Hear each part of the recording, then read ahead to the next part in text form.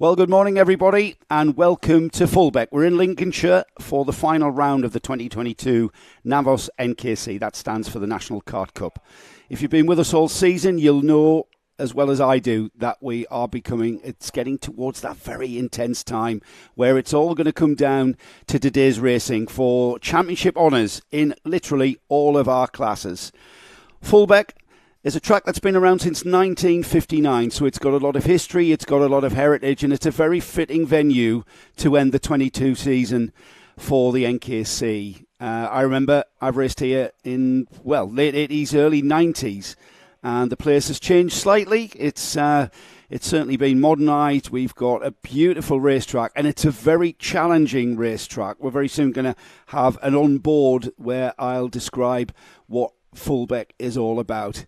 What today is all about is where are we? Where are we with our race strategies, our tyre strategies? Remember, the NKC is all about stretching those two sets of tyres across 6 rounds. So I would imagine everyone is going to be very, very wary of where they are on tyre life. And that's going to be a factor, and it's going to be a factor for all of our championships. Literally, every single class that we have in NKC has come down to the final race, the final races of the day. Points awarded throughout the heats and double points awarded for the final coming up later this afternoon. It's mixed grids for the NKC. What are mixed grids? Well, basically, no timed qualifying in this style of karting. You basically, as a competitor, get a chance to start in 3 heats. One of the heats you'll start near the front, one of the heats you'll start in the middle, and one of the heats you'll start at the back. That brings very exciting and close and lots of action, far too much action for us to keep a tab on. In fact, I have a neck that swivels like an owl to keep an eye on what is happening. What you do find is you've got fast drivers starting near the back, and you'll see them moving up the order. And then eventually, when we get to the finals this afternoon, we have a run to the flag. First out for the first of our heats are our senior Rotax 162. 162 stands for the weight category. We've got 2 senior Rotax classes. The first out, the 162, is basically a minimum weight of 162 kilograms. You'll later see the 177 senior Rotax class out, slightly heavier, and their minimum weight 177 kilograms. All very technical, but that's motorsport, isn't it? It comes down to the technicalities of how you go well, not just in the driving, but the setup of the kart, and we'll be no doubt waxing lyrical about that later on. Looking at the first heat, we've got a championship coming down to just 12 points between Lewis Jones and Miles Barthorpe. They're the 2 drivers that are going into this final round literally head-to-head, with 12 points separating Lewis Jones at the front of that championship lead. We've got news also of the 2023 championship. You'll see a little interview in the lunch break that I did with Ollie and Chris, the organisers of the NKC, and they've had a very successful 2022. We want to, of course, carry that momentum into 23, and some exciting news for the tracks. A couple of new venues on the calendar for next year, and we return to some tried and tested tracks next season. So with a full day of racing ahead of us, the weather forecast, the weather forecast was for a little bit of drizzly rain early on. I think we've had that. That caused a bit of consternation in the practice sessions. We've had that, and now, according to my forecast, which could change at any time, remember, but the forecast is for it to remain dry for the rest of the day. I'm sure the competitors are pretty happy about that. There's nothing worse than having to swap from wet to dry tyres, etc. every 2 minutes. We've got the first of our competitors out for their first heat, and it's Senior Rotax, Heat 1. Let's have a look at the grid for them. On pole, all the way down from the northeast of England, is Andy Powell. Andy Powell on his Hunter Motorsport powered machine, with Ben Ficchetti on the front row alongside. It's Tommy Lee Davis and Paul Moran, first of the Masters runners, on row 2. Then we've got Dan Andrews and Dylan Tatum on row 3. Row 4 is Scott Lowther, also another driver down from my part of the neck of the woods. He's got Kieran Shanks alongside him.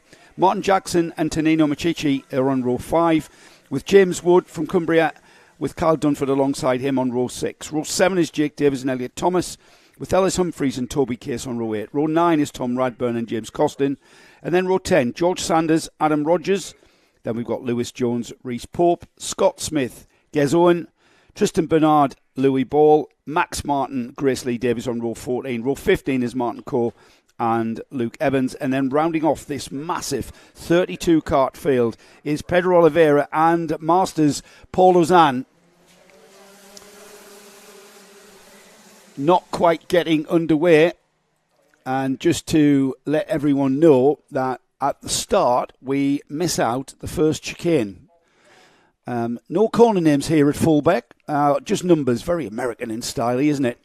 A little bit easier for me to remember the track. I do remember the track. I remember the track from driving here in the early 90s. And the track configuration has not changed at all. It's a very technical track.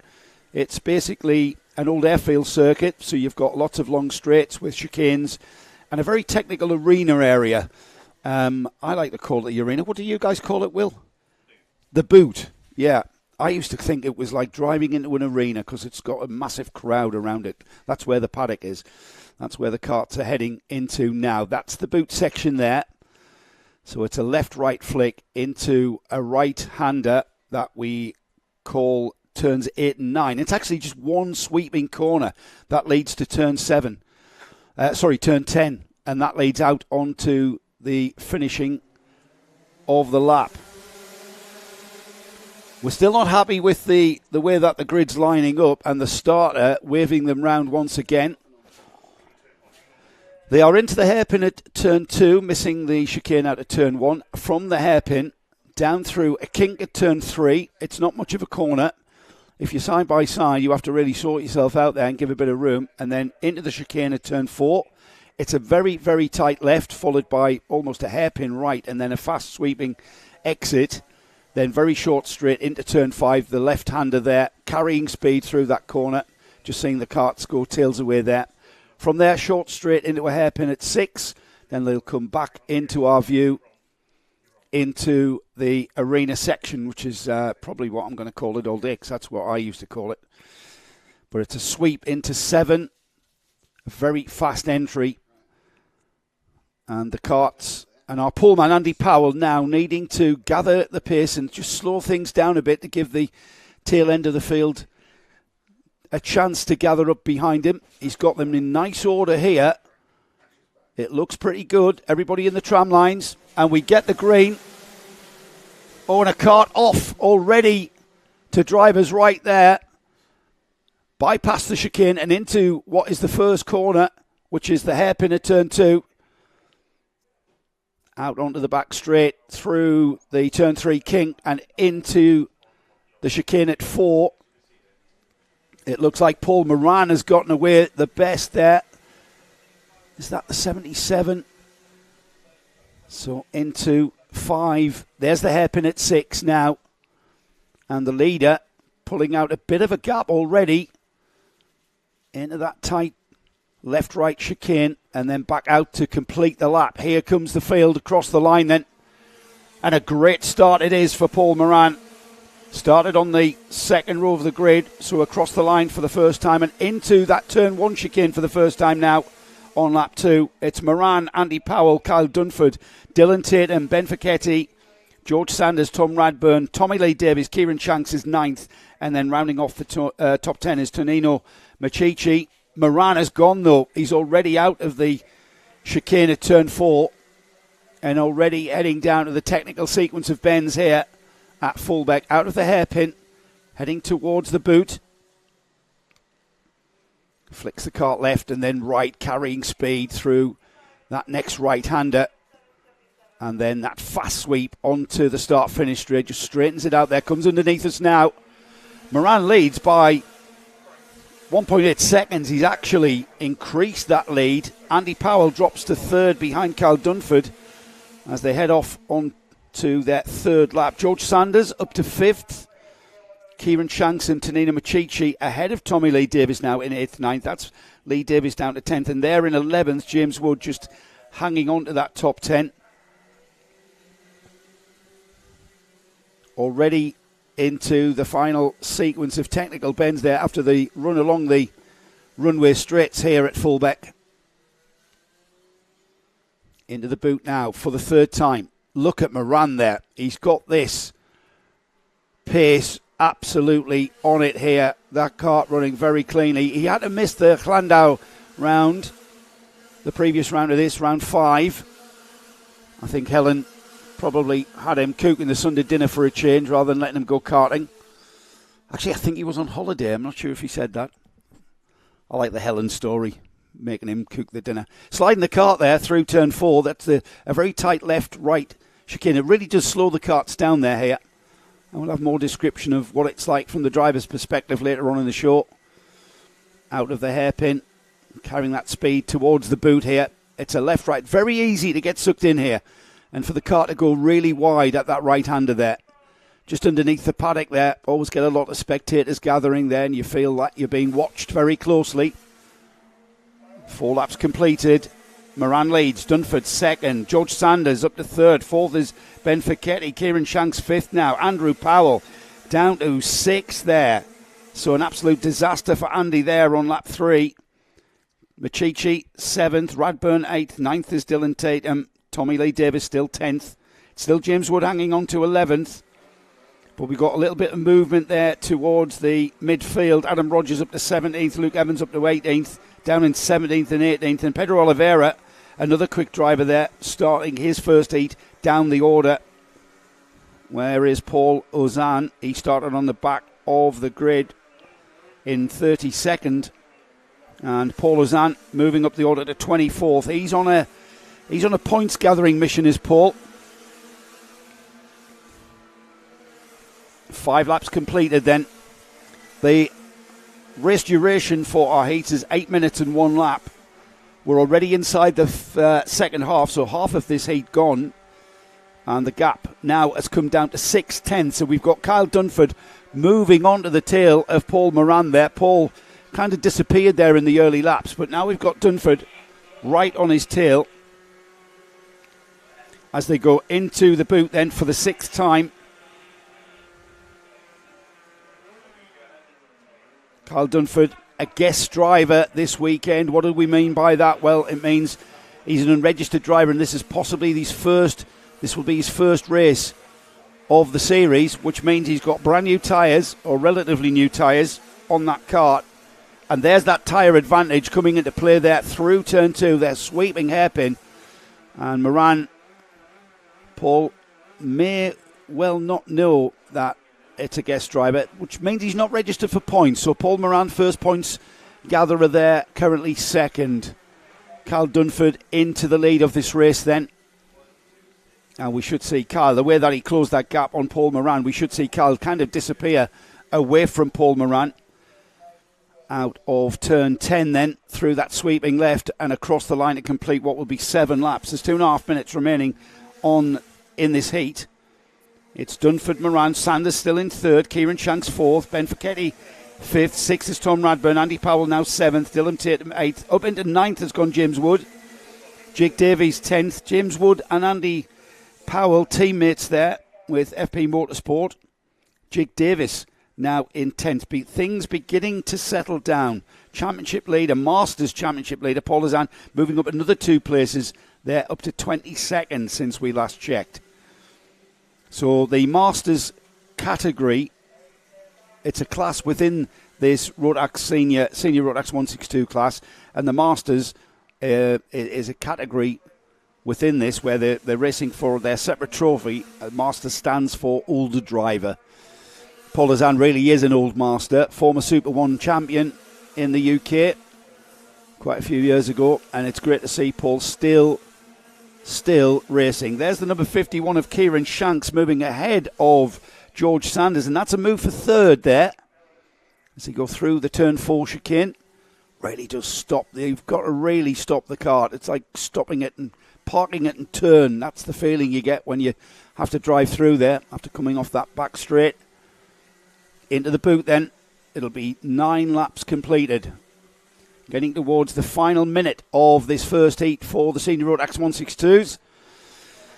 And it's Kyle Dunford who leads across the line, completing 9 laps. Paul Moran still second. Kieran Shanks up to 3rd as we saw there. George Sanders now 4th. Ben Ficchetti 5th. Tom Radburn 6th. James Wood 7th. Dylan Tatum 8th. 9th is Jake Davis. Elliot Thomas, Andy Powell has dropped 6 places to 14th there. From starting from pole, Andy has truly had a nightmare of a first heat, and he will not be enjoying this whatsoever. Massive loss of points for Andy. Paul Hazan up to 21st. He's gone with Lewis Jones, who is our championship leader overall. Lewis Jones just ahead of Paul Hazan. They'll be making their way through from the back of the field. I'm just saying that this heat not including Miles Barthorpe, who is second in the championship. So it'll be 1 lap to go board next time by for Kyle Dunford, as we are now inside of that. In fact, we're not even inside the final minute. The final minute has ticked by. We've run out of time. Oh, and there's another move from Kieran Shanks. Great move. Paul Moran looking like he was going to come back. The engine just bogged down for Moran, and he didn't pick up at all coming out the hairpin. And Moran, if he's not careful, he's going to come under the attention, or come to the attention of George Sanders across the line then. And the 1 lap board, the final lap board here at Fulbeck, that electronic board, hard to miss for the drivers.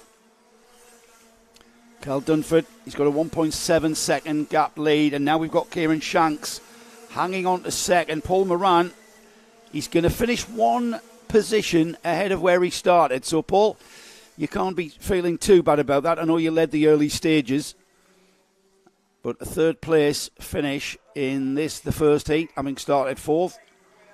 A good effort as they come to the boot for the final time. Here comes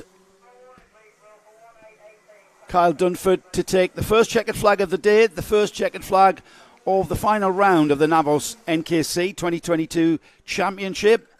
Still plenty of racing to get through today. Kyle Dunford takes the first heat win, Kieran Shanks second, Paul Moran a fine third, and the first of the Masters finishes George Sanders 4th, Tom Radburn 5th, Ben Focchetti 6th. It was James Wood with a fine 7th place there. James just making his way sedately up the order there, right under my nose there, finishing 7th. 8th is Jake Davis. Scott Smith is 9th. Tanina Machichi rounds off the top 10. And then 11th and down, Elliot Thomas, Luke Evans, Tommy Lee Davies, Pedro Oliveira up to 14th there. That was great. Andy Powell claims a 1 position back and finishes 15th. And then we have Adam Rogers, Martin Jackson 16th, 17th, Dylan Tatum, James Costin, Reese Pope, Max Martin, Dan Andrews. Paul Hazan finishes 23rd, Tristan Bernard 24th, 25th is Ellis Humphreys. Lewis Jones, championship leader, drops a few places there towards the end, and he finishes 26th. Gez Owen, he finished 27th. Then we had Martin Coe, Scott Lowther rounding off the 29 finishes there. Grizzly Davis, we lost on lap 11, and Lewis Ball, we lost on lap 8. So first heat in the bag, everybody. Next out will be the second of our senior Rotax classes. And this time it's the first look at the 177 class. The championship has come down to a face-off between Phil Howarth and Louis Large. Louis Large, former British champion, MSUK British champion in this class. Philip Howarth, also a British championship protagonist. I think Philip finished high as 6th, I think is what he was telling me. But there's an 11-point gap between these two, and it's been a season-long battle between these two drivers. They're very, very fast indeed, and hence very, very hard to beat. And we'll be getting a look at that grid very shortly. So, like I say, we've got where's my timetable? There it is. A sequence of heats to get through before we go for lunch, and then we round off the heats just after lunch before we go into the finals. All the heats are 8 minutes and 1 lap. The finals extend that to 12 minutes and 1 lap. So right at the end of the day, when your tyres are absolutely worn out, that's when we ask the most of.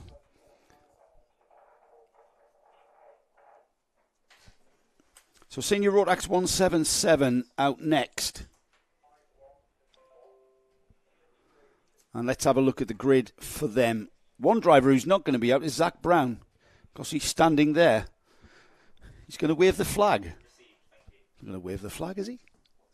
He's not qualified to wave the flag. You're not out. Louis Large is not out as well because he's at the door. Right then, I'm surrounded by 177 drivers, Paul. I've got 177 drivers on the grid as well. So hey up. Clearly, Zach Brown and Louis Large on schedule to get out in this first heat for the 177s. Let's have a look at the grid then. Harry Rowett is our pole man with Ben Hitch alongside. Tommy Austin and Colin Campbell are on row 2 with Rhys Llewellyn and Steve Maidman on row 3. Row 4 is Jason Chilton and Adrian Smith with Thomas Childs and Michael Mallett on row 5. Lawrence Hilton, Lee Todd are on row 6 with row 7, Brian McCready and Rowan Mackley.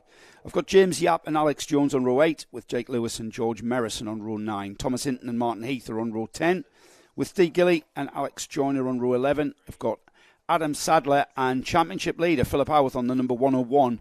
He's on row 12. Keep an eye on the 101, Paul, for that kart moving steadily through the field. He'll want to maximise.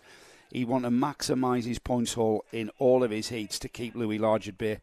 Alex Thomas and Jai Oliver are on row 13 with row 14 looking like Mark Rowe and Oliver Smith. Cole Edwards is the kart that rounds off this 29 kart field for senior Rotax 177s. Just to remind you, the 177 stands for a minimum weight of 177 kilograms. So that's what you try to get the weight of the kart and driver down to. That's the kart and the driver, by the way. Hence the 177 class made for the bigger driver. Taller driver is how I like to put it. And they are away on their first recce lap, being released by birthday girl Sarah Darlow. It's her 21st birthday today, I'm told. So Sarah, our grid marshal there in the orange and yellow fluorescent bib. She keeps everyone in check and gets everybody in position and keeps things running very, very smoothly. We've had a great season with NKC. Everything organised to perfection, and it keeps the entertainment coming, everybody who's listening in and watching on the stream. Hello. Nick's with us as well. I forgot to mention you, Nick. That's fine. I know you've been having a lie down in the corner there. Oh, yes. That's heavy night, was it? Yes, lying down. Absolutely not, obviously, running around. The race about to start. Never mention the technicals. Absolutely. Nick. No. Here we go. We get the go-ahead for the first heat for the 177s. We missed the chicane at the start, and it's just an absolute drag race down to the hairpin at turn 2. And the field... That's a 2-foot deep gravel trap on the exit of that. Will, our timekeeper here, whose family look after the track here at Fulbeck, was telling me that that's designed to stop a 250 kart at 100 miles an hour. So it's a very deep gravel trap. We don't need that, as the number 82 of Harry Rowett takes full advantage of his pole position, and he will lead the field through turn 6 and into the boot. Or the arena, I like to call that place, Nick. You get a sense of it being an arena. Here they come then, through turn 10, the left-hander, sweeping onto the start-finish straight to complete one lap.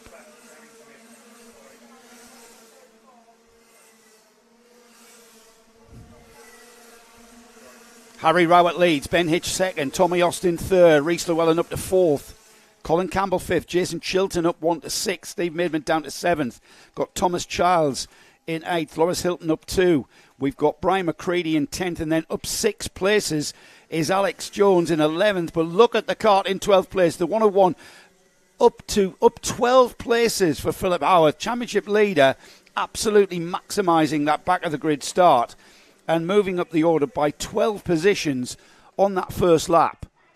So a great first lap for Philip Howarth. That distinctive gold-coloured helmet making the way up the order. Let's see if he's made any more. He came through there in 12th. Here he comes across the line now. I'm back. He's up to 9th, Nick. Philip Howarth moving from 24th to 9th already by the end of lap 2. And he really is on a mission. We have a great interview between all of our championship protagonists, but Louis and Phil, they've known each other for quite a few years, been competing against one another since they were in juniors. So they know each other Louis not in this heat, though. Philip's got this heat all to himself, and he has to make his way as far up the field as he can. Of course, not everyone in front of him is that slow, though, and as he gets towards the front of the grid, he'll find his progress is stifled somewhat, no doubt. 3 laps completed then. It's still Rowett. We've got a movement there towards the chicane, but everybody settles down. Absolutely nose-to-tail karting. The first 4 breaking away. That's Rowett, Hitch, Austin and Llewellyn.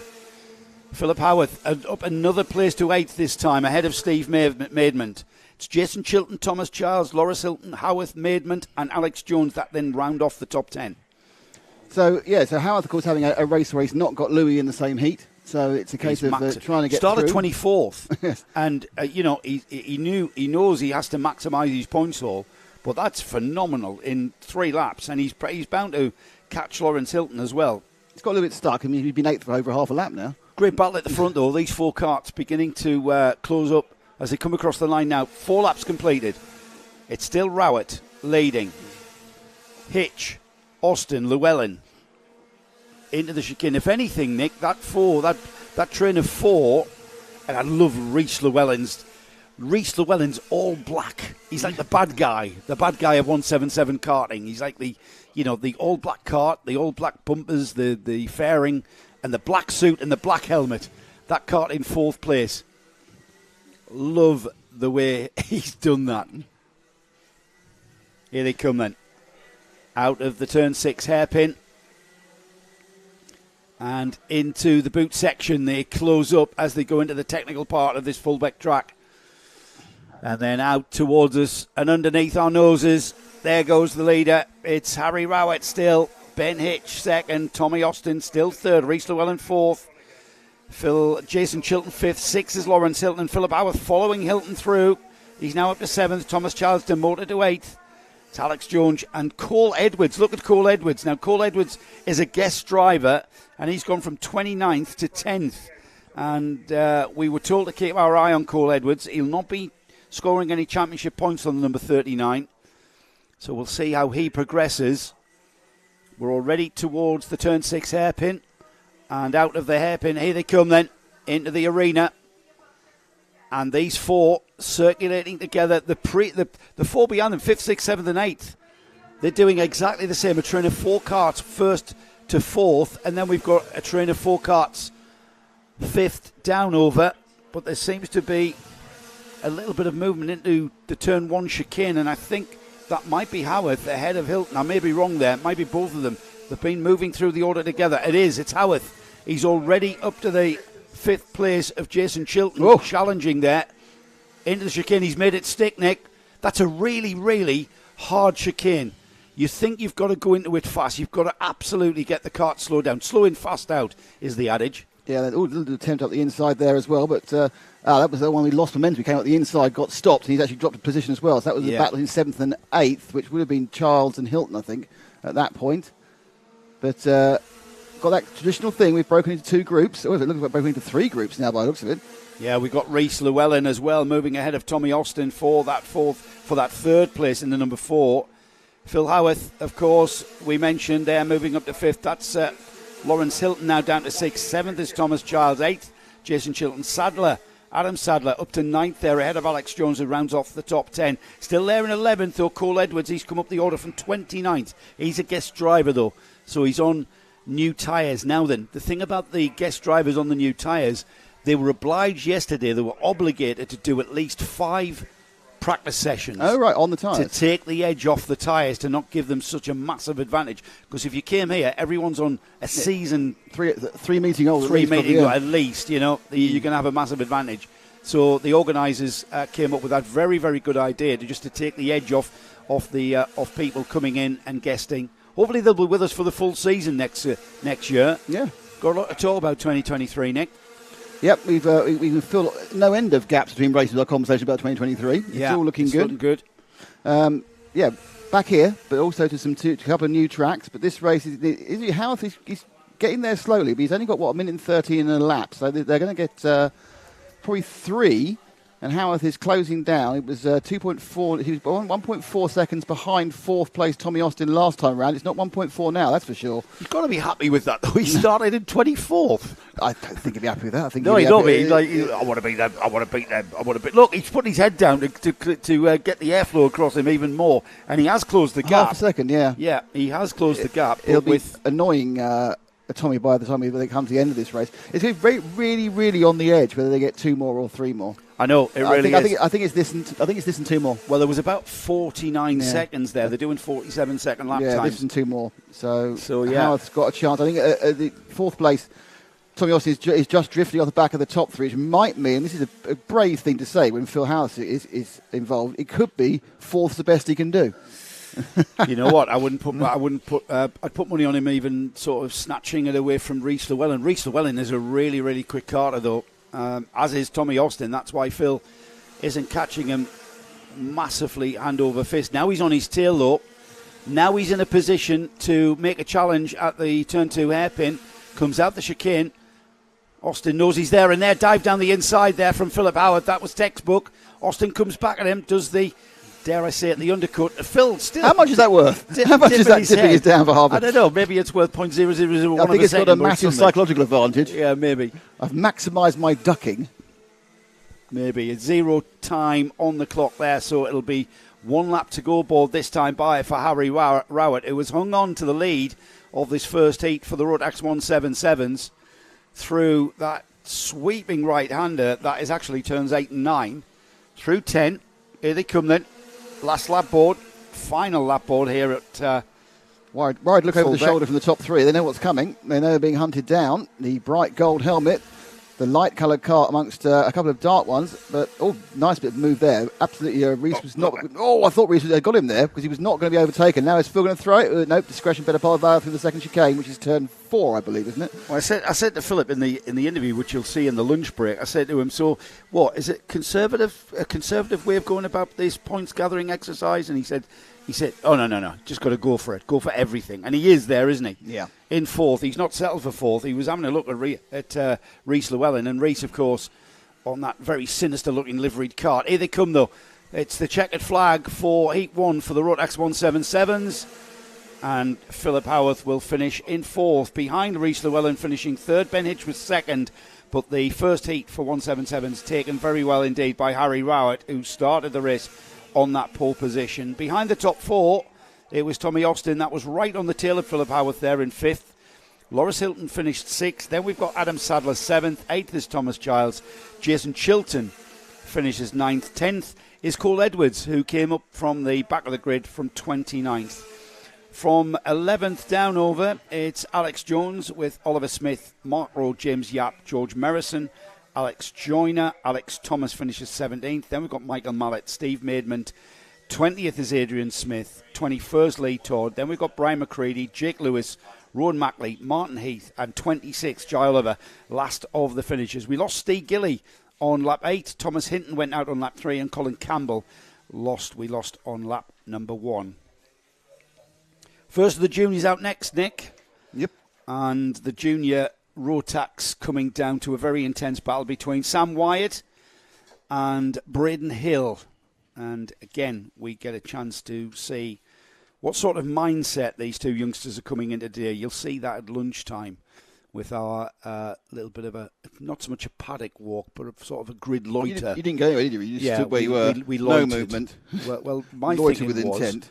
There was a series photograph where all of our competitors were brought onto the grid for a massive end-of-season photograph. And I thought it would be a great idea to loiter there, Nick, and grab our championship protagonists, which worked very well. And much as you did. Well, great help from Gasberry, who's the media delegate for the NKC, and does a cracking job keeping us up to date with what's happening, and all the gossip as well. A lot of which we can't even broadcast. Of course we can't. No, we can't indeed. So what should we do? A quick go. Paul, can you play out the lap? Because we keep saying turn 1, turn 2, turn 3, turn 4. You're thinking, why haven't you given them names, Nick? Well, because Fulbeck doesn't have any names. It just has numbers. So let's have a look at the... No, that's the wrong way of doing it. Oh, we're gonna have an onboard. There you go. So this is the turn 2 hairpin. Out of there, down a bit of a straight. This is turn 3. Not much of a corner though. It's more of a kink. you've got to sort yourself out because you can't go through there two abreast. The turn 4 chicane, absolutely top, stop, turn, gather momentum to come out of there, short straight into turn number 5, which is a sweeping left-hander, and then get the car over to the left to take the turn 6 hairpin into the arena. And you might get a feel of what I'm trying to say here. There it is, the paddock's just on the left there, through that sweeping right of turns 8 and 9, then 10. It's an acceleration zone, is turn 10. That brings you out onto the start-finish straight. That is a lap of Fulbeck. We'll have another look at that. We'll have another look. We missed the start. Is it raining? I don't know, because someone's fallen off the track. Three have gone. Yeah, they're off at the end. I think they just got kerfuffled at the start. That's impressive stuff to actually be off nowhere near the start of the race. Well, they've just come out of the paddock and they've gone into the first turn, which is actually turn 10, because they come onto the track at turn 9. Yeah. And he's going again. I'm hoping that was just cold tyres. The lightly embarrassed car is car 21.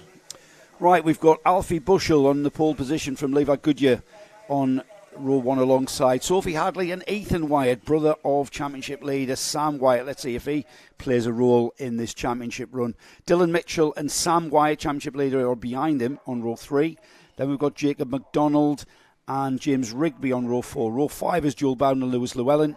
Then we've got Oscar Shrimpton, Archie Hardiman, Aidan Pomeroy, Ollie Morris, Ronnie Shrimpton, Adam Catling, Ashton French, Daniel Whitfield, Stephen Barnes, Frank Bourne on row 10. Row 11 is Archie Buttle. Braden Hill, second in the championship, only 10 points between himself and Sam Wyatt. They're on row 11. And then Ralphie Celentano is rounding off the 24 kart field with Daniela Sutton in that 24 spot. They go round again. They went round again, Nick, because they knew I was still reading the grid. And the 21 kart is still 2.5 hours behind. Right. That was the spinner. Because officially now he's leading the race. Because we've got a card bogging up there. That's the number 13. Absolutely bogged down there. Number 13 is Joel Bowden, who's come out of the turn 4 chicane, and the card virtually stopping there. That's a clear sign of oiling up there. And the bouncing in the seat's not going to. This isn't going to get going either. So we're going to go round again, which does give the 21 kart some sort of chance to catch up. For anybody new to karting, what's he talking about, oiling up? Well, these two-stroke motors have a fuel, basically a petrol-to-oil mixture that lubricates the engine as it basically fuels the engine. And if that oil to they're giving it a go. Fuel ratio, we have started. Yeah, we've lost a couple of cars. We've got a straggler there, but that kart will catch up. They're into the first corner, which is turn 2 on lap 1. It's a little bit. Should get our heads around that by the end of the day. Into the chicane at turn 4. This will sort out the field out onto that short straight to turn number 5 there through the left-hand sweep and through the hairpin at 6 for the first time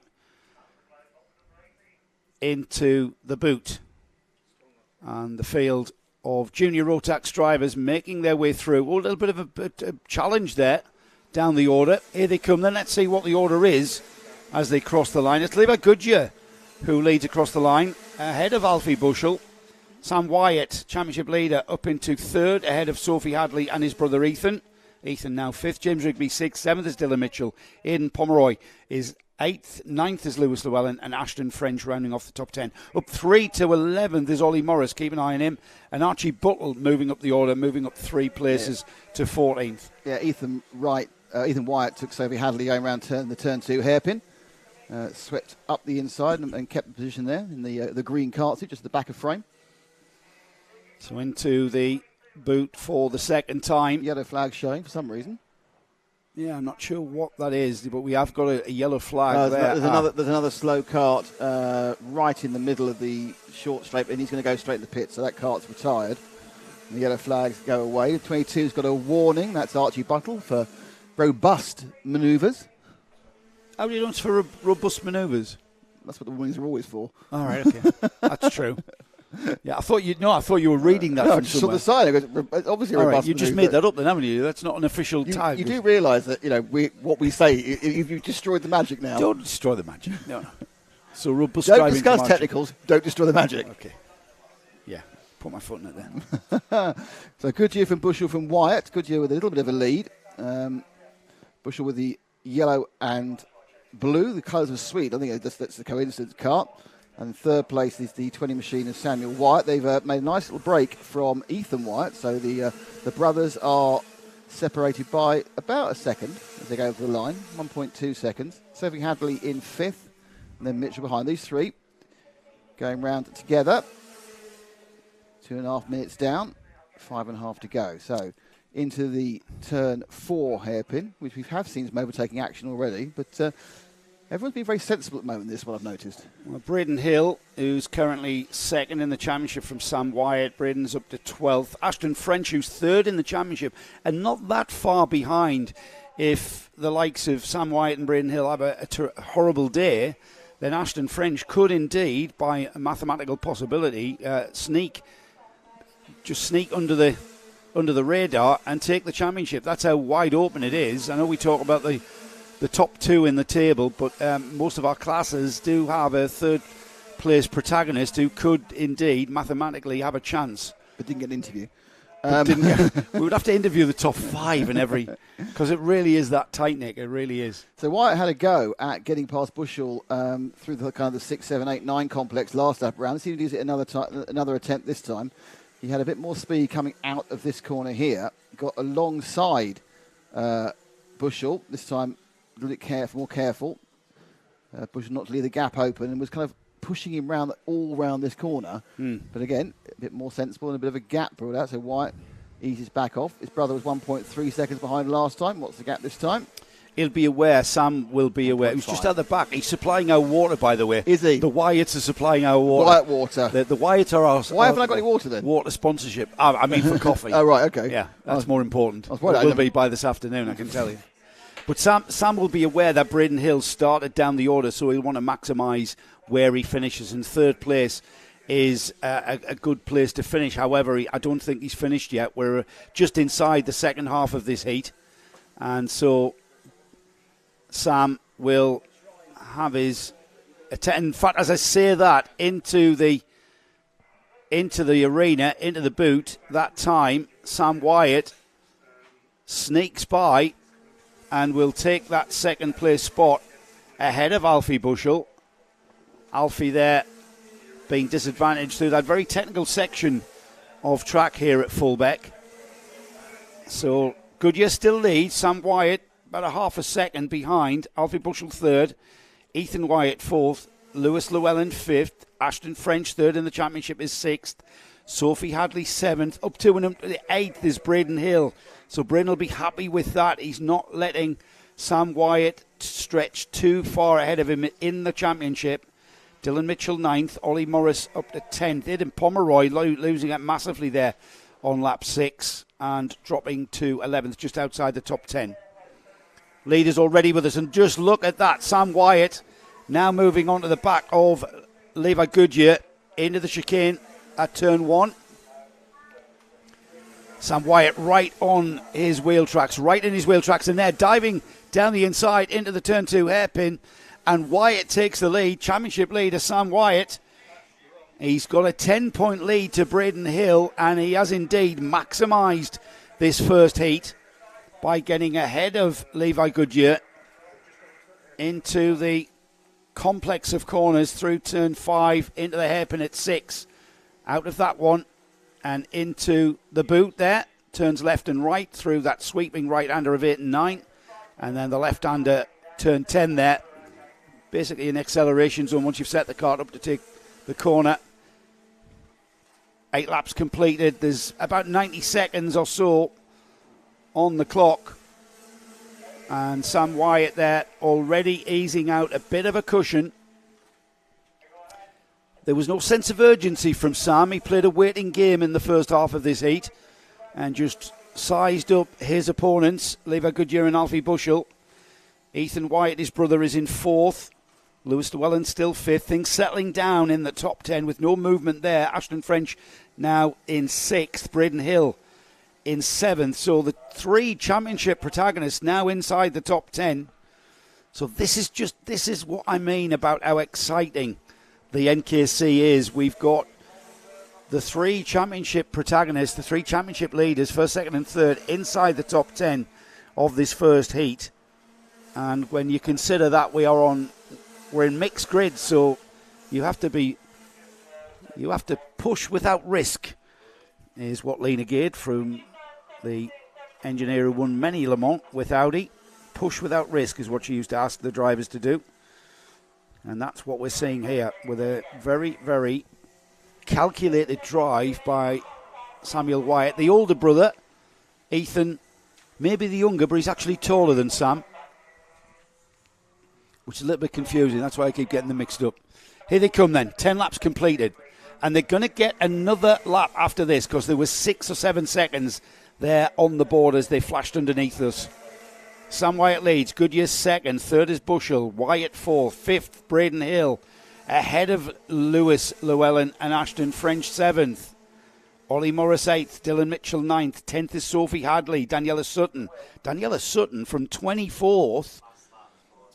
Daniela Sutton from 24th to 11. Just going to check to see if Daniela is one of our guest drivers. She is, Daniela Sutton, but it's still not... that's still no mean feat there to come from 24th to 11th. She's on the fresher tyre, relatively speaking, but still a great drive from Daniela, and she's on the verge of challenging Sophie Hadley for a top 10 finish. Final lap board for Sam Wyatt. He's got a 3/10 of a gap, 3/10 of a second gap now to Goodyear. No change down the order. Goodyear, Bushell, Wyatt, Hill, Llewellyn, French, Morris, Dylan Mitchell, Daniela Sutton has gotten into that 10th place. Archie Butler now 11th.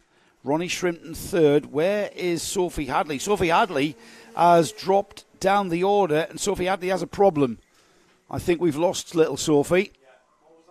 Oh, man. Sophie Hadley, who was 10th going into that, towards that final lap of this first heat for the junior Rotax runners. Checkered flag flies then, and Sam Wyatt maximises that points haul to extend that championship lead ever so slightly. As Lever Goodyear comes through in second, Alfie Bushell third, Ethan Wyatt fourth, Braden Hill. He maximises that points loss to Sam Wyatt by coming through the order and finishing a very fine fifth. Lewis Llewellyn sixth, Ashton French does the same with a very fine seventh.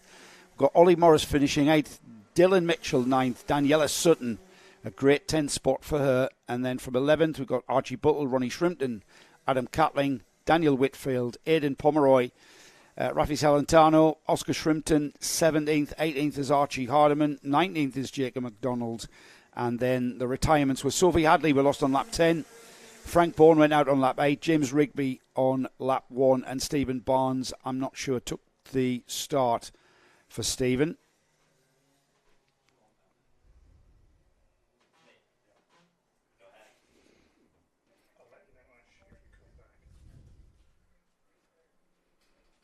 So it's a slight change of style of kart out next. We've got our senior TKMs, slightly different from the water-cooled Rotax engines we've just seen.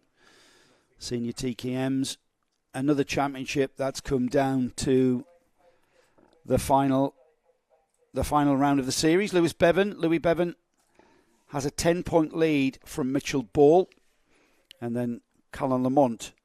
Or is it Caelan Lamont? Can never quite be sure.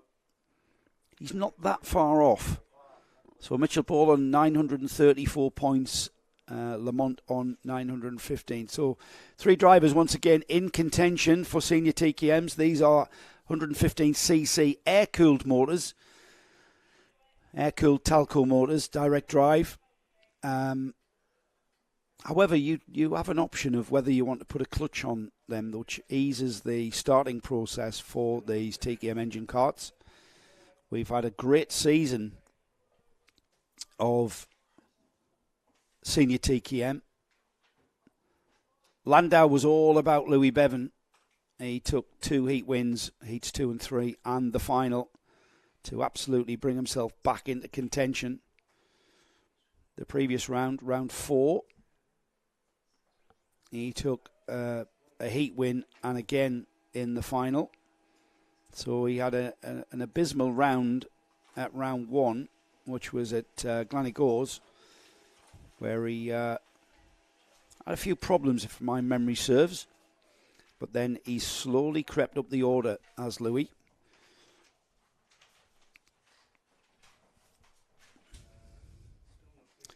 Let's have a look at the senior TKM grid. We've got a bit of time while we've got a few carts being recovered from the track. We've got Matthew Temple-Purcell on the pole position from Leo Crabtree alongside. Second row of the grid is Charlie Savage and Ricky Wright. And then we've got Adam Croft-Davies and Chris Whiteside on row 3. Olivia Jackins and Will Cregeen are on row 4, with James Hull and Luke Woodward on row 5. Row 6 is Joseph Phillips and Curtis Granger, with Louis Bevan on the number 1, with Lucas Sullivan alongside. Oliver Fathers and James King are on row 8. Row 9 is Callan Lamont and Jason Lovett. Alexander Lehman and Leanna Page are on row 10. Matt Slate and Ollie Milner are on row 11. Row 12 is Matthew Horton and Joseph Jacques. Row 13 is Gordon Smith and championship protagonist Mitchell Ball, with Andy Wagstaff rounding off the 27 kart field.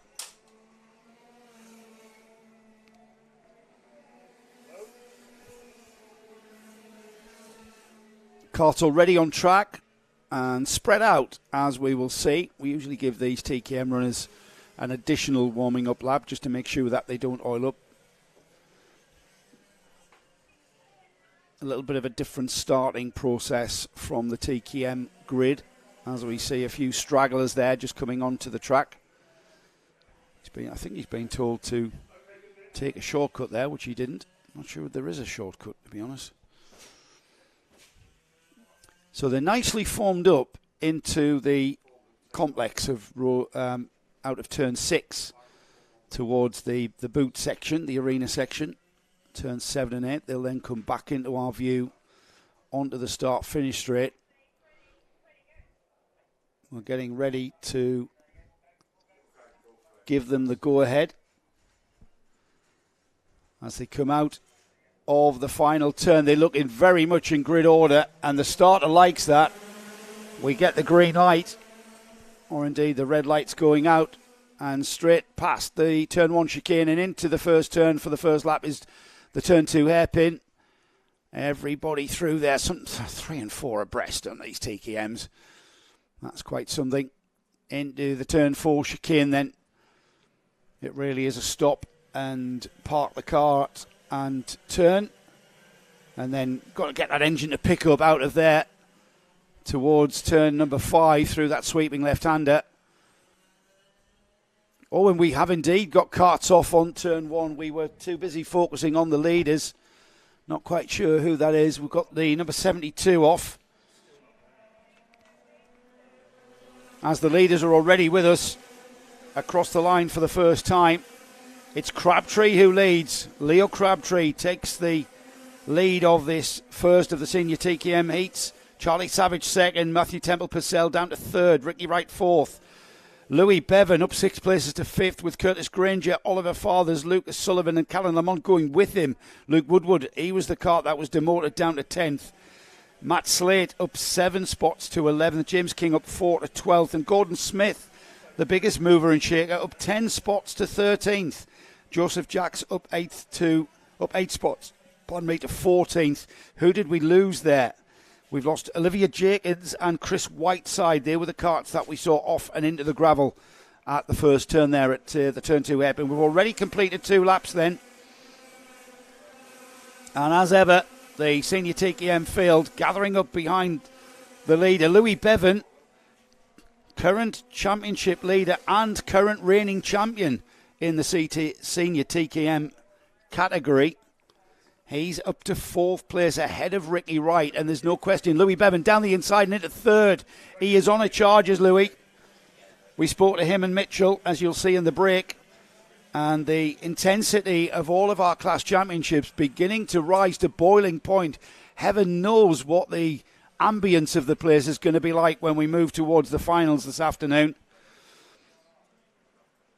As the field just go out of our view at the boot section. Here they come then. Crabtree leading, Savage second.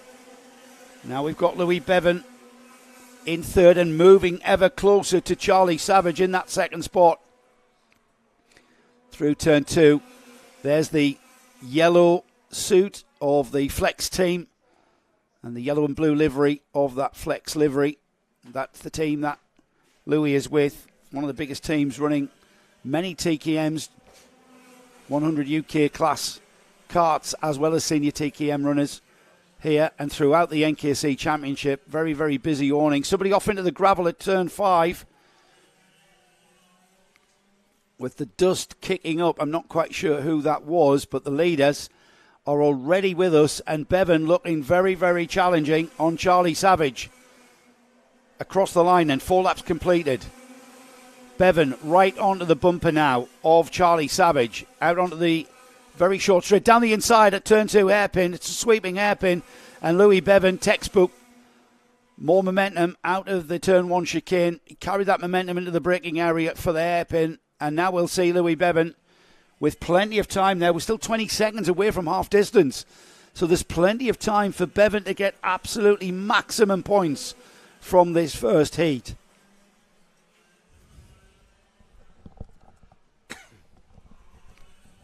They're already into the boot section of the Fulbeck track. Then back into our view.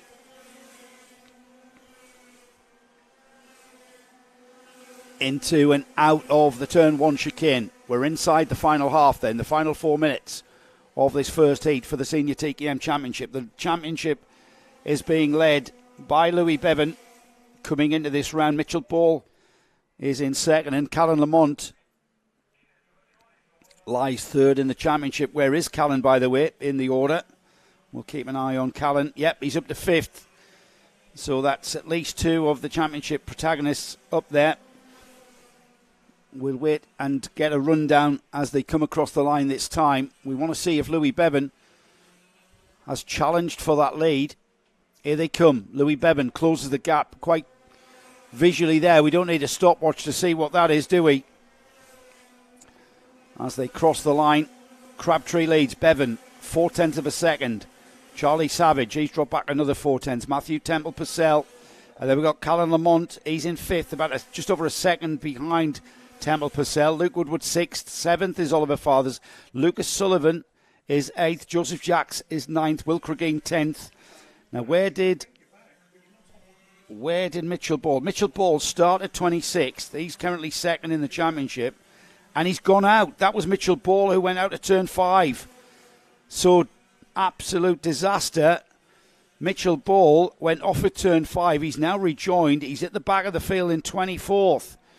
So this is going to be a devastator. That's going to have a bit of an effect on the championship and going to increase Louis Bevan's championship over Mitchell. It might even bring Callan Lamont into second place. We'll try and keep ahead of that with the help of our timekeepers who are monitoring the situation with regards to the championship. 2 minutes remaining then. And Leo Crabtree very much aware that he has got Louis Bevan right there with him, and likewise Charlie Savage hasn't dropped that far back. These three have been at the front of this field pretty much the whole of this heat as we come through turns 8 and 9 and then into the sweeping left at 10. That's the final turn. Just missing the curb on the right there and crossing the line to complete what will be lap 8. The gap's down to just under 3/10. They're practically nose to tail, to be honest. We don't really need a stopwatch to monitor that one. These three. I'm gonna say this. I'm not sure Bevan has got the pace to actually get ahead of Crabtree, and he's bound to make a liar of me or make a fool of me there. But he moved on to the rear bumper of Crabtree, but just didn't quite have the pace to perhaps challenge Crabtree's lead into the boot. Turns left, then right, and then through that twin apex, the double apex right-hander of 8 and 9, and then completing lap number 9, 45 seconds on the clock. So it's going to be 1 lap to go board next time by for these. Lamont up to 4th. That's Callan Lamont increasing that points gap to himself, or decreasing that points gap to second place man Mitchell Ball. As Matthew Temple Purcell now down to 5th, Lucas Sullivan 6th, up 3 to 7th is Will Cregeen. Oliver Fathers now up to 8th. 9th is Gordon Smith. 10th is Joseph Jacks.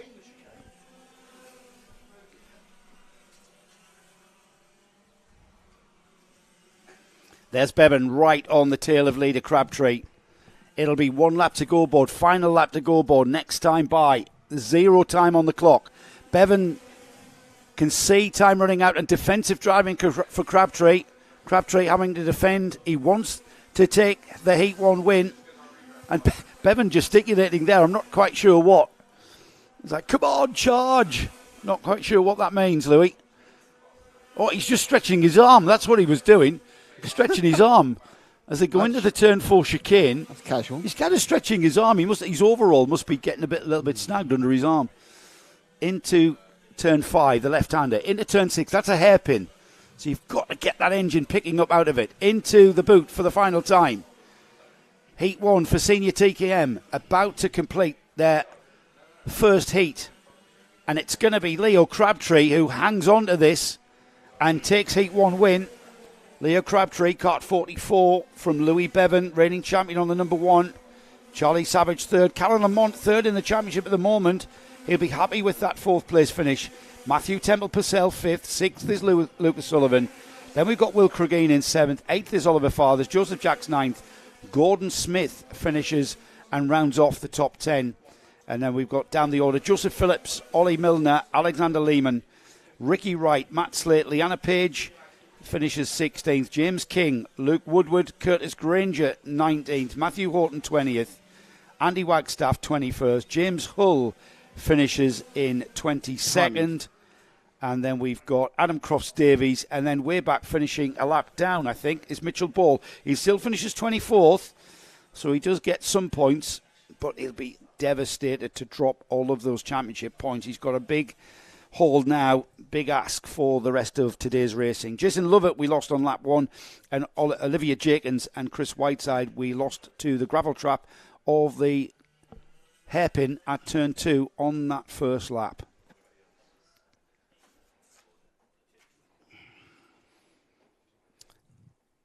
Okay. It's back to juniors. Excellent. For the next one, Minimax. This is a growing field for the NKC. We started the Minimax Championship with about 3 or 4, I think, and now we've got 9. I have a feeling that Minimax is going to be the biggest growth, the most. What am I trying to say, Nick? Largest grower? No, No, that doesn't sound right at all, does it? No, that doesn't sound right. We're going to see a big increase in this grid, I think, going into 23. There's lots of things happening with MSUK karting with regards to this class, of which I cannot keep tabs on. There's just classes being created from whatever and different engines and what have you. In this age group, there's going to be a lot of competitors out there with this Minimax kit and with nowhere to race it. Yeah. Well, I tell you what, everybody. This is exactly where you want to race it. It's a 6-round championship. We've got a plate meeting planned for next year as well. The plate meetings at Wilton Mill. We'll bring you the dates later on, but we've got a 6-round championship starting in March and going throughout the year. And if you have got, if you are querying where you're going to run your Minimax kit next year, this is where you need to be. It's a cost-effective formula with the 2 tyres per season round. It's very well regulated, and you'll see in our lunchtime chat that we speak to series organisers Chris and Ollie, and with a bit more information coming about next year when we get in through these first sequence of heats. What do you think, Nick? I think it's great. Sorry, I do apologise, but I'm just trying to sort out the timing.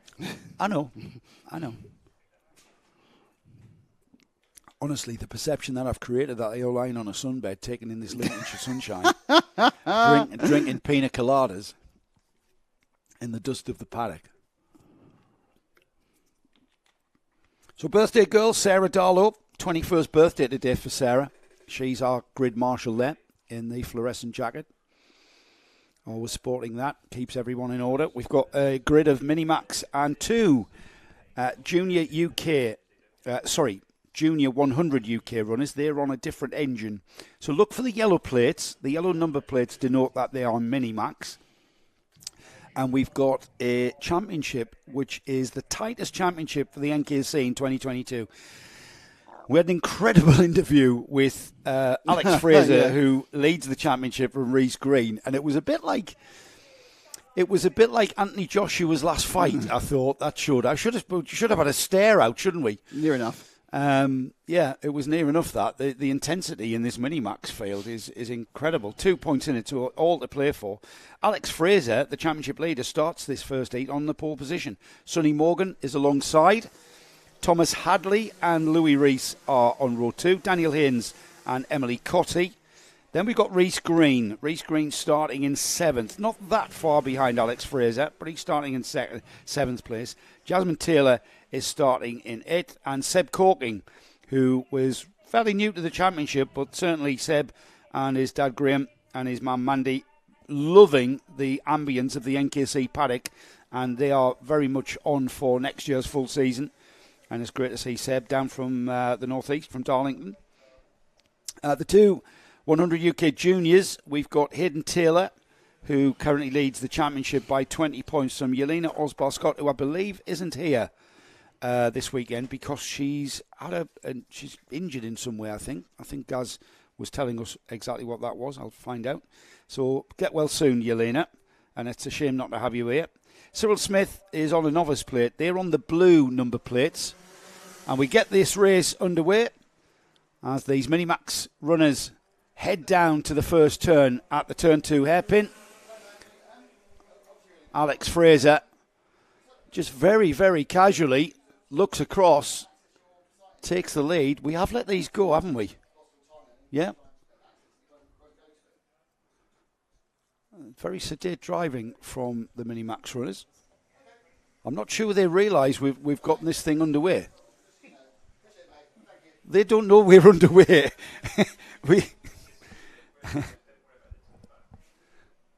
Yeah. The drivers definitely don't know we're underway. With the clock's still ticking. You give them the green flag, wave the green flag or something. I don't know what to do. Keep flag waving. Yeah. Keep the flags. Let's take the timing off because it's just confusing everyone. Yeah, so the marshals are unaware that we've started. We're going to have to just restart this race with 7 minutes to go. Reset the clock. Now we're racing. I did think that Alex Fraser was a very, very sedate. And Alex Fraser thinks we haven't started again. He's talking, he's kind of gesticulating to other drivers. He slides wide by gesticulating there. He was so concerned with gesticulating. I don't know what Alex is getting perturbed at. But the number 84 of Jasmine Taylor has gone through and into the lead. Oh, and a spin there. Is that Alex? Alex Fraser has spun coming out of the turn 4 chicane and has gotten himself all perturbed there. And Alex now down at the tail of this field. This has opened the championship massively open now as they come through the boot section for the first time. Confusion reigns with Minimax. Nothing out of character there for Minimax fields throughout the country. And in whatever series that might be. Jasmine Taylor leads, Louis Rees second, Reese Green up into third. That's a championship change there then. Sonny Morgan now fourth, Thomas Hadley fifth, Daniel Haynes sixth, seventh is Seb Corking. Alex Fraser, after that spin through the turn 4 chicane there, finds himself at the back of the Minimax field down at 8th. It's Hayden Taylor who's leading the 100 UK juniors, and Cyril Smith rounds off the whole of this 2-class kart field. So do you think Alex perhaps got himself a little bit flustered because his restarts and unstarts and everything else? I don't know. I mean, at the start, when the starter gave them the go-ahead, and it seemed that Alex was unaware and they didn't see the lights change. I'm not sure where they were looking, but they did not see that we've gone to green. I've just noticed there Alex Fraser ahead of Seb Corking as they cross the line and looking like he's about to get ahead of Thomas Hadley as well. So we might see that Alex Fraser on a mission. He'd be absolutely livid with himself, and he's already passed 3 karts and onto the tail of, I think that's Sonny Morgan ahead of him as they disappear into the turn 4 chicane. All this time, of course, Jasmine Taylor taking advantage of the situation. And that's Alex Fraser. He's challenging all the way, every place he can. Sonny Morgan is the only guest driver in the field, and Sonny currently lying fourth on the number 199. Jasmine Taylor's gone through. 3.4 seconds from Reese Green. Louis Reese third. Up to fourth now has gone Alex Fraser. Daniel Haynes in fifth. Sonny Morgan down to sixth. Seb Corking up to seventh. Thomas Hadley eighth. And there's Cyril Smith now ahead of Hayden Taylor. So Cyril Smith, on the novice plate in the 100 UK Juniors, ahead of Hayden Taylor. And Cyril Smith is a guest driver, so that's not really a championship situation. I think Hayden Taylor will be crowned champion here, as he's the only 100 UK Junior driver here that's in the championship.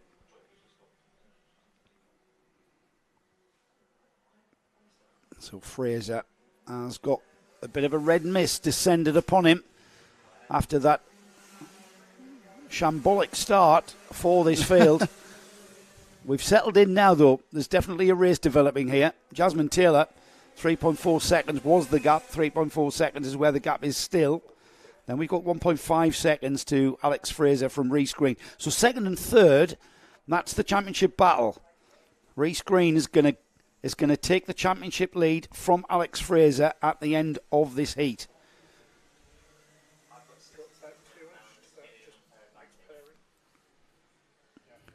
So into the turn 6 hairpin. Now that's the battle between Louis Reese and Daniel Haynes. Daniel Haynes took our Driver of the Day award at the Landau round because he had a torrid time at Landau with a practice incident that damaged his ribs. And I was speaking to him and he said, I've just got to push on. So I thought that was really worthy of a Driver of the Day, pushing on with bruised ribs. Yeah, I wouldn't be interested in doing that. No, I know. You've been there, haven't you? Yeah. Well, yeah. So the second and third is really where it's at now, because it's Reese Green against Alex Fraser, which is the battle for the championship as well. Fraser's come back from that spin and is right on the tail of his main rival. They were giving nothing away yesterday. No, they weren't, Nick. And there it is right there, because at the moment, Reese Green, the cart that you see ahead of the blue and yellow liveried Lando Norris cart of Alex Fraser, that's the championship lead, that right there. If they finish like that, Reese Green is going to overtake Alex Fraser and take the championship lead. It's not going to happen, though, because Alex Fraser's down the inside at the turn 1 chicane. They found that quite easy. That was almost just on pure horsepower, wasn't it? Momentum. I don't know. He just seemed to have a bit of extra oomph. A bit more waft, did he? Yeah. Yes. A little more pony. But obviously he did, of course, have the slipstream as well, which helps. And as you can see, he's not dropping Reese now. So it's now up to Reese to be able to get past him. Alex knows he's there.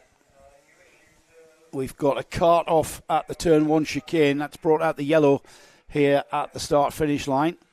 The lead is not far off that. Now that car being cleared out of harm's way. That's still going to mean a yellow flag at turn 1.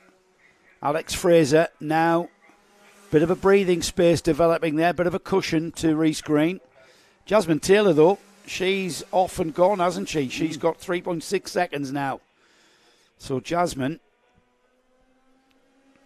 let's see where Jasmine is in the championship table for our Mini Max Championship. Like I say, Mini Max has been a bit of a strange one. It's Jasmine Taylor's first round, actually. Pardon me. No, that's it. I'll say, I can't reach the fader. Oh, dear. So down to 2 minutes now to run. Well, 90 seconds, actually. Yeah. Taking over nicely. I'm sometime behind you. That was interesting. I was viewing timing from the past. You are, aren't you? I'm back on again now. But I was viewing time from the past. No idea what's going on. Anyway, so this is the battle for the championship, but Alex will be extending his lead by a few more points there. Yeah, it will mean. This was the narrowest points gap of the whole of our classes here in the NKC.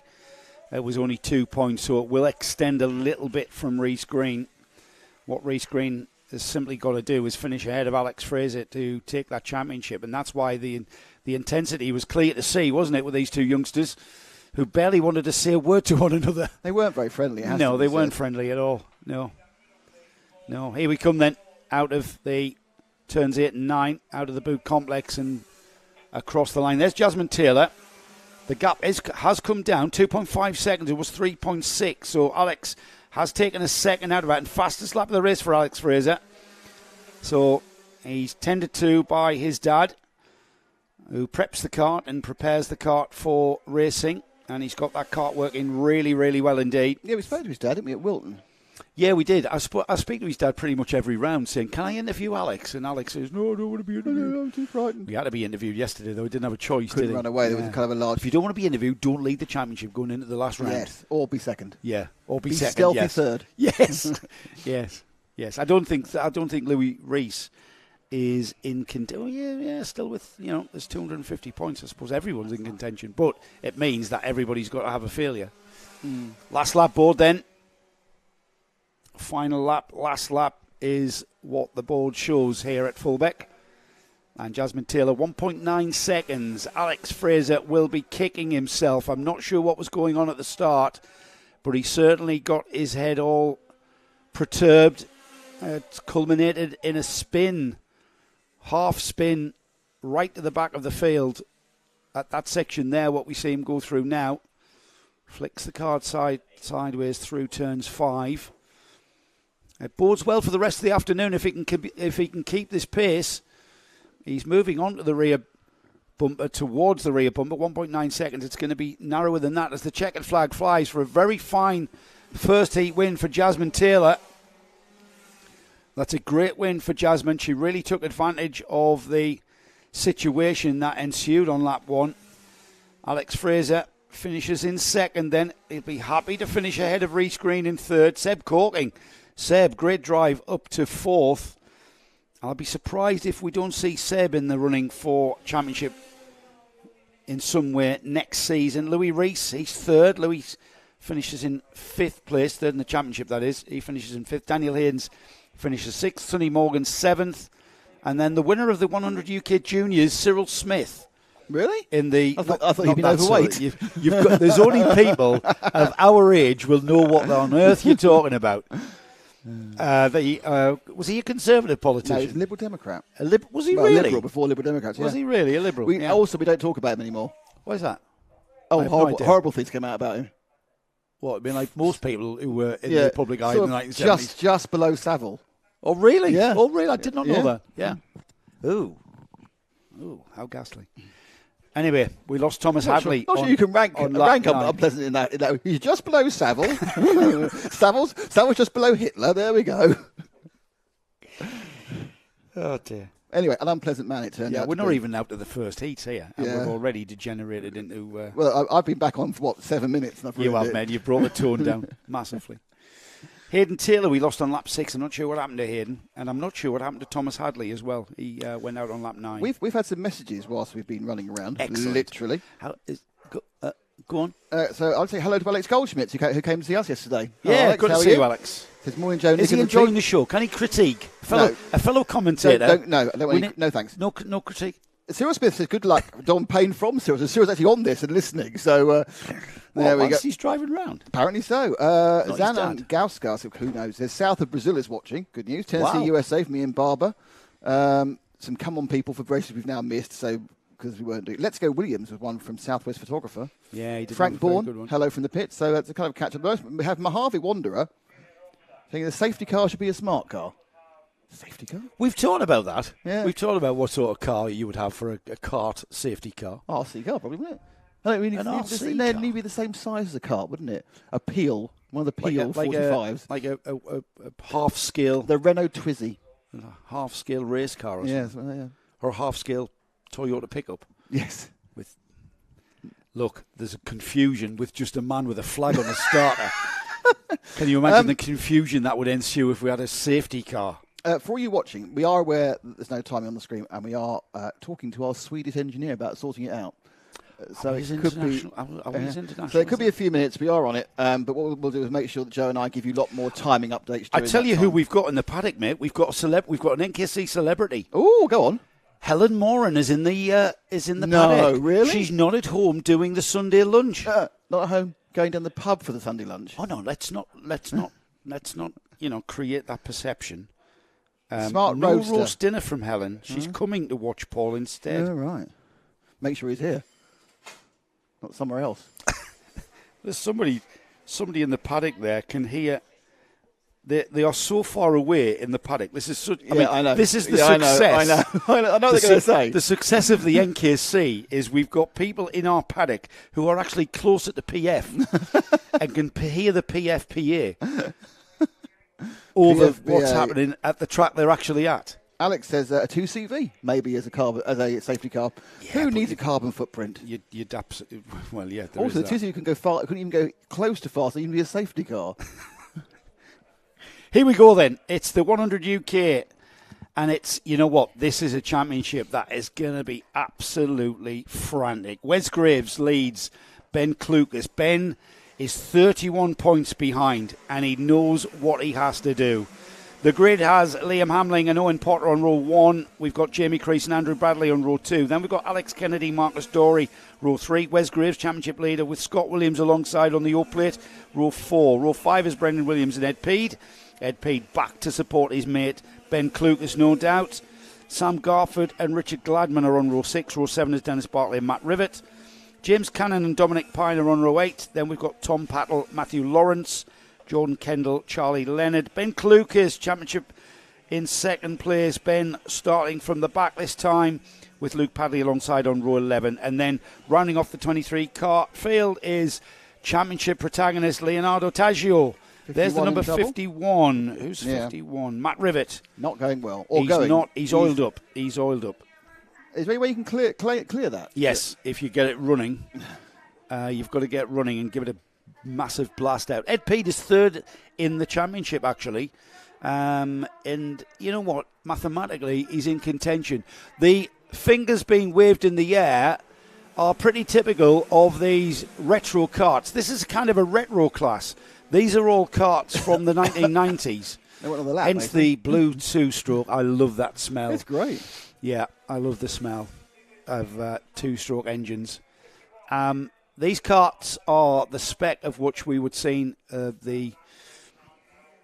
think, didn't you raced senior TKM, didn't you? No, I was senior Britain. No, I was 100 heavy. 100 heavy I was. Oh, really? Right, okay. At first, strange reason, I thought you were TKM. Perilla engine. So this class of karts came in around about the early 90s. Yeah, just after I'd finished. Right, okay. And it was a cost formula. The engines weren't as highly stressed as some of the other sort of reed valves and rotary valve engines that we had in 100 National and 100 Britain, and the junior classes as well. And you'll see the dimensions of the karts, slightly narrower track and slightly shorter wheelbase, which brings in an element of potential overtaking at places what we don't see the wider Rotax karts being able to do. So it really does add a lot to the mix. They look good to me, Nick, and they look good to the starter. And they're off. Interesting. Going off, they produce less smoke than when they didn't go. That's because they're blasting. They've got the engines absolutely where they want them. And off into the gravel. Off into the gravel trap. There we go. It's the number 8. That's the number 8 of. Let's see that Where's one he again. gone? Where's he gone? Or was that there we go. It's. Is it Dominic Pine? He's at the front. There is no number. Is it the O plate? Is it Scott Williams, the O plate? I don't know. Oh, no, hang on. No, it is. I think it's the O plate, actually. Yeah, it's the O that's gone. It's Scott Williams. Scott Williams from straight 9th. in there into the barrier.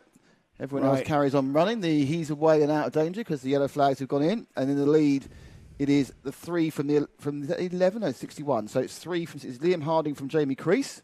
That's brilliant. Yeah, Scott Williams will not be happy with that. Scott having a bit of a torrid season. Across the line for the first time then, Hamling, Crease, Owen Potter down to 3rd, Alex Kennedy, Marcus Dorey, Ed Peed up 4 places to 6th, Sam Garford up with him as well, 4 places to 7th. Then we've got Brendan Williams, Andrew Bradley 9th, Dominic Pine 10th, Ben Klukas has gotten ahead of Wes Graves. Wes Graves started in 7th, and Wes, I believe, might have been involved in that first turn kerfuffle. Because Wes Graves down to 18th. Yeah, down 11, so I think he may have been avoiding the incident. Oh, my goodness. That has turned the championship a little bit towards in favour of Ben Klukas. He's going to shorten that gap. It's the biggest gap we've got in all of our classes. 31 points between Wes Graves and Ben Klukas, and Ben well ahead of him in 13th now. So he is going to claw some of those points back. All good for us, Nick. All good for the entertainment business. Make sure it gets down at the final. No, not getting too far ahead before the final. Getting 100 ahead is very difficult. Sweeping around the turn 2 hairpin. Ed Pete's dropped to 6th, or did Ed Pete stay in 6th? Yeah, He's up 4. Yeah, he went up 4 to 6, didn't he? Owen Potter dropping to 5th there, allowing Alex Kennedy and Marcus Dorey through. That's the red cart there in 3rd, Alex Kennedy, with Marcus Dorey behind him. That's the leader, though, Liam Hamling and Jamie Crease out of the turn 6 hairpin. Into the arena. Or as it's commonly known here, the boot. Oh, absolutely nose to tail there. That'll be a complete flat-out acceleration zone through turn number 10. And they're using all of the exit curb to keep the momentum up. Second place car, Jamie Crease. Jamie Crease, 4th in the championship. You know what? He is mathematically in there, as is pretty much everybody, but it all depends. The problem is with points per heat, every heat, the competitors around you will also score points. So we'll try and keep a handle on the championship positions going into the second bout of heats. Will, our timekeeper, has got his finger very much on the pulse there. So we should be able to keep you going. Yeah, Crease there, so on the switchback. Getting up the inside of the corner, I think of 7 that is just not going to happen. You aren't going to get up the inside going around the stadium. To happen. No, 6 is that one. 7. Oh, you mean that one, right? Yeah. Sorry. Because he was trying to switch back and get up the inside of 7, which wasn't happening. There's not enough speed differential there going into the boot through that sweep, and that's like a left-right chicane. Here they come then. And down the inside at the hairpin at turn 2.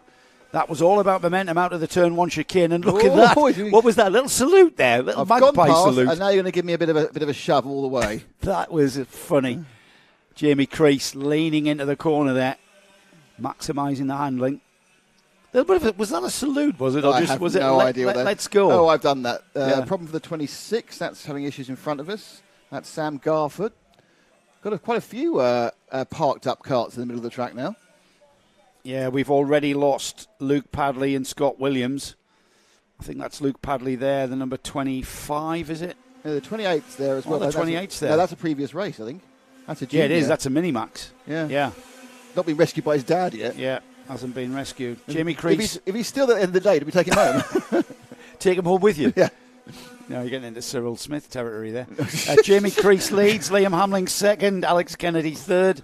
Marcus Dorey 4th, Owen Potter 5th, still Ed Pete in 6th, Jordan Kendall ahead of Brendan Williams now into 7th, Williams 8th, Dominic Pine is 9th, and rounding off the top 10 is Ben Clucas. Where's Wes Graves? Wes up to 12th. That gaggle of carts there moving up the order as Sam Garford went out there with that problem. Yeah, it's a now he's ahead. Jamie is pretty much able to keep that lead. I think that Liam's a little bit is still wanting to get him back for the hand signal. But Alex Kennedy and Marcus Dorey getting closer. They've got another 4 train. Yeah, it's 4 carts. It was 3, wasn't it? But Marcus Dorey wants to join in with that fun. Yeah, I think what we've seen already is it's not the easiest place to overtake here because you say there's not a lot of speed differential going round the hairpin. You don't brake hard to get into it. It's quite a wide one.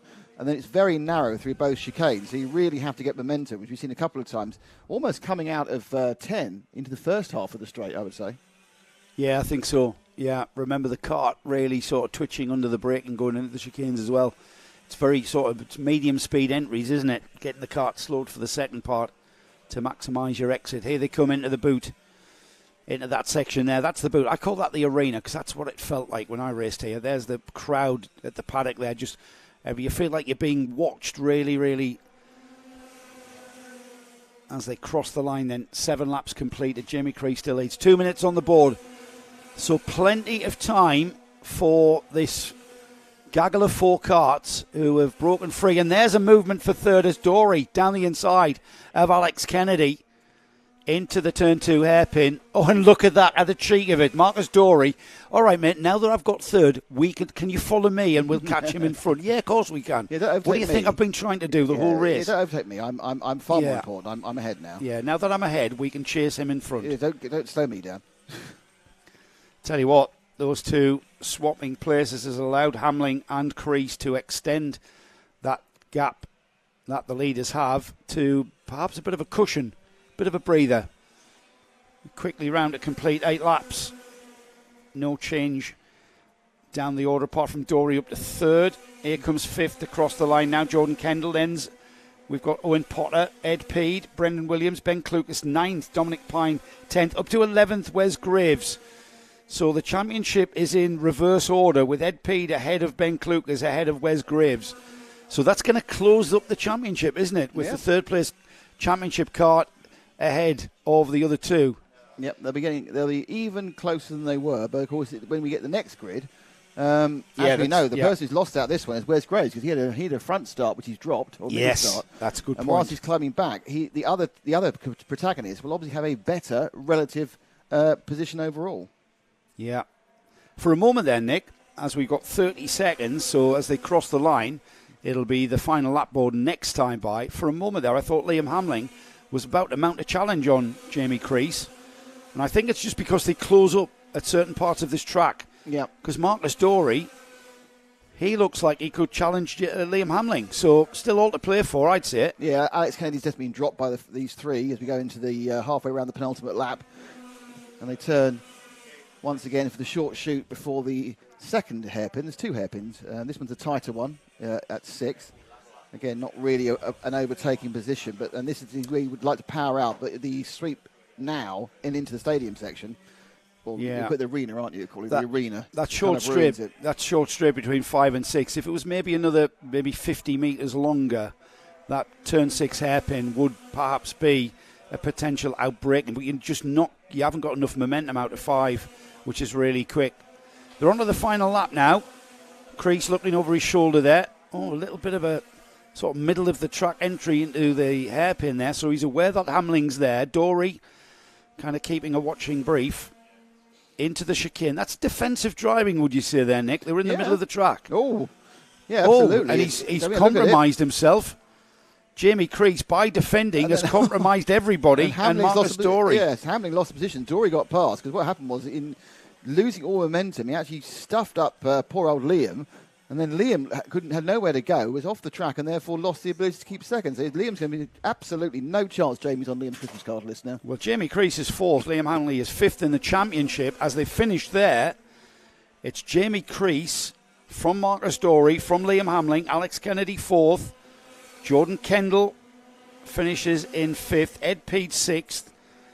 7th is Brendan Williams. Ben Clucas finishes with Wes Graves right on his tail there. 0.2 of a second between Clucas in 8th and 9th place Wes Graves. Dominic Pine finishes in 10th. And then we've got Owen Potter, Charlie Leonard, Matthew Lawrence. Andrew Bradley finishes 14th. Dennis Barclay finishes 15th. Richard Gladman, James Cannon, Leonardo Taggio finishes in 18th. We've got Sam Garford on lap number 4. Luke Padley we lost on lap number 3. And Scott Williams we lost on lap 1 when he went into the gravel.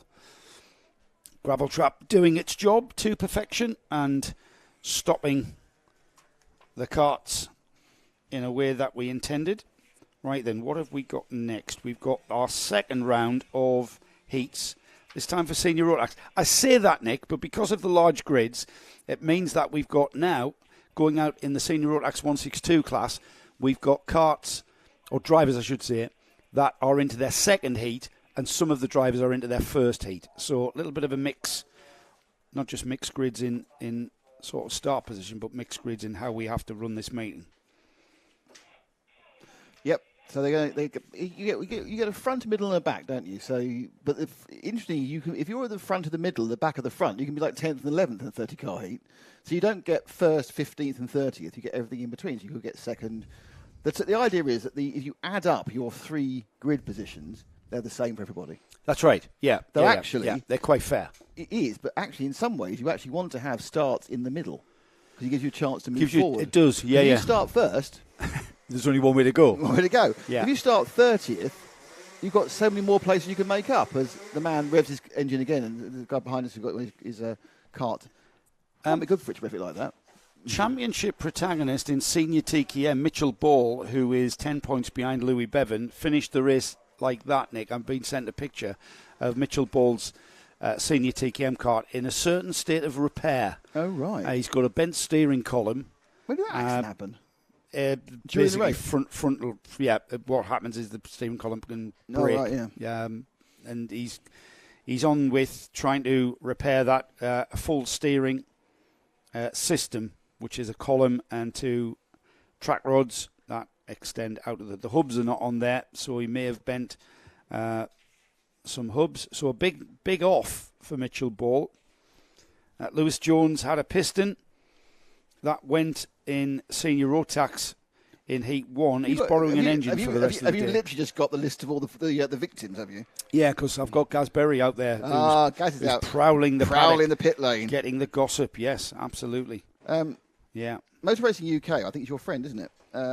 Says... oh, yeah, that's Mick Palmer. Hello, yeah. Mick. Interesting photography position at Turn 1. He should be a Croft for the Historic Festival, but he's done his back in. There we are. We always need extra bit information. I want to know how he's done his back in. That's the thing. Can I ask a personal question? A personal question? How can I get a drink of water?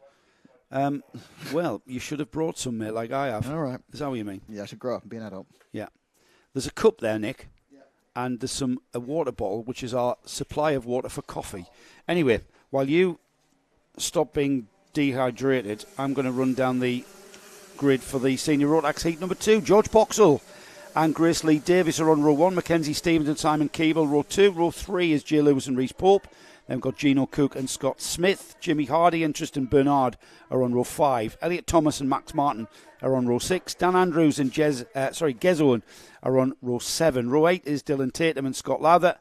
Tonino Machichi and Sam Elliott are on row 9. Bev Cheney and Jodine Newman are on row 10. Patrick Williams-Raj and Nathan Hope are on row 11. Row 12 is James Davis and Martin Jackson, with Jake Davis and Kyle Dunford on row 13. Dobie Case and Alexander Mirzan are on row 14. Ellis Humphreys and Tom Radburn are on row 15, with Ben Harper rounding off the 31 kart field for our senior Rotax 162s.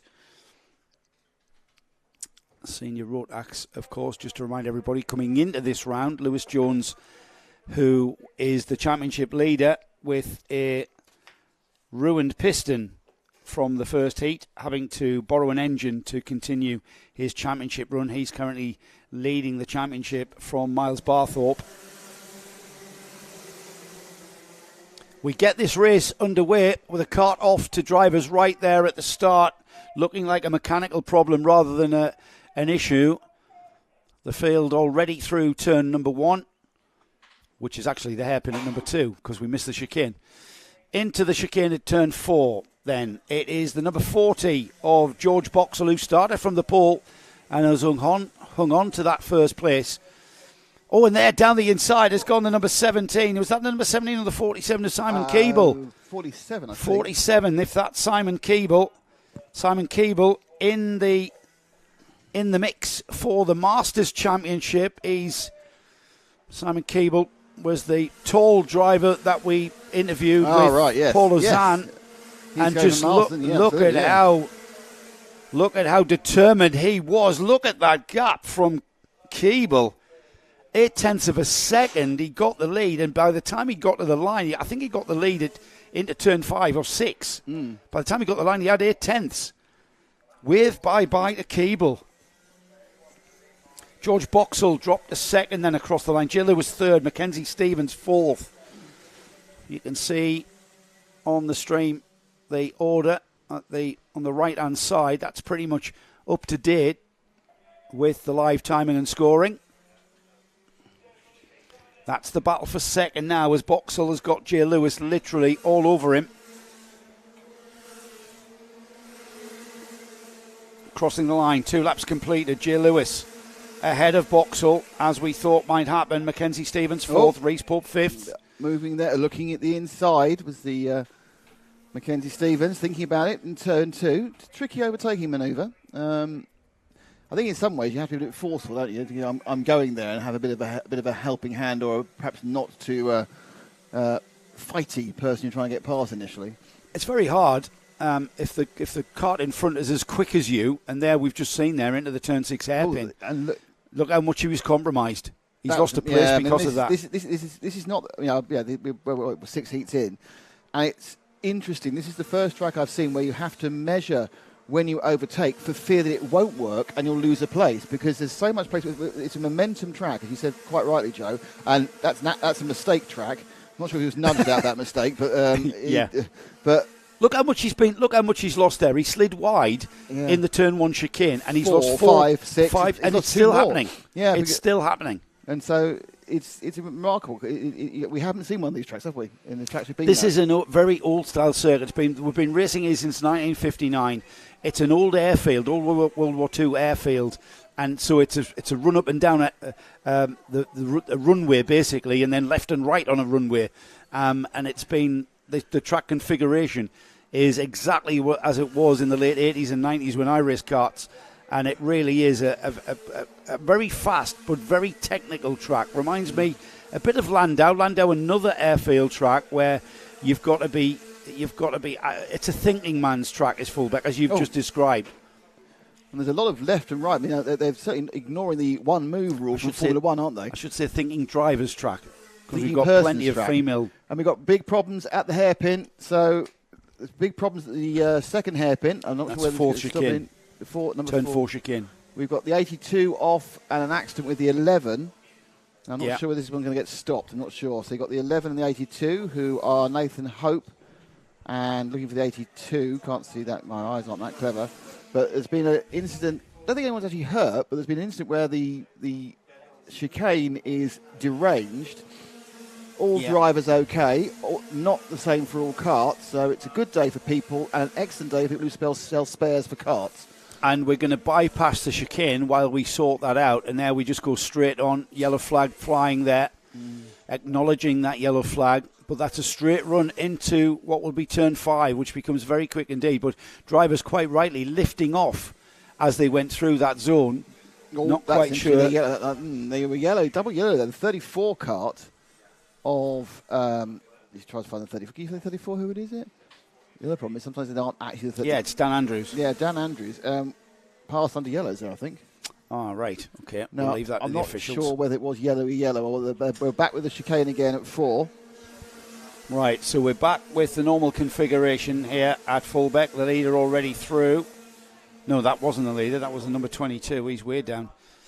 The leader's in the chicane now. Yeah. Simon Keeble. He's got Jay Lewis, who's come right back at him, hasn't he? Made the advantage of effective virtual safety car type thing. But Simon Keeble is second in the Masters Championship.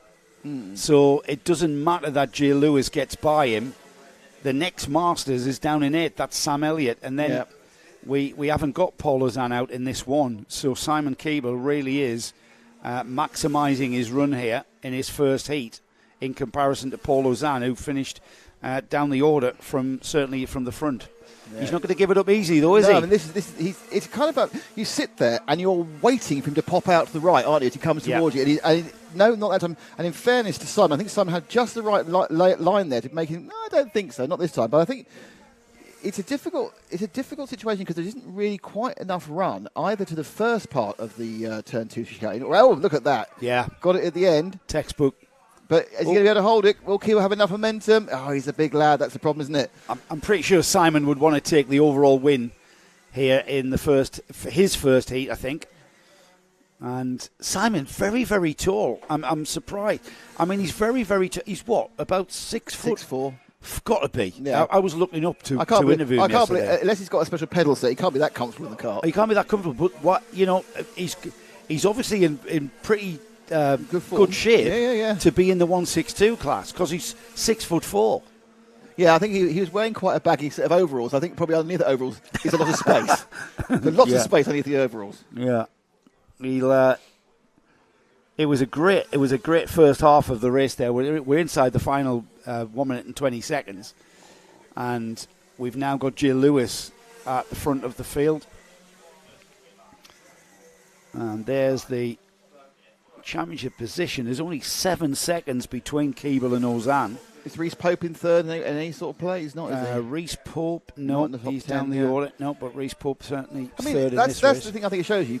We've got a top 10 and you've got people who are able to run right at the front of this class who aren't actually in the championship, but because there's so much depth in the quality of the field, they're still able to take individual heat wins. They get a bit of a, sometimes some drivers need a bit of a good start, don't they? They aren't quite so good in tight traffic, and some, don't know how, aren't as good as getting through the traffic. But a lot of these drivers, if you give them an inch, they will take that mile, even though they might not be able to do it every single heat, every single final.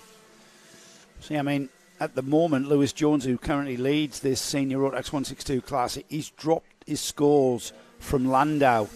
That's his drop round. That's where he scored the least points. So he needs to score more than he did at Landau, or else he will finish on 896 points. So that's why it becomes a little bit complex, and that's why I've left it to Will, our timekeeper, to sort out the championship. Yeah, with drop scores, this becomes an absolute exercise in advanced Excel spreadsheets. Oh, it really does. Yeah, if only we had Johnny here this week, because he loves an Excel spreadsheet. He loves, yeah, but he goes quiet. So, when you're co-commentating, Johnny goes quiet, he's playing with his spreadsheet. When I go quiet, I've left to fiddle with something. So basically what we mean by drop scores, there's 6 rounds to the championship, and you have to drop a round. So that round that you drop will be the round that you score the least amount of championship points in. Checkered flag next time by for Jay Lewis, who has not lost Simon Keeble. Simon Keeble absolutely with him. I think Simon's kind of settled for second, isn't he, really? Yeah. He's probably quite pleased with it. Yeah, he benefited from the early kerfuffles and the loss of momentum on the left and the right-hand side. I say he's settled for it. There is a possibility he could do that little nip out into the turn 6. He's going to take the wide line. He's going to try to cut back and get some momentum going into 7. He's thinking about it, but it was a good run through by Jay Lewis. Didn't give the chance to Keeble.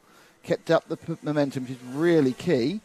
They come through the arena and out onto the final straight, and to take the checkered flag. And Lewis wins from Keeble. Great flag action from our flag marshal. Well, yes, we've had that's fabulous. He's wobbling on our receivers, but hey ho, he's got a lot of wobbling on receivers. There's a lot of wrist in there. Yeah, but I love that. That's a very very Daytona-esque. We should give him 2. Will. Oh yeah. Will, can we give him 2 checkered flags? We can't really see him, to be honest, on that camera. So No. Right then, Jay Lewis takes the heat win from Simon Keeble, who will go to the front of the Master Championship, if I calculate that correctly in my head. Scott Smith finished 3rd. James Davis finished in 4th. Cal Dunford was 5th. Reese Pope 6th. 7th was Tristan Bernard. Mackenzie Stevens in 8th. Sam Elliott 9th. Rounding off the top 10 was Gez Owen. And then we had Ben Ficini, Gino Cook, Jake Davis, Jordan Newman, Tonino Machichi. We had Scott Lowther finishing in 16th. George Boxall, Max Martin, Martin Jackson, Patrick Williams-Rohage finishes in 20th. Grizzly Davis 21st. Then we had Jimmy Hardy, Dylan Tatum, Tom Radburn, Ellis Humphreys, the last of the runners finishing in 25th place. We lost Alexander Mirzian on lap 8. We lost Dan Andrews on lap 5. And we lost Nathan Hope and Ben Harper on lap 3. Well, there's quite a lot of rescuing to be done this time.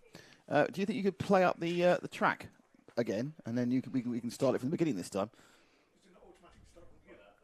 We missed, no, because you didn't work that time. Just press that, go, and then cut. What are we doing next?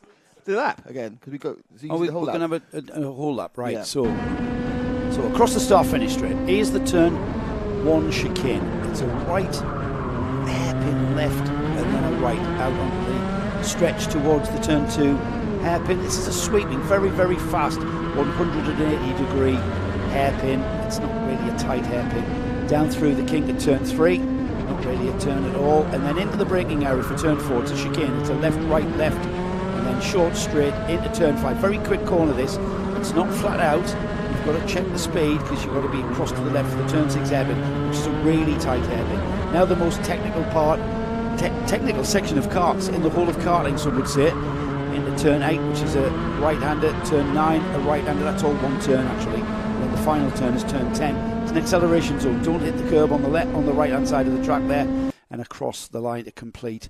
It's 47 seconds, 46 seconds for the senior Rotax runners, and so it's a very, very quick lap here.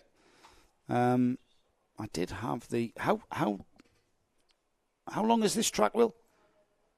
900 and I've got it there, man. I knew I wrote it somewhere. 930 metres. Thanks for reminding me. I'd written that and put that there for my use. 930 metres. Not the longest track we race on in the NKC, but certainly not the shortest. But it is one of the hardest and most technical. We've got our second heat for the 177 runners, and remember, this is. I'm going to continue saying this. You're going to be bored of me saying that this championship has come right down to the wire, because it really has. Anyway, the grid for the 177s, all looking very ordered there, with Sarah Darlow, our birthday girl, looking after them, making sure that they're all ready to set off. Got Billy Clark on the pole position from Tim Darlow. Tim is actually Sarah's husband. Really? Yeah, so he'll be celebrating with... He'll have cake. Preferential starting treatment? Probably not, knowing Sarah, but he will have cake later. Daniel Gibbs and James Yap are on row 2. Martin Heath and Steve Gilly are on row 3. Lawrence Hilton and Louis Large, he's currently second in the championship behind Philip Howarth. He's out for the first time here in his first heat this afternoon. Aidan Hammond and Dave Nolan are on row 5. Rhys Llewellyn and Philip Howarth, current championship leader, 2 rows behind Louis Large. That's going to be a one to watch. Tommy Austin and Colin Campbell are on row 7. Harry Rowett did very well in 8-1. Jason Chilton are on row 8. Got a spinner in front of me. How did he even do that? Well, he was just, it happens. So, just so you know, don't forget, it's Philip's second heat, but it's Louis' first heat. That's right, yeah. So, a little bit of, their tyres are ruined by now. They're at 6 rounds, They're all pretty much the same. They've been managing tyres from round 1. Row 9 was where we were. Brendan Smith and Steve Maidment. Nick Skelton and Steve Jackson are on row 10. Richard Evans and Brian McCready are row 11. With row 12, Thomas Childs, David Medlock. Then we've got Thomas Hinton, Charlie Jowers, Jake Lewis, Rowan Mackley. And then rounding off the 29 kart field on row 15 is Lee Todd. All on his Todd. Just so we're ready to start, you please know you have some feedback from Alex. Alex who? Goldschmidt. Oh, Alex. Sorry. Alex. So, Joe, here's your critique. Nice work. He's enjoying it so far. Excellent. So there we are. Excellent. Oh, no, he added. Carry on. Here we go. Are we getting them away? Yes, we are. Yes, we are indeed. Down to the hairpin then. The turn 2 hairpin. And we've got a cart that hit. Ooh. And who is that? Is that Llewellyn? A lot of places lost there, wasn't it? He got a little bit of a nudge, ended up sliding wide there. Kept it out the gravel though. Went round the outside. And I think that was Rhys Llewellyn there. Oh, cart number 4. Massive tank slap or a hit there. I think that was Yap in the 177. Can't quite see the numbers there at the moment. But certainly that multicoloured car at the front was all shades of sideways coming out of the turn 4 hairpin. And that is the 177 James Yap, yeah. Right, let's see who it is comes into our view. Louis Large is very much in second and chasing down the current leader. Large. Sorry, it was Large. It happened to Large, sorry. Right, Tim Darlow leads. Louis Large second. Billy Clark third. Steve Gilly fourth. Up 6 places. No surprise there for Philip Howarth. Now up to 5th. Lawrence Hilton 6th. It's James Yap, Daniel Gibbs, Martin Heath in 9th. 10th is Harry Rowett. Let's see what happened to Rhys Llewellyn. He ended up down 8 places with that first corner nudge there. And he finds himself in 17th spot. So Darlow leads from Large as they begin to try and complete the second lap. So the question really is, where's Howarth? Howarth in 5th, so it's a hatful of points for both of them at the moment. So Large right on the tail of Tim Darlow. And my expectation is he'll be forcing the issue and going to lead probably before the end of the next lap. He gets outside to try and go through the turn 2 hairpin, looks wide, backs it in. Not much you can do here, but he lost a bit of time to Billy Clark there. Now the next chance is to dive inside the 2 hairpin, but no, that's not happening. And then he accelerates up through 3, which is the kink, and then into the turn 4 hairpin. And they still nose to tail. Good driving by Darlow, keeping back Large. Not many people able to keep back Large so far this season. Billy Clark third, then Phil Howarth actually moved into third as Large moved into first. So 2 overtakes at the same point there. And it seems that Large has finally got into the lead. He turns in and around here. You'll see he nips up the inside. Textbook, Nick, isn't it? Tim Darlow. In the background, there's Howarth taking third as well. Yeah. So the 2 protagonists both gain a place going round turn 6 on lap 3. And as Louis looks behind him, what you're actually seeing there is he's seeing that and Howarth, beautiful turn. They took dummied. Poor old Tim Darlow got dummied on that one. And he's, I've done that. I'm the winner. I'm the winner. No. Philip Howarth saying, right, Tim, let's not mess around trying to get this place back. Let's catch Louis. I prefer my interpretation. I wanted to go through. Let's catch Louis. Yeah, of course we will. Yeah, mate. So this battle now, Philip Howarth on the number 101 with ahead of him Louis Large. These 2 drivers here have been the fastest of the 177 class for the whole season. this battle of wits started at GYG in March, continued with Clare, Rowra, Wilton Mill, Landau, and now... Howarth goes in. There it is. Gets in and goes into the lead. Wow. Yeah, that's what Philip Howarth's wanting to do. There's not really enough road, is there, at that point? But Large has to accept it for now. He'll not like that, will he? It's all about momentum out to the turn one chicane. And Louis coming back at him, we can see, as Philip Howarth there, just seeing on the replay. Philip, textbook. Louis not expecting that, it looked like. And having to slot in there. Side by side going through the boot. The 7 into 8.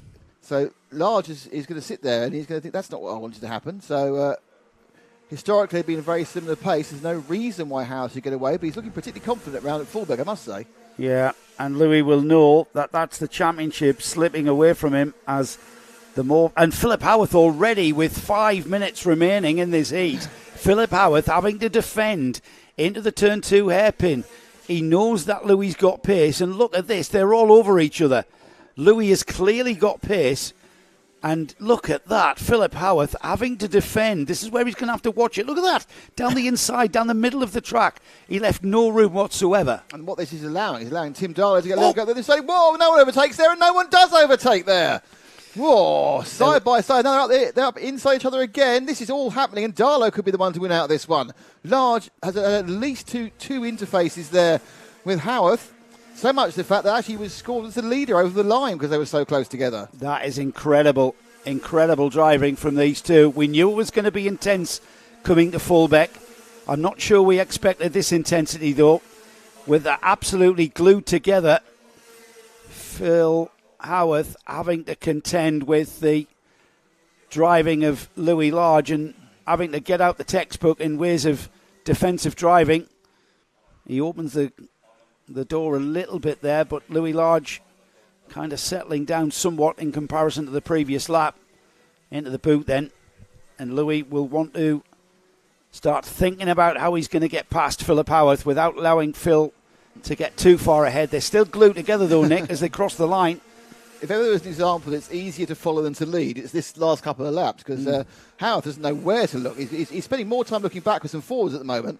And Large, he's just planning his move. The problem is that on this track, the fact that he got really shocked past by Howarth a couple of laps ago, it's not an obvious place to get past. He did try the in and out through 7, 8 and 9. Really difficult to do. He's right as close as he could be. Up the inside, but only half a kart length. And they're coming together. It's because Louis he's got quicker pace. Philip's gotten ahead of Louis, but now so he can defend. But Louis got a quicker pace. He's finding speed somewhere, and that's just poking his nose up the inside of Phil in places. But to a point, that's kind of to the detriment of Louis' lap. Here they come again. Louis takes the ideal line into that first chicane. Philip Howarth having to defend. This is momentum. And Louis, what has happened there? Is it the chain? Dejected. Oh, no. It looked like the chain. I saw something flapping underneath that cart, and Louis' head goes back. He knows that's the NKC Championship gone now. And Louis steps out of the cart. A dejected Louis Large. He's ran Philip Howarth ragged the whole season. He cannot believe his luck and still has the mental capacity to think, I'll get my cart out the way so I don't affect this race. You know what Louis said to me yesterday? Doesn't matter where I finish. I've had a great season. They've came here to the NKC in 2022 and have absolutely loved their time. And you know what, Louis, you've still got another 2 heats and a final, and all you can do now is finish ahead of Philip at every opportunity to make it hard for him. Man, my heart goes out. I mean, that was, to me, was obviously an element of, it looked to me like we saw people being a bit of curb strike. We see it taking a few chains out. The way it just stopped like that. I know, we saw him doing the curb. Yeah, I thought he'd lost something too much curb, but I think that's. We don't know, but I would say 2/3 of chance that's what it was. Everybody out there is absolutely clattering the curb. If you go up and spectate at the first chicane, which you've got a great view of the second chicane, the noise coming from these carts, they're absolutely being abused over the curbs. They're smacking the bottom of the carts, and even though you've got a sprocket protector the shock going through the sprocket must be snapping the chains. Yeah. I'm presuming that, but it's certainly what it looked like, because he just lost all power, didn't he? It was as if the engine had gone. But it looked to me as though it was a chain, because it kept moving forward. We're into what will be the 1 lap to go board next time by, and it'll be Philip Howarth who takes that. Nick Skelton has now moved up to second and gotten ahead of Tim Darlow. Billy Clark is fourth, and they're all in the Masters category. Steve Gilly is fifth. Lawrence Hilton sixth. Across the line then, no change. Howarth, Skelton, Darlow, Clark, Gilly, Hilton, Rowett, James Yap eighth. Rhys Llewellyn up to ninth now, going into the final lap, ahead of Tommy Austin. Jason Chilton 11th. Then it's Nolan, Evans, Jake Lewis 14th. Phil Howarth, though, came into this final round at Fulbeck leading the championship. He's had a great season as Phil, and he'll be as disappointed as anybody that happened to Louis. I'm pretty sure Phil will want to have beaten him on the track rather than attrition becoming a factor. Here he comes then out of the final turn here at Fulbeck, turn 10, and takes the checkered flag to take heat number 2 for him. And the rest of the field come through. Looked like we were 2 abreast there. Nick Skelton was second, 3/10 behind Howarth. Tim Darlow third, Billy Clark fourth. Tillman will be happy with that third place, I'm pretty sure. Not be that happy about letting Nick Skelton through. Steve Gilly was fifth behind Billy Clark in fourth. Then we have Lawrence Hilton, James Yap, Harry Rowett, Rhys Llewellyn finishes ninth, Tommy Austin 10th, Jason Chilton 11th. Then we had David Nolan, we had Richard Evans in 13th, Jake Lewis was 14th. Then we have Brendan Smith, Charlie Jowers, Daniel Gibbs, Martin Heath, Colin Campbell, Rowan Mackley, Brian McCready finishes in 21st.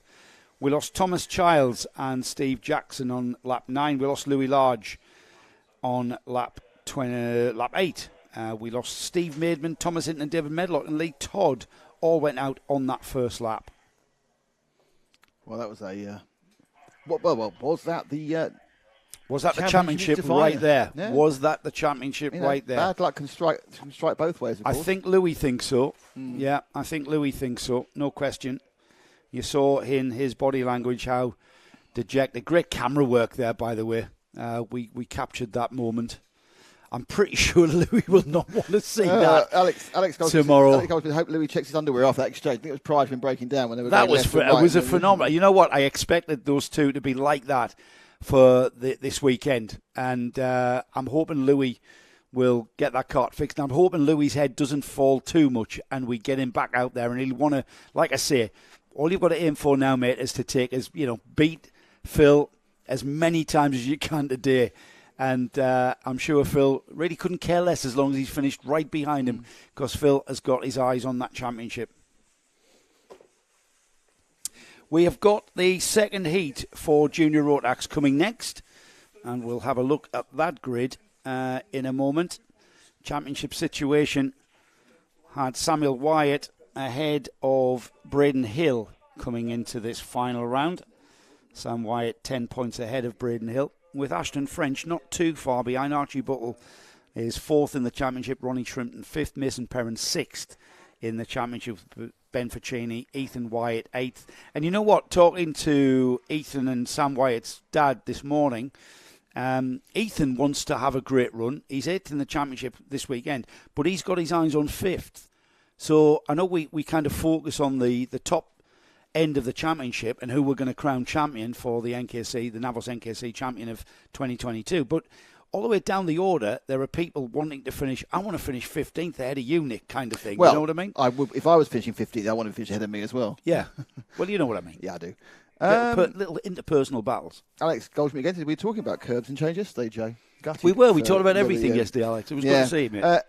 Motor Racing UK says some nice things about you as well, but I'm not going to read them out loud. Go on then, Nick. No, how's his back? Oh, well, no, he says back's better. Back's fine, flat out with a bad chest. Oh, bad chest, that's knocked him off his feet. So what's the nice things he's saying then? Yeah, read it yourself.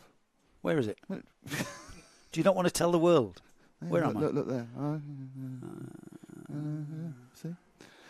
Anyway, no I know what that's mean. I know what he means there. No exaggerated shouting. Yes. Entertaining and informative. All right. I know what that means. Was that Louise? Can I keep that? I'm going to mount that on mahogany. Oh, it was a chain. Yeah, it was a chain. We saw that. We knew that was that. And there is the I've chain. just been, for everybody who can't see, because we're not really monitoring this with the That's camera. everybody. Gaz Berry was right there on the moment, and he's brought Louis' chin, his snap chin, which I'll award him later on. I'm going to sellotape it to that board. Oh, man. Right then, what we got next?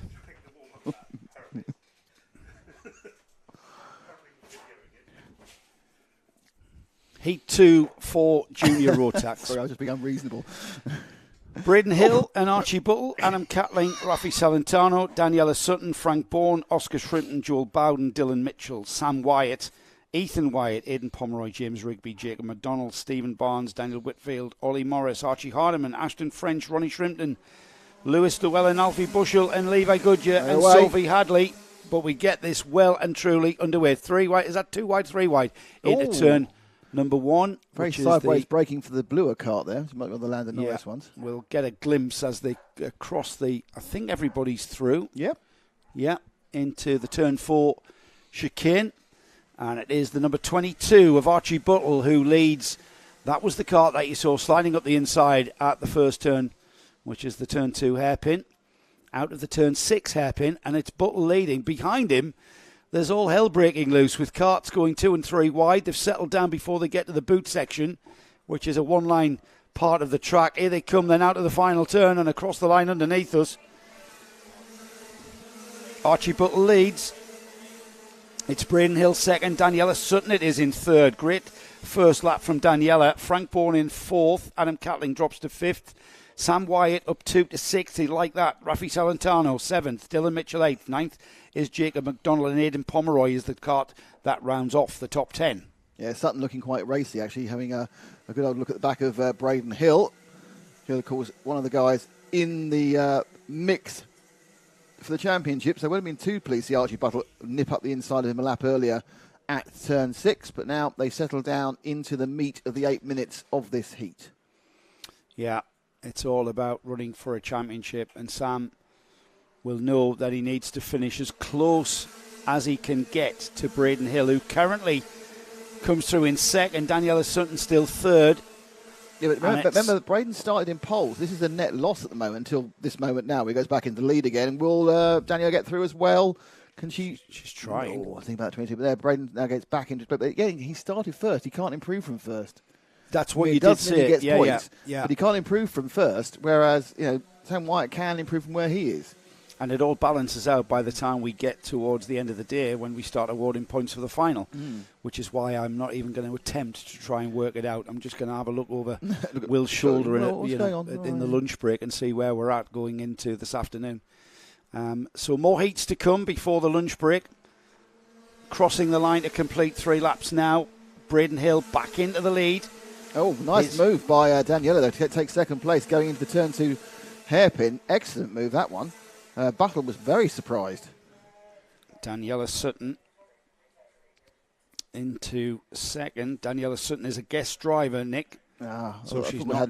Hadn't remember talking about her before. Normally, when you get to know most of the people who are at the front of the grids, is she like a Fulbeck specialist? Is that it? She's I'm not sure. It's the first time she's not registered for the championship, so she's classed as a guest driver, which means she's not eligible for championship points. So we kind of miss her out in the championship points when the championship points are awarded.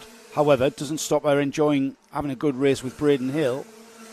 And won't affect her overall position on the grid for the final either. And you've got some drivers who are coming into the series in the final couple of rounds. Oh! That's Daniela getting too close to Braden Hill into the turn 2 hairpin. And as you'll see there, she just mistimed her move. Perhaps she had too much momentum going into the corner. Here they come into the turn 2 hairpin. Oh, and it was Braden Hill who slid a bit wide. Oh, that's more Braden, to be honest. Yeah, Braden Hill slid wide, and Daniela saw the gap and put her cart there because she had more momentum. And it was Sam Wyatt, the big winner out of that one. He's nipped up to second. Oh, wow, so of course. Wyatt got Butler and Sutton there. I'm not sure. I'm surprised if Daniel hasn't got a little bit of damage on that, to be honest. Oh, this is the championship right there. Braden Hill comes through in first place, Sam Wyatt. There was a 10-point gap, remember, in favour of Sam Wyatt coming into this weekend. And that's going to reduce if they finish in these positions. Still all to play for. Daniela Sutton down to 4th after that little coming together. Stephen Barnes into 5th now, ahead of Adam Catling. Up into 7th has gone Dylan Mitchell, bringing with him Daniel Whitfield, Aidan Pomeroy, James Rigby. Rounds off the top 10. We've got Jacob McDonald dropping down the order to 17th on the number 21. But Ethan Wyatt, he was the car that moved up 3 spots to 11th. Ashton French, who's 3rd in the championship, remember, he's moved up 4 to 12th. So he's maximising his points all from a down the grid order start in these mixed grid situations for the NKC.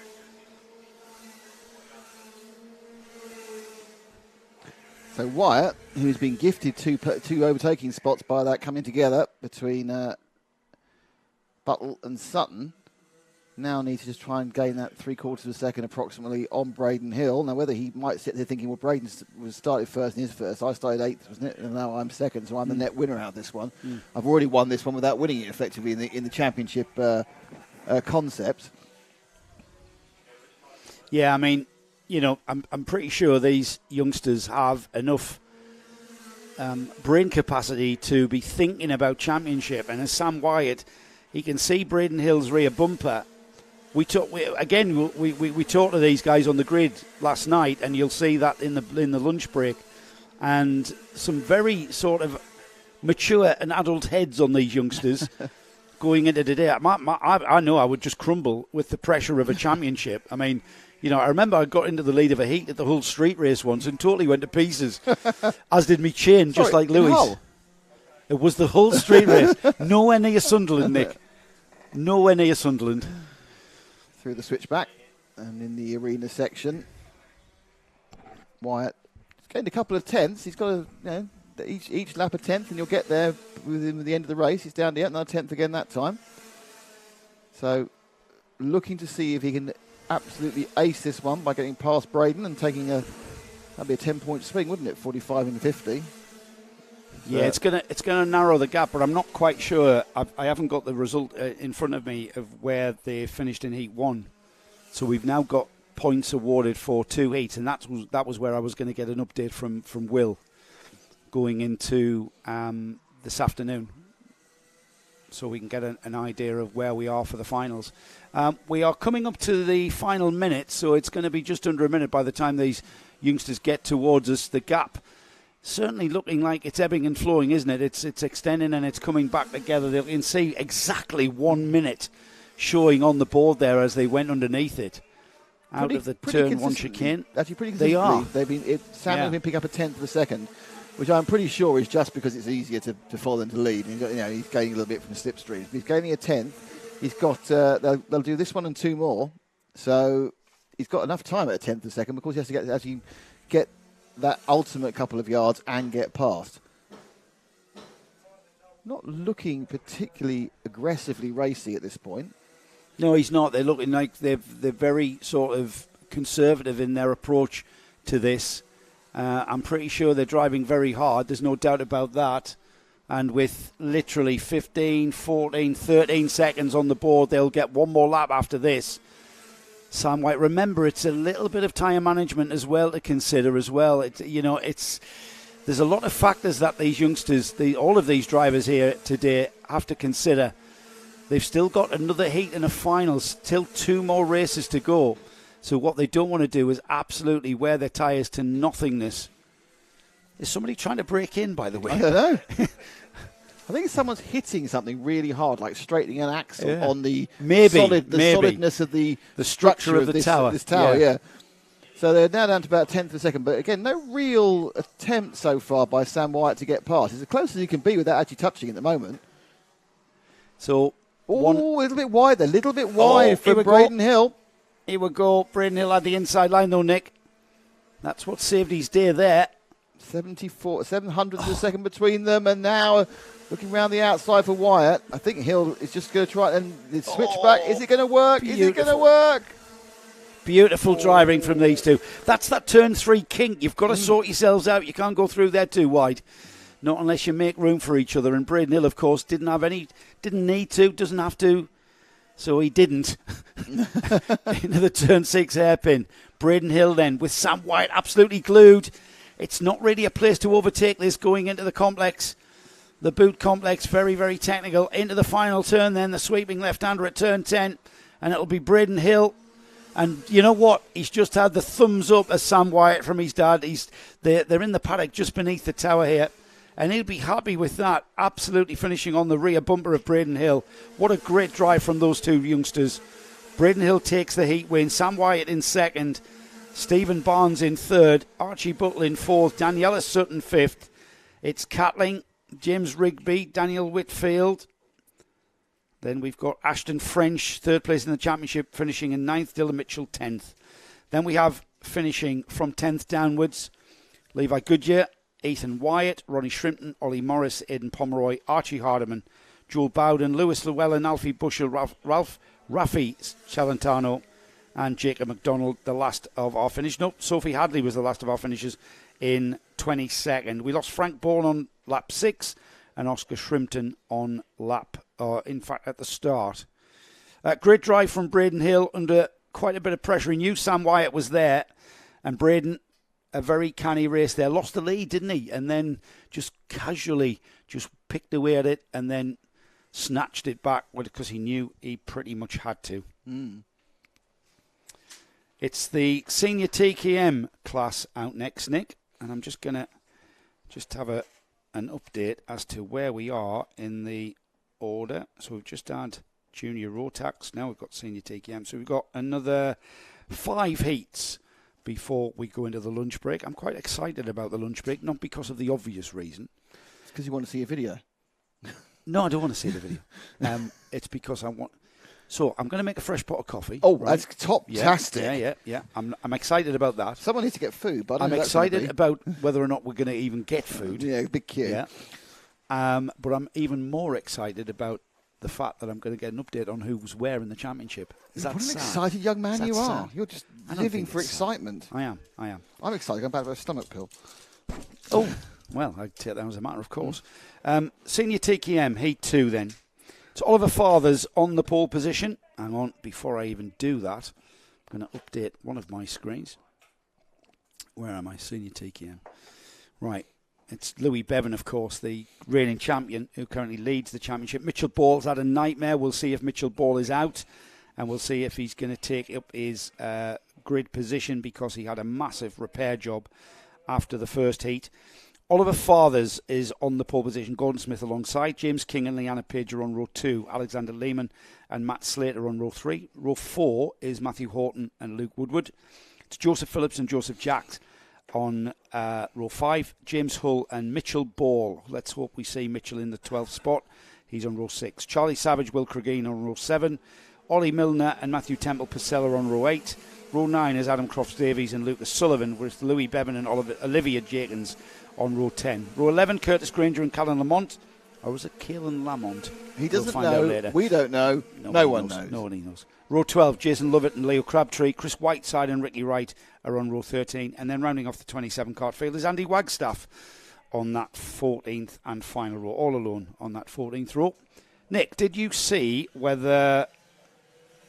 in 12th, Mitchell Ball, he's out. He's come out. He's mending all his bits. Yeah, well done. I knew he would. Full steering system and full steering geometry change on that kart after that damage in Heat 1. Mitchell, of course, losing out massively in the points, I think. We'll, like I say, get an update on that. They're already into the boot complex. Through turns 8 there and turn 9. That's all one just sweeping bend. You've got to use you kind of treat that as one continuing bend. Will they get the go-ahead off the start? The flag goes up. They do indeed. Wow. And the lights go to green. That's a great start from the senior TKM field. And all the way down past that turn 1 chicane and into the first corner, which is the turn 2 hairpin. Very, very fast hairpin this. It's a sweeping 180-degree turn. That seems to go on forever. You just do not want the engine to bog down, so you keep it as smooth as you can. Into the turn 4 chicane there. And we've got to come in together. That's all gone wrong in the hairpin. Yeah, we've got carts off at the turn 4 chicane. Trying to The see chicane's 11, I blocked. think, is one of them. Let's hope we can get that cleared before the field 62 is return. definitely, so 62 is definitely one of them. So it's happened in the middle here. Ollie Milner is 15th, so somewhere around the 15th, 16th, 17th, 18th place has gone round. Right, that could involve Mitchell Ball there. I noticed he was in 12th. Let's see how they cross the line, though. And they've managed to just about clear it. The 48's had to retire. Let's have a look. James down. Hull's retired in a annoyed sort of way. Mitchell Ball has come through in 15th. He's lost 3 places. Jason Lovett has lost 5 places. Let's have a look at the front of the order, though. Gordon Smith leads. Oliver Fathers 2nd. James King 3rd. Leanna Page 4th. Luke Woodward 5th. Alexander Lehman 6th. 7th is Matthew Horton. Joseph Jacks is 8th. 9th is Charlie Savage. And Caelan Lamont is 10th. Leo Crabtree 11th. Louis Bevan 12th. He's up 6 places. Caelan Lamont and Leo Crabtree were paid dividends there with that coming together. 10 places gained for Lamont, 11 for Leo Crabtree. And we know how quick Crabtree is from the first of the heats. No change in the first 3 for the completion of lap 2, Nick. So the field streams down the main straight for the second time, or the third time. And it's easing out, this one, isn't it? It's kind of a bit of everyone's got their own little bit of space. There's a few tenths between Smith and Fathers, and then half a second between Fathers and King as they settle down. Mitchell Ball, who we are following because he's in the championship contention, still 15th across the line, and also over a second behind 14th. So he's right in the middle of that problem because he's 2 seconds ahead of the guy behind him. So obviously he was at the crux of the he was. Got held not saying anything to do with him, but he was right where he was, where those problems happened through the turn 4 chicane on lap number 1. But the 25 and 24, Fathers and Smith having a right old go at each other for the lead. There's been no change in the order. I'm just looking at the timing screen. No change in the top 5. Smith, Fathers, King, Woodward, Page. Matthew Horton and Caelan Lamont up to 6th and 7th ahead of Alexander Lehman. Still Charlie Savage and Joseph Jacks in 10th, and then just moving up to 11th is the current champion and championship leader, Louis Bevan.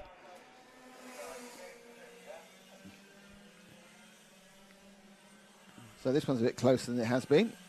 Bevan right in amongst he's the middle of a 5-cart sandwich. He's right on the tail of Jacks now. He's got Charlie Savage ahead of Jacks, and then behind him Leo Crabtree and Will Cregeen. They're not letting him go. And he's right in amongst that lot in the midfield order. Here come the leaders, though. Smith and Fathers slightly further apart than the last lap. But it's still quite close, but not really looking like it's going to be an overtake. And hopping out in the background there, I think for 5th place, there's a move, and it's worked. So the 33, I think Leanna Page, he's got James King. So Leanna Page overtook James King there for 4th and 5th. Oh, well, James King's lost another one because the previous lap to this one, Luke Woodward went ahead of James King for 3rd.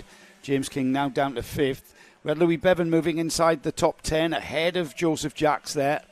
Yeah, he's sweeping back. There's kind of another gaggle of cars. This is a weird separation in this race caused by that accident. But now head down. They're beginning to come together, Nick. That first, 6 carts? Yeah. Are beginning to come together now. 7, I think. And then you got a little gap. Well, a couple of little gaps. And you've got a real snake of carts between effectively Charlie Savage down to Mitchell Ball. So 8th to 15th is only covered by about the second half. It takes you a certain amount of time to get a cart into position. Well, there's the first 4 out of the turn 4 chicane. Oh, we've got the number 20 there, James King. James King having to miss the chicane. He's going to be right ahead down of the Bevan order now. He's right ahead of Bevan, so he's dropped down 3 places. Right, yeah. So as they go into the complex then, through the boot, here they come then, about to come through the final turn and towards us. Underneath us then, let's have a rundown. It's Smith from Fathers. Luke Woodward now in 3rd. Leanna Page 4th. Caelan Lamont up to 5th. Matthew Horton up to 6th. Louis Bevan now up to 7th, and that's James King dropping 3 to 8th. 9th is Charlie Savage, and then Leo Crabtree ahead of Joseph Jacks. Joseph Jacks dropping down the order. Mitchell Ball is in 15th and staying in 15th, and that is because he's got... he's only got a second on Lucas Sullivan. 3/10, I should say. So he can increase and move up the order from that 15th. Yeah, we've got the 4 now as forming a train. Interesting, there's been a few cases of carts not taking either the turn 2 or the turn 4 chicane. And it appears to be you can do that as long as you not only don't gain an advantage, you notice we lose a little bit. Well, I suppose it's classed as the escape road, isn't it? There, it's a clear indication there's a cart's gap. If you, rather than crash into the barriers, take to the escape road. These 4 at the front of this field, though, Nick, and there's a move for third, is it? Not quite enough. And that's because the corner is fast and sweeping rather than a stop and point. You turn into that corner with such momentum. No change apart from Leo Crabtree ahead of Charlie Savage into 9th, dropping Savage to 10th last time by. They're already through turn 5. They're already through turn 6, actually, the hairpin. Heading towards the complex now. That's the left-right into the first part of the boot. And then they've got turns 9, sweeping to the right-hand side of the track to optimise the line through 10 and onto the start-finish straight. Here they go again. Smith, Fathers, Woodward, Page, Lamont. Louis Bevan ahead of Matthew Horton. So Bevan's found some pace in his last couple. He's not going to get any further because there's a big gap between those two groups of cars. Where is he? Louis Bevan is in 6th. So you've got the first 4, a little bit of a gap to Lamont, who himself is making up, and then you've got Bevan behind. But the top 4 still covered by less than a second. Yeah. Not seeing a particularly fight. I guess it's much like the last heat. We're not seeing a particularly fighty attitude from the guys at the moment. It's almost like they are sitting there, let's get some points. Well, what they don't want to risk, Nick, at this stage of the championship is to come off and have a non-finish. And as you say that... Raised by Page. Yes, as you say that, Leanna Page has a look up the inside, I get the idea that most of the drivers by the end of the day will have thought about going up the inside at 7 and all decided not to bother. Yeah. I'll give it a go, and have decided against it. And, of course, the final... Lamont's now in play in 5th. For moving up. We knew that would happen. He's got Leanna Page right in front of him. He looks over his shoulder there. Where's Louis Bevan? He's 1.6 seconds behind. Louis still hanging on to that fastest lap of the race so far with a 47.6. So Bevan, I think time's running out for Bevan to really sort of catch. And there down the inside with Callum Lamont, is that? There. Yeah, Lamont being up 4th from Page. And right all over the back of Luke Woodward, the 64. And he's taken a lot of curb there, but got away with it. So Lamont really on a massive charge here.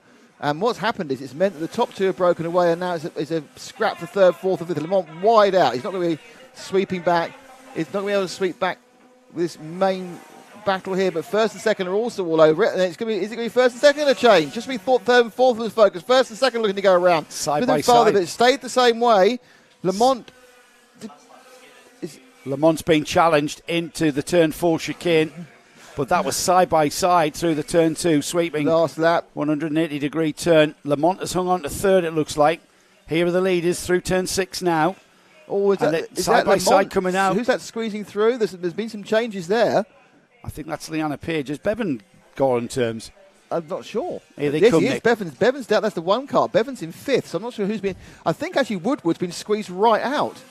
Right. Woodward's been squeezed from 3rd to 6th in the last lap. Right, they've just crossed the line. It's checkered flag. Gordon Smith takes the win. Oliver Fathers 2nd. Leanna Page, it was who finished 3rd, getting ahead of Callan Lamont on that final lap. But Louis Bevan ahead of Luke Woodward, and Louis Bevan will take 5th place right on the tail of Callan Lamont.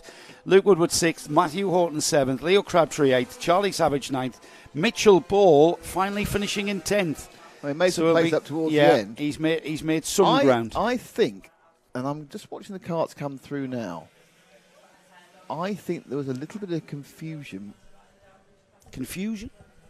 With what do you mean? A loss of momentum on the coming out of the second hairpin. That shook everyone up. I think it may well have been maybe Woodward who lost a little bit of time there. It was overcrowded into the complex, wasn't it? So from 11th downwards, behind Mitchell Ball in 10th, we have Will Cregeen, Lucas Sullivan, Alexander Lehman, James King, Matthew Temple Purcell, Jason Lovett, Matt Slate, Olivia Jenkins in 18th, Andy Wagstaff, Ricky Wright, Joseph Jackson 21st, Chris Whiteside and Joseph Phillips, the final finisher running. We lost James Hull and Ollie Milner at the start of this race. So, Minimax are next, and we've got a 9-kart Minimax field. Remember, this the first heat was a little bit of a confusing start for not just us, but also Alex Fraser. He finally sorted himself out and finally made his way back and took the Heat win. Alex, of course, is the championship leader. He's leading by, or he came into this weekend leading by just 2 points from Reece Green. These two had a great battle at the front of this mini-max field. Let's have a look at the grid order then. Emily Cotty starts, it's an all-girl front row actually. Emily Cotty on pole with Jasmine Taylor alongside. Reece Green, second in the championship coming into this weekend, starts alongside Thomas Hadley on row 2, with Sonny Morgan and Seb Corking on row 3. Louis Rees and Daniel Haynes are on row 4. And then Alex Fraser, current championship leader and winner for Heat 1, starting at the back of the 9-cart mini-max field. We've got Hayden Taylor and Cyril Smith. They are the runners in the 100 UK Juniors, and we'll see them. So the 100 UK Juniors are on the blue with white numbers. The mini-max runners are on the yellow number board with black numbers, and that's what you can see there. Birthday girl Sarah Darlow at the... You're loving that bit of information, aren't you? Well, it's her birthday, so every time I reference Sarah, who's our grid marshal, who organises our collecting area, I've got to call her birthday girl, haven't I? Because I only get one chance to say that all year, and it just happens to coincide with the final round of Fulbeck. 1, 2, 3, 4, 5, 6, about 27 chances. Well, yeah, I mean, not, we don't always go to Sarah though in the collecting area. That is true. Who's watching, Nick? Who's watching? All your fans are watching. What they're seeing? They're saying, honestly, this is the best I've ever seen. Oh, Joe is great. He's amazing. Who said that? Me mum? No one. I think it's the best I've ever seen. Oh, it's the best comedy I've ever heard. Yeah, that's amazing. Hello, this is Joe's mum. Need a medium for that. Can you hear me? I've just come back to say it's Joe is the greatest commentary ever. Right, Nick, where are we? We are rolling. We are rolling. Mini-max. Rolling. Yes, this is the class. Now, when you come back next year for the NKC, have we got any graphic for the calendar? Yes. No. Do you want a picture? No, we can read it out. That's probably the best way of doing it. Reading out is the best way of doing it. We'll talk about that in the next. Well, we haven't. You know what? We usually talk about that sort of stuff in sort of delays and stuff, but we haven't really had any. No. Right. Let's see if we can. They're going for it this time, aren't they? It's just warm up. Let's warm up lap, and this is the problem with Mini-Max. All the Mini-Max runners, doesn't matter what series you follow, will get off like that, and then there's confusion reigns. Right, there's our 100 UK Juniors. That's Hayden Taylor and Cyril Smith. Cyril on the novice plate there. They'll be in grid order coming round. Here are the Mini-Max runners, though, and that's not a very good-looking grid. No. And how fast were they? Oh, they've started. No, they haven't. No, it's unstarted again. Now, remember we had the confusion last time. They haven't started. Yes, they have not started. It's not even close to a grid. Oh, the 100 UK Juniors is marvellously in line. Marvellous, yeah. Now they're going, all right. Yeah. Oh. So we're looking for some top flag action. They're still not really trying that hard, are they? In fairness, no, they tend not to. This is a feature of Mini-Max grids throughout the country. They're under 11, aren't they? Or under 13? Yeah, under they 13. are. They are. Yeah. Right. Oh no. So is there somebody missing, or they're just not gridding up properly? There's nobody missing. We've got the only row with only one cart on is the last row with Alex Fraser. So we need to bridge that gap. Have we got a gap? No, we haven't got a gap now. They're fine now. Yeah, they're fine now. But it's too fast. That's too fast. The starter will let them go, though, to get things underway. And Alex Fraser, you see, was taking massive advantage there. He's up the outside. Into the first turn. He's got at least 3 already. Yeah. Is that Alex on the inside? Alex on the inside, yeah. He's going to took 6 carts. That's nasty. 199. Yeah, that's Sonny Morgan.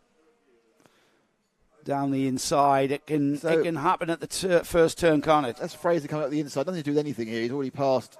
Or is he? And then Morgan goes a bit wide and flips round. He must have just come together with a 28 of Thomas Hadley. That was bad luck for both of them, I think. Really. I think so. I wouldn't sit down and claim anything was a problem.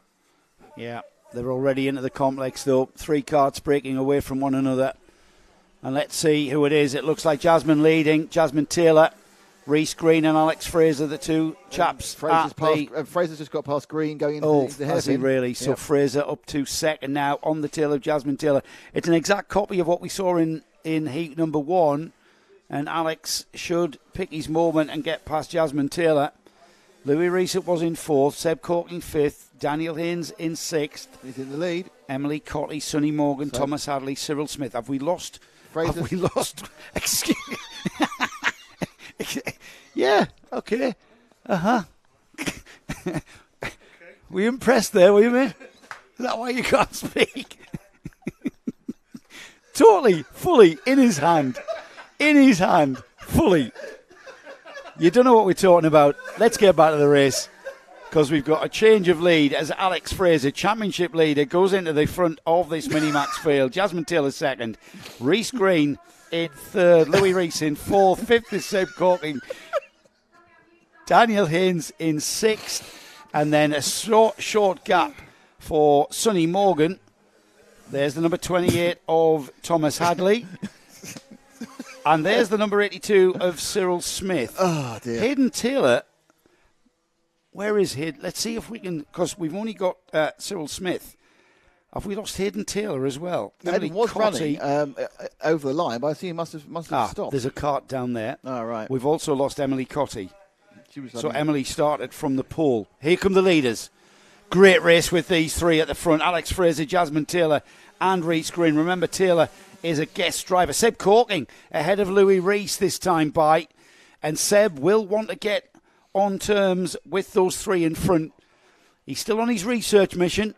It's his second round of NKC for Seb. And he's got a little bit of a gap, quite a big gap to make up there. He's sporting the Teesside Karting Academy livery on that cart. He's run by his mum and dad, Graham and Mandy. And he's behind those 3 there that we're watching there. That we're reason we're watching them, because that's the lead battle, Nick. Have you pulled yourself together? Yeah, just about. You'll never get over that now, will you? No. It's completely like that. Good news for you. The good news, I thought it was your thigh. What can I say? Yeah. Oh, dear. You all man spread so much. Unbelievable. Unbelievable. That's a first. It is a first. And the weird thing is, I can't remember why I wanted to say so badly.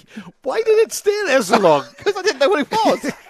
I thought why did you stay there? Stop talking. It was quite pleasant, really. Right, back to the race, Nick. Alex Fraser, what are you going to do about him?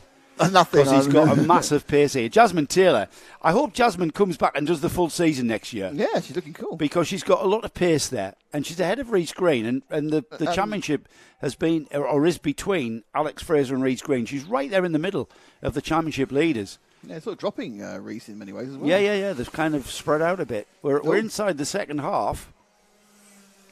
4 minutes gone, 4 minutes remain. Interesting. I think she made a little minor mistake there, because suddenly she's just dropped away from Fraser and towards Green. Suddenly we had 3 together, and now they're all spreading out. Alex Fraser gapping Taylor. Sonny Morgan has dropped right off the back of this field, as has Thomas Hadley. They're still in the race, though, 7th and 8th. And there's Cyril, who's on the novice plate. He's having a great time on his own, unfortunately, in that 100 UK junior field. They're behind these 3. These 3 now beginning to spread out a bit. Because Morgan and Hadley had problems at lap 1. That's why they're 15 seconds away. Yeah, they were the 2 were facing the wrong way going around the, the first hairpin. And Seb struggling. Seb Corking in 4th place, dropping another 2 tenths. Shall we pick up Cyril Smith? Just to give our viewers a look at what a 100 UK Junior is. I mean, that's number 82. It looks a bit different at camera people. Yeah, we've got it's on the blue number plate, and Cyril is running. Oh, here he is across the start-finish line. Actually, there he goes. So he's going to come to you. Go on, Frank. He's coming towards. That's it. He's going to come towards Frank now. So that's a 100 UK Junior. That's a TKM engine kart. Tiny. You'll see the dimensions are a narrower track, a shorter wheelbase. And Cyril is on a novice plate, which means he's a beginner. And Cyril driving a very smooth line, I've got to You're say right, there. actually, yeah. Yeah, that was, he picked up a lot of pace there. As we look for Cyril again, just coming through turn 5, and he will come underneath. That's the card after this one. He'll come through the complex now, or any second. It was 7 seconds. Yeah, there he is. Right, let's stay with Cyril, the number 82. So that's a TKM engine, an air-cooled engine, a little bit different to the Mini-Max runners that he's sharing the track with at the moment. They're on a Rotax 125cc. This is 100cc air-cooled TKM engine. That's the engine just to the driver's right there, just under his right arm. That's the exhaust that you can see just above the number plate. And into the turn 4 chicane. Driving a very smooth line there. We were commending Cyril being a novice driver, and he's not throwing the cart around at all, which is what you've got to do. You've got to be smooth, and he's very smooth. He is smooth. Lap times in the 50 seconds there. And great drive from Cyril. Yeah, because still the top 3 are still the top 3, so we'll pick them up. They are currently right at the top of the track, about to go to the complex. And that is still Fraser, Taylor and Green. And they should suddenly burst onto your screen. Here we go. 1, 2 and 3, bang. Fraser, Taylor, Green, they all got about half a second in. But actually, in fairness to Reece Green, he is beginning just to ease back towards Taylor. So the battle is second and third. I wonder if Fraser is just doing enough whilst keeping his tyres fresh. Yeah, I'm pretty sure Alex will be aware of where Jasmine and Reece are in relation to him. So he's on saying that, we thought he was going to be thinking about tyre management. He's not at all. A 47.8 is the fastest lap of the race so far. Then. So he's pushing. And Jasmine's time 48.051. Reece Green 48.007. That's Reece Green's personal best lap time so far. Clock ticking. We've got about to have 0 time as we come underneath us for the final lap board. Literally by a couple of seconds. So Alex Fraser will have a 100% finishing record so far this weekend at Fulbeck. The NAVOS NKC Championship for Mini-Max is very much the property of Alex Fraser going into the third and final heat, and then on this afternoon to the actual final for double the amount of points. And I'm really, Nick, I can't see anybody beating Alex. He's got massive pace here at Fulbeck. The only problem he now needs to avoid is a non-finish of some sort. Yes, yeah. Because that's what will really... There aren't enough people to get between himself and Reece Green for the points to be made up, but we are always a mechanical failure away from disaster on this point. Well, it's certainly, yes, and certainly in karting. I know these Rotax engines are absolutely... We've become complacent as to just how bulletproof they are. Got 3 more heats before we go to the lunch break. Shall we have a talk about next year's calendar, Nick? Before we have a look at the hand? I do. Because otherwise we'd be talking blind, wouldn't we, really? Yes, we actually would. So I'll just get it up. So you talk amongst yourself. Okay. So this is obviously the final round. Next year we are back, well, I think so, with the NKC. They are running a 6-round championship and a plate meeting, opening up in an event. And I can't remember where the first round is now, so we're going to have to find out. It's Three Sisters. Three Sisters. I can tell you where the Three Sisters are. Starting with Three Sisters in Wigan in March. Where the first round is, I should say. And then moving on to Rower, I think, is the second round, isn't it? Or is it Mansfield? I'm still looking. Yeah. I've inadvertently deleted. Literally. Now I've got it. You've got it. Go. Right. So we start in April. Yes. Middle of April. Three Sisters in Wigan. The track where I very first drove a kart at the Andy Fairless kart school.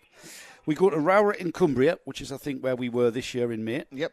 In May. Another new track for the NKC is Mansell Raceway, all the way down in the southwest. I think it's near Exeter, Paul. Yeah, that's at Dunk as well. That's the 24th and 25th of June. Imagine you and I will be just back from Le Mans. Back from Le Mans, yes, feeling very fresh. Yeah. And then on to Wilton Mill for the end of July for that. We then have a little break, 8th and 10th, where we have a little break for the O Plate at Wilton Mill in August. That should be good. That should get some good entries for that, being at Wilton Mill. So it's an O Plate for the NKC in August, a non-championship. Perhaps a 4-day meeting. Yeah. Well, Chris and Ollie will be telling us that in the lunch break. Okay. Yes. Back here at Fulbeck for the penultimate round on the 8th and 10th of September, and then we go to the end of October next year, so slightly longer season. 20th to the 22nd of October at Clay Pigeon in Dorset. The finale? For the finale. Now, Clay Pigeon is a little bit different track. It's, you know what, if you've got new tyres at Clay Pigeon, are kind of worth about 0.7 of a second. Wow. So if you've managed your tyres, and that's possibly why the organisers have gone to Clay Pigeon at the final round. So somebody if that was in the middle of the championship, you bring in new tyres, 0.7 of a second straight away, for all classes. So that's very exciting. We'll repeat that later on today, and we'll have it to hand this time. And we will. Yes, actually, I'll take a. We won't be searching hours for it. Go down the grid then while I do that. Okay. We now have the senior Rotax Heat 3, and it's Tom Radburn in pole, Sam Elliott next to him. Row 2 is Miles Barthorpe and Pedro Oliveira. Ben Harper, Ben Ficini are third row. Then it's Nathan Hope and Patrick Williams Rahaj. Martin Cohen, James Wood on row 5. Jez Owen and James Hardy, row 6. Tristan Bernard, Paul Ozan, row 7. Simon Keeble, Ben Fikiti on row 8. Then it's Jay Lewis, James Davis, Gino Cook, Grace Lee Davis is row 10. Reese Pope, Thomas Storer, Kieran Shanks, Jodie Fox, Adam Rogers, John Hobbs, Jodie Newman, Ari Baker, Dylan Tatum, Tyler Fossey, and then right at the back on row 16 is Paul Moran. So this is senior Rotax 162. 162 kilograms minimum weight. Here we go then. They've been given it. Are they? Yeah, absolutely. That was scruffy and quick. Obviously, yeah, into... It was a liberalised... Oh, looking at the second, has popped out there. Was that third into first or second into first? Whatever. He went down the inside, didn't he? Heads on shot there. It was hard. And he's made a massive, massive gain coming out of the first turn. And he's got a massive lead. He's got about a 5 or 6 cart lengths lead. That probably hasn't updated because the timing hasn't. It's wrong on Alpha timing as well. Yeah, the timing hasn't as well. So, massive lead for someone who started about third. We'll get a look at the number when they come underneath us. They're into the complex already. Here they come. That's a massive lead for cart number 124. It's Miles Barthorpe, of course. Miles, second in the championship behind Lewis Jones.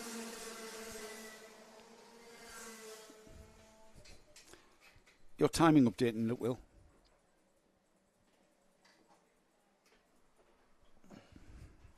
Been a disconnect between the track and live Alpha time. Yeah, that's Minimax. So we've got a timing problem here. Right, we'll keep talking, Nick, because that's a great battle at the front. So we need to work out... Well, for second at least. Here we go. Second is Pedro Oliveira and Tom Radburn. That's who we are looking at there. Radburn trying to get by. It's the field come through. Yeah, it's 57 running second. Yeah, Barthorpe, Oliveira, Radburn, Sam Elliott, Ben Ficini, Ben Harper, Patrick Williams-Rard, Simon Keeble, Jamie Hardy, Paul Ozan in 10th, Simon Keeble.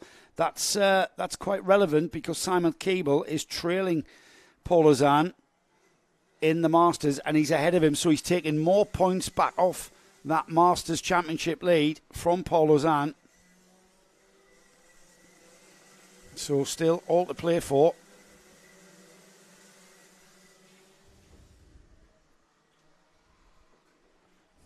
So they come down to start another lap.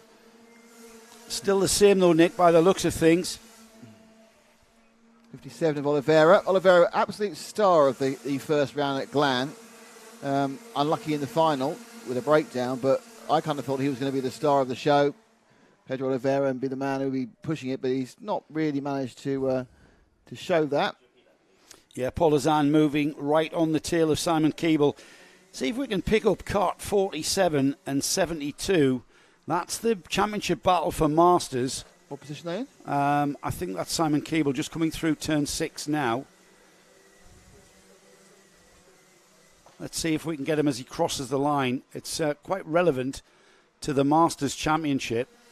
And he is in the... So that's Simon Keeble there. Is it number 94? Yeah, the all-black one is the 47. So right, that's the 47. all-black cart coming towards you, Frank. He's just going through. There he is. That's the 47. He's moved ahead of James Davis. There was a 47. Yeah, Paul Ozan down to 10th. There's 2 all-black ones in a row. That's always the way it goes. Yeah. Is that Simon Keeble we've got there, Nick? We've got 47. Right. 47 is being chased by Paul Ozan, who's just 2 karts behind. I thought they were closer than that, but they're not. So that's the current... that's Simon Keeble, who you'll see us interview in the lunch break. And he is currently second to Paul Ozan. The Masters is the older drivers' version of this class of karts. The 177 class, ones. Or the 162 class, I should say, is the R4 all age groups. But if you're over, I think, is it 35, Will? Over 35 for 35. I think so. That's for youthful. Masters. To be honest, mate, by the time you get to 40, these far too physical to drive. We're all right for 5. If the races were 5 laps, Nick, with a 3-hour break, you and I'd be fine. I could do half a race. No, you couldn't. Half a race. 6 minutes. Honestly, mate, 5 laps and I'm... What? What? You're on a health kick now, so it's you have joined the health club. Yes, I need to stay on my feet, don't I? Because I've still got to look over Will's shoulder. So Barthorpe still leading. Oliveira finds second place. Radburn still hanging on to third. Then we've got Sam Elliott, first of the Masters runners, in fourth. Ben Ficini fifth. Ben Harper sixth. Patrick Williams-Rahudge in seventh. Simon Keeble eighth now. He's got even more gap between himself and Paul Ozan, with James Davis, Jill Lewis moving inside. Paul Ozan now down to 11th. So that is where we are in the field. 47 moving forward though. Simon Keeble. Yes, he's in the Masters, but yes, he's also in the main event as well. Switching through turn 10 down the line. He's now chasing right up back of the 82. So looking to make some move. This is what we get. We get large trains, don't we, of carts that they're so close performance-wise that it's very, very difficult to challenge. If you come upon a driver that's got the similar sort of performance as you have, both in the way that the karts perform and the way that the drivers perform, then that's why we get these large train of karts just waiting for people to make a mistake. And there it comes there. Past 62. Yeah, that's Simon Keeble. Is that Simon Keeble moving up another one? Yeah, moving another one. Yeah. Yeah, he really is. Ben Harper to be is the 62. Right, he's moved ahead of Ben now Harper. He's got 35. Ben Ficini is his next victim in the greeny grey car. It's obviously a Tony car, I assume, colours. Ficini's not so keen on being overtaken at this point. Really maximising his runs, isn't he, yeah. Keeble? Keeble's having a good meeting here. And yeah. He's got another place there. Up he goes. Another one. Yeah, he made it stick as well. So it's the all-black cart with the taller man in the white helmet we're looking at. Just about to exit turn 4 chicane now. And his next victim, as we have to do this manually because we've lost the link from the track to central timing. It's not anything to do with us. It's the central link. It's the 44 that's ahead of him now, which is Sam Elliott, who started second on the grid. He's also a fellow Masters driver. So it's a battle of the Masters. Elliott from the 47. Barthorpe's got a 4.6 second lead, Nick. I'm looking over the timekeeper's shoulder here. I'm stopping him doing his work. Yeah. Pedro Oliveira second, Tom Radburn third, fourth Sam Elliott, like you said. Simon Keeble, what a drive from Keeble, up to 5th place now, that 47. Yeah, he's looking at 4th, is he? He's having a right old think about it. Yeah, looking up the inside. He's gone up the inside, going the entry to turn 4 chicane. Absolutely superb driving by Keeble. He's on fire at Fulbeck. You know what it is? I haven't spoken to you yesterday. He's just changed his attitude to the entirety of kart racing. I've spoken to Joe. I'm now going to go for it. Yeah. So he's now quite. So he's comfortably now in 4th. I'm trying to think where the next car. There's Oliveira in underneath him now in third. There's the 22 in fourth. Third, sorry. There's Radburn in third and now Keeble in fourth. So there's the top 4 now, very spread out. How long to go? 5 seconds on the board, yeah. Plus 1 lap, obviously, yeah. Plus 1 lap, yeah. So it'll be the last lap to go board for the number 124, who has got a huge lead. Miles Barthorpe comes here in second place. Where is Lewis Jones in the running? Because Lewis Jones, of course, came into this round in the... I'm not sure he's in this one. No, I don't think he is. He hasn't featured. He hasn't So I don't think he's won. So this is maximum points haul for Miles. If we can pick up our leader, he's 124. He's away 124. He's quite a long way ahead of other people. He's probably just at the bottom hairpin now, even going round now towards turn 4, I think. He's heading towards the turn 4 chicane. So there he is. There he goes. Frank. So he's just going through. He's gone through turn 4 chicane. In now. This is his last lap. Yeah, and he really has dominated, hasn't he, last time through. 5.6 seconds. That gap's been extending lap after lap. Last time through was 5.6 seconds. So incredible drive from Miles Barthorpe, really maximising his points haul. He wants to make up. There was only 10 points in it, I think. Sorry, 12 points in it to Lewis Jones. As he takes the checkered flag then and takes the third heat for Senior Rotax. His second heat. As the rest of the field come through, we'll have a quick rundown, Nick. Oliveira second, Tom Radburn third. It's back. Simon Keeble fourth. Jay Lewis fifth. James Davis sixth. Seventh is Sam Elliott. Kieran Shanks eighth. Ninth is Ben Harper. There's Paul Ozan. Paul Ozan finishing 10th. And then we've got Gino Cook, Patrick Williams-Rohaj finishing in 12th. Reece Pope, Thomas Storer, Adam Rogers, Harry Barker, just came back there. Yeah. Jody Newman in 17th, Jody Fox 18th, Nathan Hope 19th. Then we had Ben Fecchetti in 20th, Gez Owen, John Hobbs, Paul Moran, Dylan Tate, Martin Code, Jamie Hardy, Tyler Fossey, Grace Lee Davis, James Wood, the last of the running finishers in 29th. We lost Ben Ficini on lap 10 and Tristan Bernard on lap 8. No idea, Will. It just came back. Right there when I leant across to you to do a rundown, it came back. One of those things magical internet. It's like got nothing to do with anyone. The way the timing works is that there's a master timing system which Will has, which is contained in the track. Don't worry, everyone's been timed properly. That then links out to Alpha Time, the world, and then Alpha Time, we then reinterpret the Alpha Time and make it a picture via Sweden. So it goes everywhere. But at the point earlier, it was our problem. We had a problem earlier today, which we sorted out. But it never left the track. The time was stuck at Fulbeck and couldn't get out. Right. Is that your technical explanation? I think that's quite accurate. Right, it is. It's very good. And now it's escaped. Very good. And what you actually got to see, you got to see me and Joe do it the old-fashioned way of looking at numbers and where they were on the track. I was about to go to a lap chart, lap chart, handwritten lap chart, if I could remember how. Didn't have enough paper, probably. Right, into the final 2 heats then before the lunch break.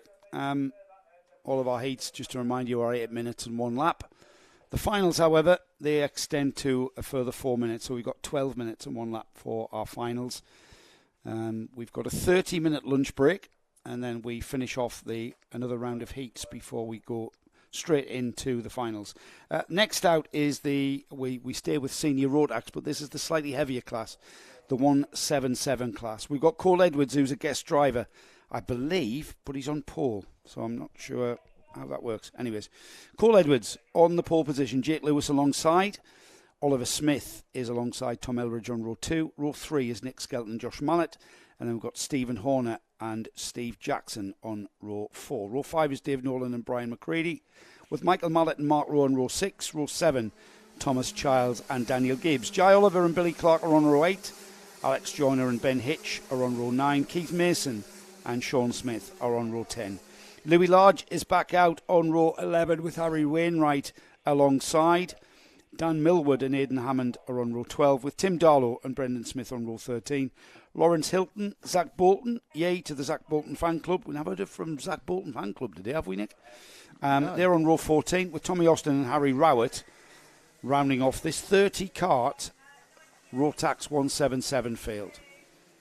So no Philip Howarth. Louis Large will want to just claw back as much as he can, really.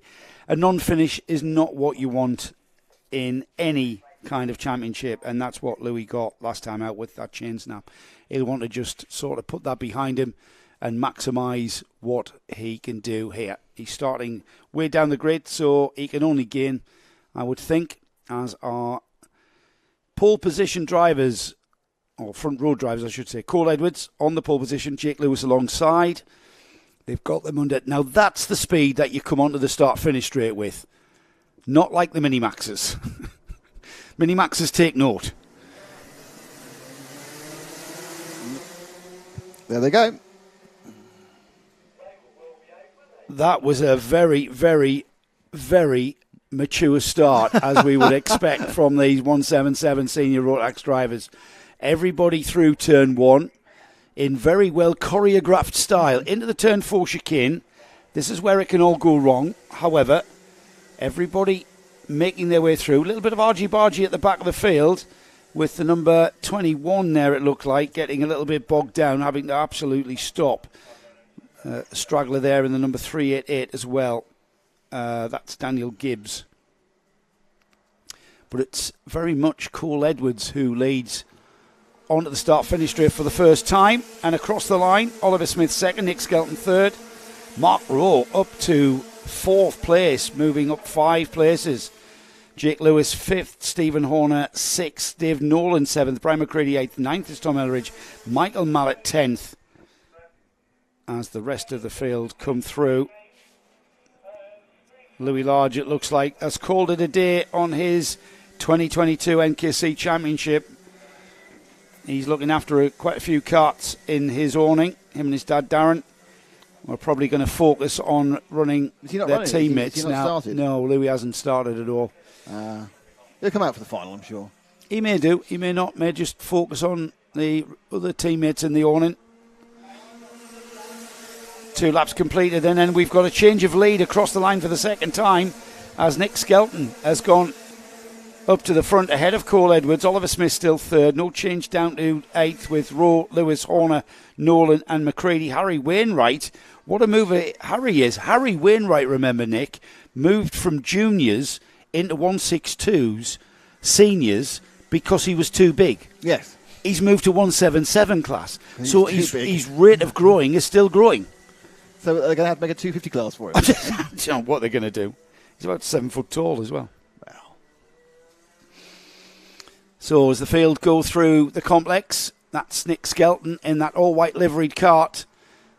Nice. That's not Nick Skelton. That is the number 63. That is Oliver Smith, who's now moved ahead of Cole Edwards. So it's Oliver Smith in the all-white liveried cart. Refreshing to see that in karting. Don't really see all-white livery these days. He may not have a sticker kit on that because of weight.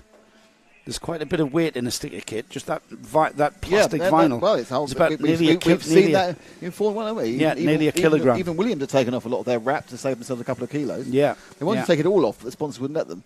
Of course not. That's the whole point. No, just chalk. You could chalk on the side, couldn't they? Whatever their sponsors, I can't remember their sponsors on now. But they could go, yeah, it wouldn't work in the wet though, would it? It would just all streak off, wouldn't it? Leader crosses the line. 4 laps completed for Nick Skelton. He's extended the gap out to 1.2 seconds though, and he's put in the fastest lap of the race so far. 46.5 is the target. Oliver Smith chasing him down in second. Cole Edwards still third. 4th is Mark Rowe. Jake Lewis still 5th. Harry Wainwright, he's the man on the move there. He's gone ahead of Stephen Horner, but first he got rid of Dave Nolan. And Harry Wainwright up to 6th place. Tim Darlow, cracking drive from Tim Darlow. Started 25th. Tim Darlow up to 10th. That is fantastic. Yeah, man. Sean Smith 11th. 12th is Brian McCready. Tim Darlow, cart number 18, is out there. We've got the leaders beginning to string out, Nick. Very plain cart, that white one. I've just had a good look at it, and that is. We have a word in RC when you have these multicoloured body shells. Yeah. Or you can have them, just a single colour, and it's called. That's painted by one can. the Spanish painter. Juan Can. Juan Can, Yeah. the Spanish painter. I see, that's funny. Yeah, these three beginning to string out now. I'm trying to see if we can pick up number 92, Harry Wainwright. He's the youngster who we were talking about, and he's currently in 6th place, Nick. So that's second. Is he? Yeah, he's currently up to 6th, and he's moving. He's been overtaking carts pretty much the whole race. So first, second, third, fourth, fifth, sixth. There we go. I think Harry's on that number 92 there, just heading towards the first chicane. And he's in the purple and white cart. There he is. He's already overtaken. So and he's taking again up the inside. So another position gain. Wow.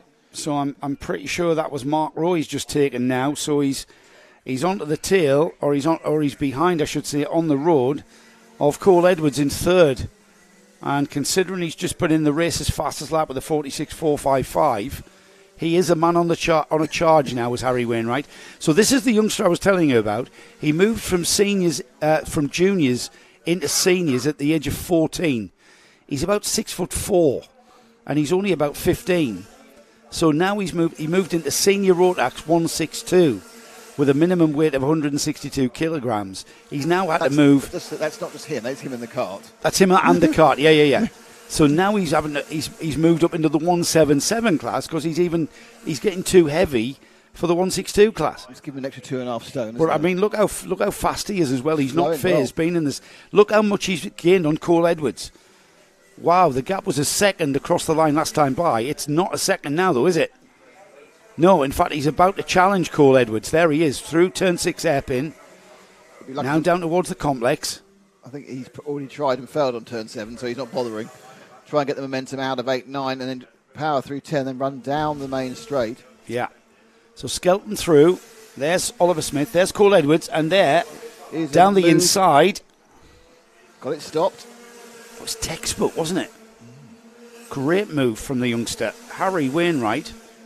Let's see where he is in the championships. I know he's had a bit of he's jumped from class to class, hasn't he? How does that work then? Yeah, well, he's not. Do you carry your points with you? Not at all. No, he's not going to be. I'm being stupid. He's not going to be in the 177 running at all. Bodes well for next season, though. Yeah, he got that sort of pace. And the annoying thing about these kids is they only get quicker. Yeah. May grow out of his footwear, but he gets quicker. Until the reality hits him of life. And that's 20 years away at least. So there is Harry Wainwright chasing down Oliver Smith now. Oliver Smith in the plain white liveried cart we spoke about. And there is no question with inside the final minute, I think they'll get back round before we click down to 0 time. So it's going to be another 2 laps of racing, and I'll be amazed, Nick, if he can't get past Oliver Smith. He's just looking like he's got the pace. He's pulled back a second and a half in, well, less than a lap. He's got 2.5 laps to go. Might get 3, actually. 19 seconds on the board there. Leader coming through now. So there is Nick Skelton, who leads by, what is the lap time there? Just as I want, 2.7. Oliver Smith, Harry Wainwright, nothing in this battle for second, though. And Wainwright having a cracking heat down the inside. And you know what? Oliver Smith tried his best to shut the door, didn't he? Thought he covered that. Covered that. I'll go back. I haven't covered it. No, there was a cart's gap. He used a tin opener really to open that up a bit. And Harry Wainwright, that's a back marker there. That's not the leader that he's gotten by. That's the leader just coming off screen there. Yeah, Nick Skelton. Nick Skelton. We'll pick the leader up now as they come onto the start-finish straight. There's the leader on across the line now, and there's the leader. Nick Skelton dominated, I would say, this heat for the 177 Rotax Seniors category. Into turn 2, the sweeping right-hand hairpin. That brings you back down the opposite end of the runway, opposite side of the runway, through the kink at 3, into the chicane at 4, left, right, left, and then into the fast left-hander that we call turn 5. Keith Mason in the 12 cart's got a meatball flag. That's the black and orange, the technical defect. He might get to the finish on that then. Might be all right. I think that's what he's trying to do, to be honest. Yeah. I haven't managed to see which one is 12. There we are. On the Lando Norris carts. Can't see anything particularly wrong with it. Checkered flag for the leader, though. Checkered flag.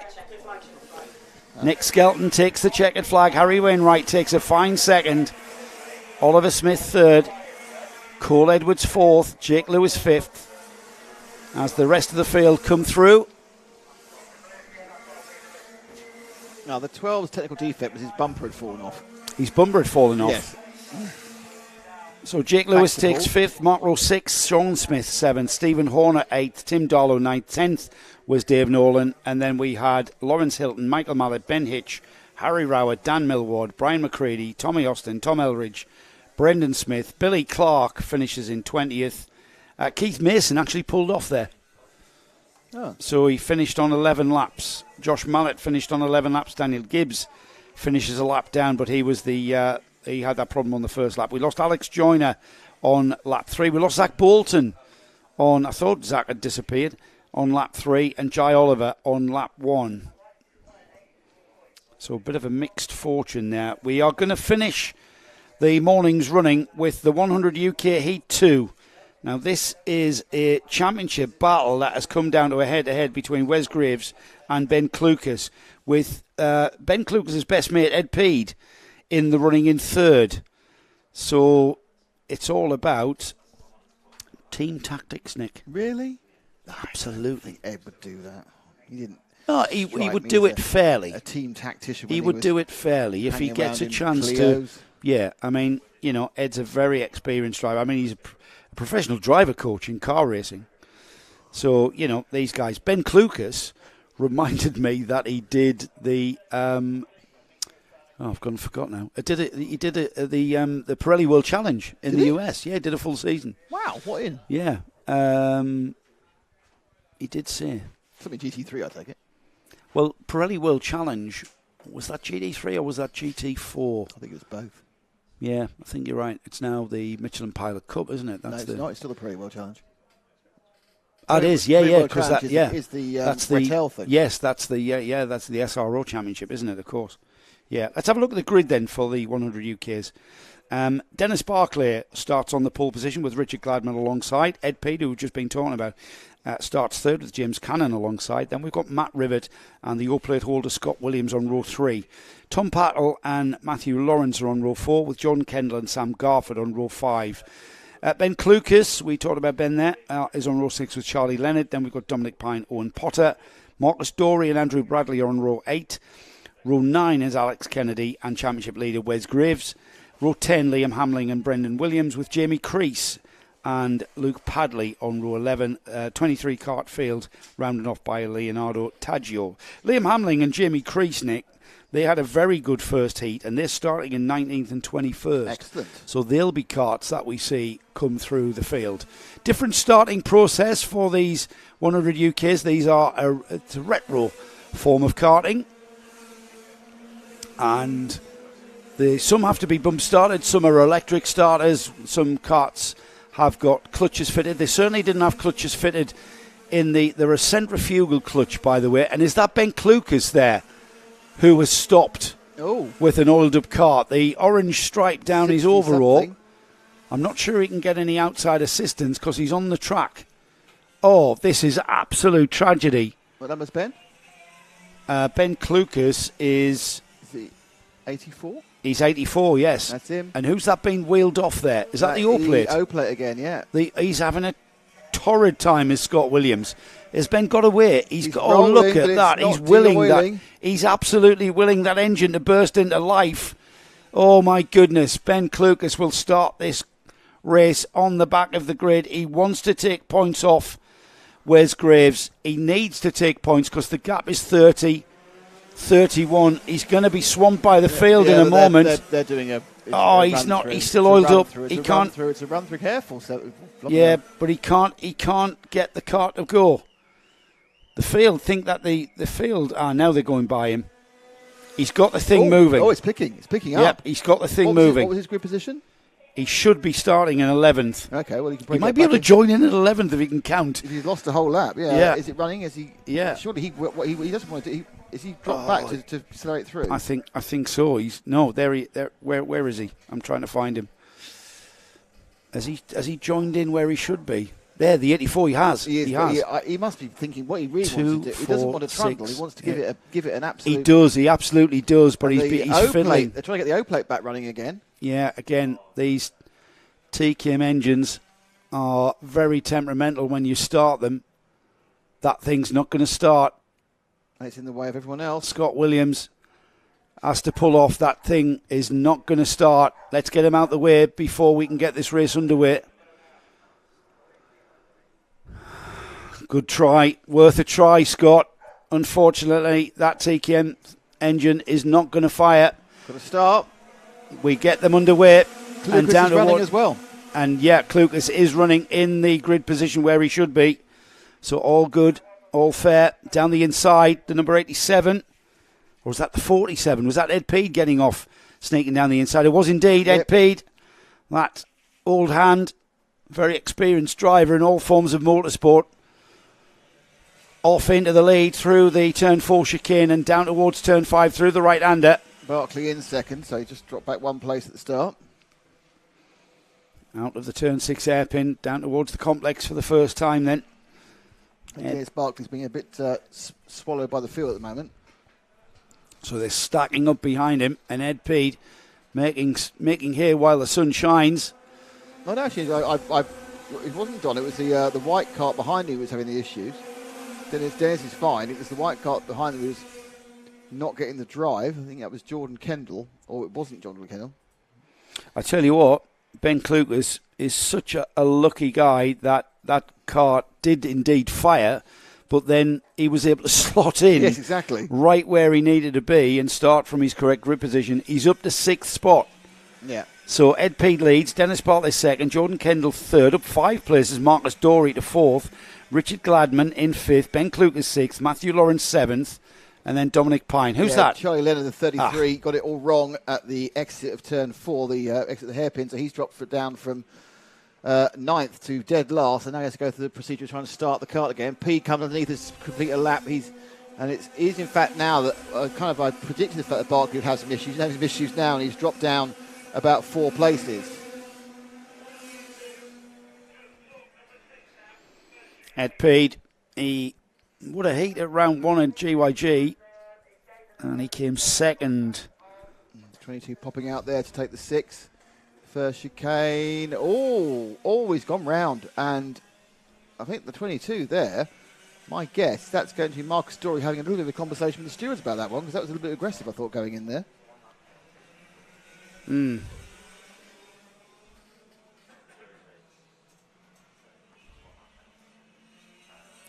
that's the number 84 of Ben Klukas, who has gotten ahead of Richard Gladman.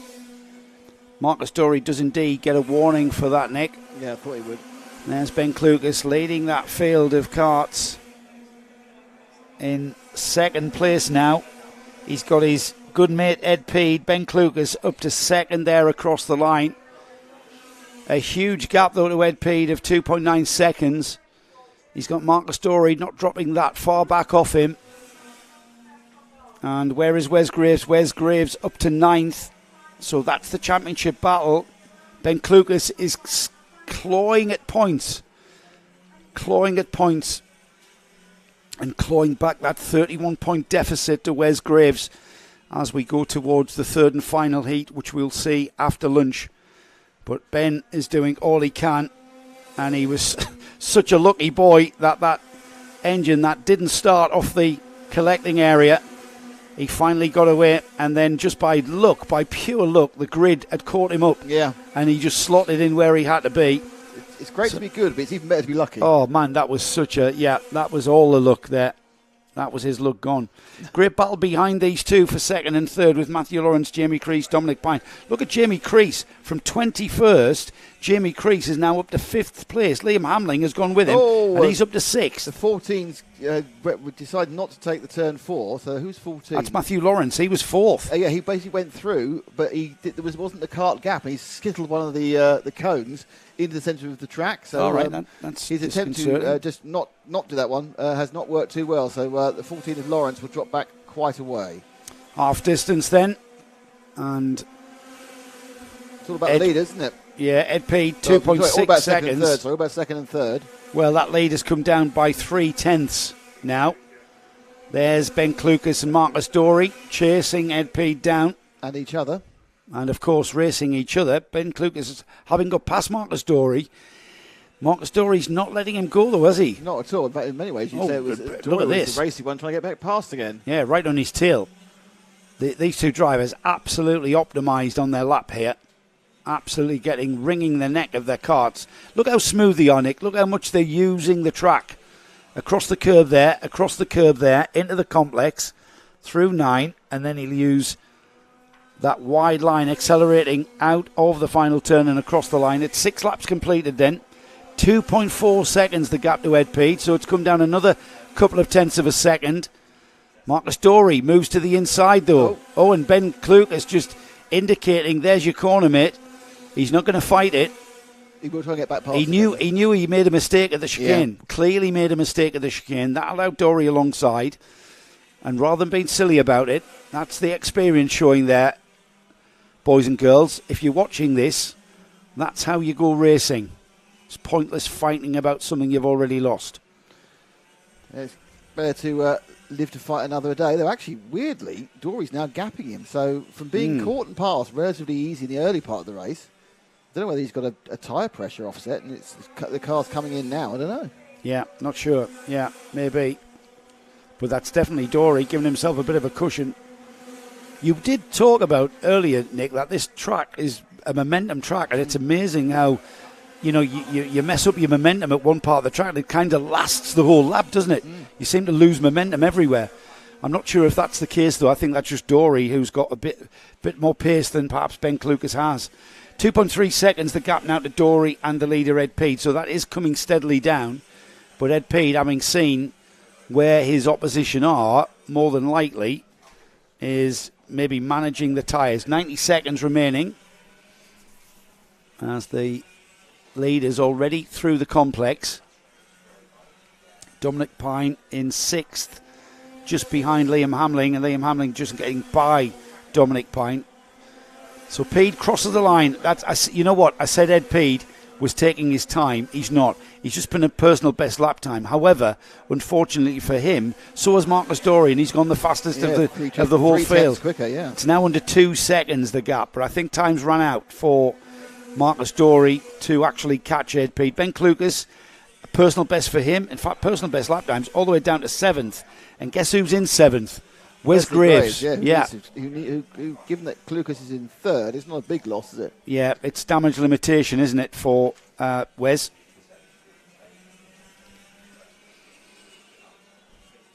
So with time running out, I'm not sure it's going to be, as the leader comes through, it's going to be 2 more laps then. Ed Pede on the number 47. 1.9 was the gap last time by. 1.9 is the gap this time by. Only a few thousandths of a second difference this time. Ben Clucas, another personal best for Ben. He's in 3rd. Jamie Crease still 4th. Liam Hamling. And you know what, Nick?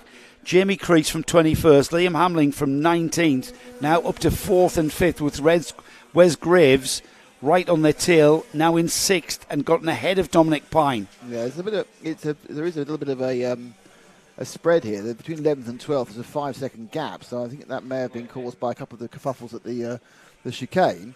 And if you manage to bridge that gap, you then get into a snake of carts you can then kind of get past. So that's my feeling what's been going on. Yeah, here they come then. Final lap board is shown to the lead driver Ed Pede. It's down to 1.7 seconds, that lead, so he is losing ground to Marcus Dorey. Ben Clucas 3rd. Liam Hamling ahead of Jamie Crease for 4th and 5th. And there's a challenge for Clucas as Clucas challenges Marcus Dorey there. That was all about momentum out of the first chicane towards turn 4. The turn 4 chicane now, left, right, left. And then down towards the left-hander at 5. There's Ed Peed, the leader. It'll be the checkered flag that Ed Peed will see next when he crosses the start-finish line into the complex then for the final time. This is the second heat of the 100 UK class. And Ed Peed will come through the final turn at 10. And we'll see that welcome sight of the checkered flag flying. He looks over his shoulder. Where is everybody? Marcus Dorey hangs on to that second. Ben Clucas third. Liam Hamling fourth. Wesley Graves ahead of Jamie Crease. That's crucial for Wes. He loses less points by finishing ahead of Jamie Crease for that fifth slot. Sixth is Jamie Crease. Dominic Pine seventh. Alex Kennedy eighth. Ninth is Brendan Williams. Sam Garford finishes 10th. And then we've got Owen Potter, Matthew Lawrence, Richard Gladman, Jordan Kendall. 15th is Andrew Bradley. Luke Padley, Matt Rivet, Dennis Bartlett, Leonardo Taggio finishes 19th, and Charlie Leonard rounds off the top 20 and indeed the 20 cart field. And that rounds off the heats for this morning, Nick. We're going into a lunch break. This morning is rounded off. Are we on half an hour? Oh, marvellous. Yeah, marvellous indeed. I'm going to put the coffee on. You put the coffee I'll on. leave you to close off. Well, thank you very much. And tell everybody what's coming. Well, we have what's coming up in a second is I'm going to ask us to remove... No, we're playing the video first. So you need to take the timing off. There we go. Then go down to the video. And what it is yesterday evening, there was a big gathering on the start-finish straight of all the competitors at the NKC. And what we did was we had a bit of a chat with some of them. And Joe actually talked to all the protagonists, all the first two guys in all the races, had a conversation with Joe. And we also talked to a number of the other drivers as well. So enjoy this. And we'll be back after lunch in about half an hour's time. So we come to the end of a very, very exciting NKC season. We've been to Wales twice, we've been way up to Cumbria, we've been way down to Dorset, but now we are at Fulbeck, the flat, fast airfield circuit just down the road from another well-known track as well. But last round, every single championship is up for grabs. Joe Bradley will be talking to all of those championship contenders, but first he's going to talk to the men who made this championship possible. 2022 NKC has been, well, it's been a halcyon year, certainly for me. My first experience with these two guys are the people behind it, Chris and Ollie. I've got to say, congratulations on a fabulous season. I know it's not quite over, but Chris, if I could ask you first, what's your thoughts looking back on 2022? It's just been fantastic. I think it's probably surpassed all our expectations. We're still a new championship, but to be where we are in terms of numbers now and all the happy faces, it's been a great year. We're really looking forward to next year. Excited about that already. Do you think there's a key factor? I know I've got a theory on the key factor of the popularity. Do you want to throw that out there? Well, it's just everything we've ever done has been about trying to keep the costs down, make it easy to access. Obviously, the main thing is restricting tyre usage and how much people spend on tyres. I think that's attracted a lot of people, and the sort of people who don't want to spend too much money and not necessarily trying to outspend each other. And I would say the very friendly paddock is something you guys should be proud of. Ollie, going into 2023, you've already sort of put a provisional calendar out there. Tell us a little bit about that and what the new places, if any, that we're going to be going to. 2023 takes us to Three Sisters for round one. So that's a new one on the calendar, one that we've wanted to go to for a while, so we're excited to go there. Yeah. It's new for a lot of drivers, but we know there's a lot in the northwest that know it well, and are really excited to be going back. So looking forward to that one. And the other new addition is Mansell Raceway down in Devon, so owned by Nigel Mansell. Yeah. So that's another track that we've been wanting to get to for a while, but haven't been able to get to for various reasons, but we're going, so really excited about that, and revisiting a few firm favourites like. I'm going to get rid of that wasp, everybody, proving that this is live telly. Yeah, and then we're coming back to a few favourites like Fulbeck, where we are this weekend, Clay Pigeon, Wilton Mill. We're visiting twice actually, so we're doing an O plate in August, so in the summer holidays. It's going to be a big 4-day event, kind of a festival style event, so we're going to have lots of opportunity for people to come along, race NKC, and he really wants to be on telly, this wasp. just a good opportunity to really showcase NKC for what it is, and have a good fun event. It'll be a different format.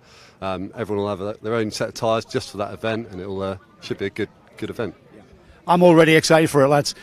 Congratulations on 2022. I know it's not quite over yet, but here's to a fabulous 2023. I'm pretty sure it's going to happen. The 177 Rotax class has been like all of our classes in NKC. It's going to go down to the wire. Philip Howarth there, current championship leader, but only 11 points behind is Louis Large. Going into this weekend, boys, how tense is that, Philip? It's all down to you, I suppose. You've got this to lose, I would imagine. No, I'm pretty chilled.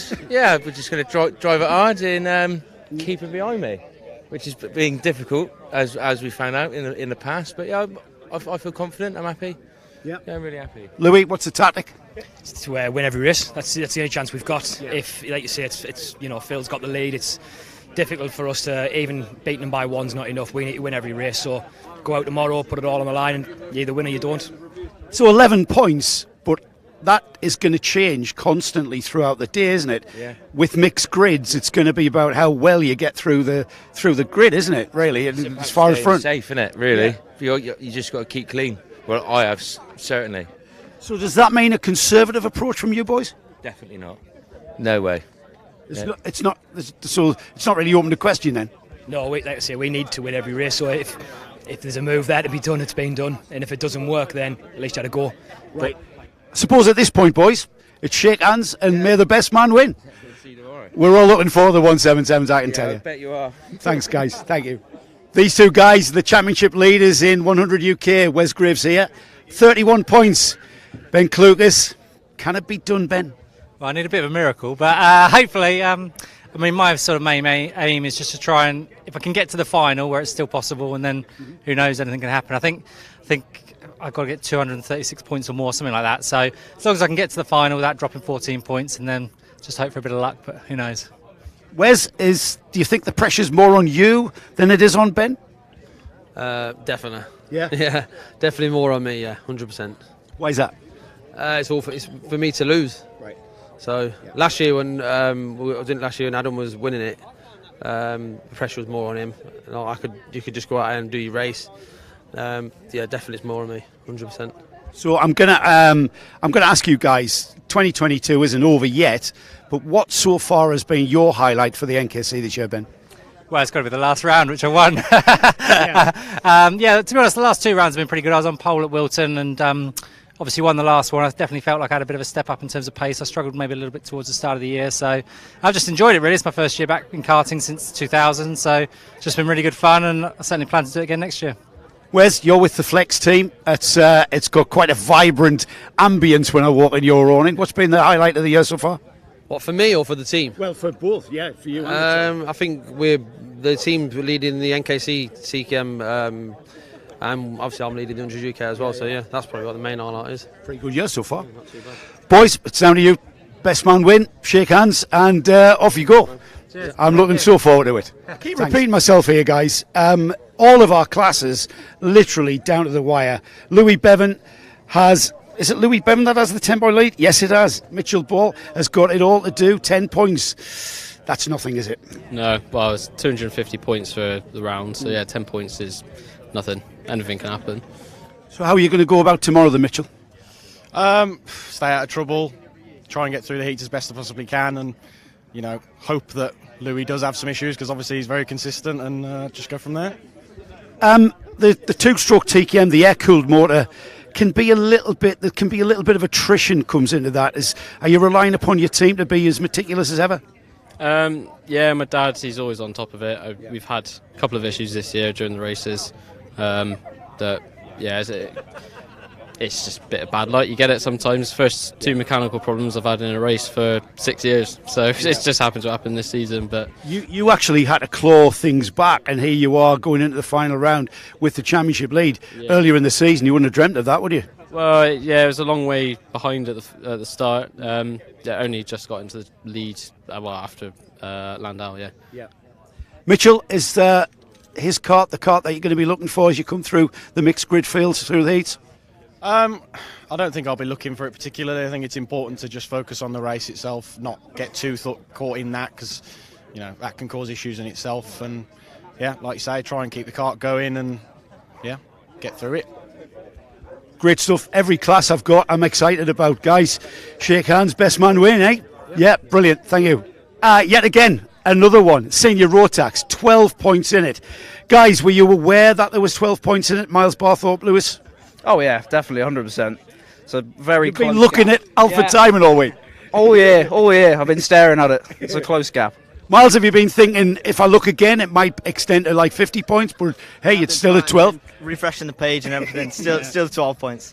So what's it going to come down to, Miles? You're leading the championship. You've got it all to lose, I think, is what they say. Consistency, I think. That's going to be the main thing. In the races, not getting bumper drops, keeping it clean, and hopefully, without saying it, he has a shocker and I do good.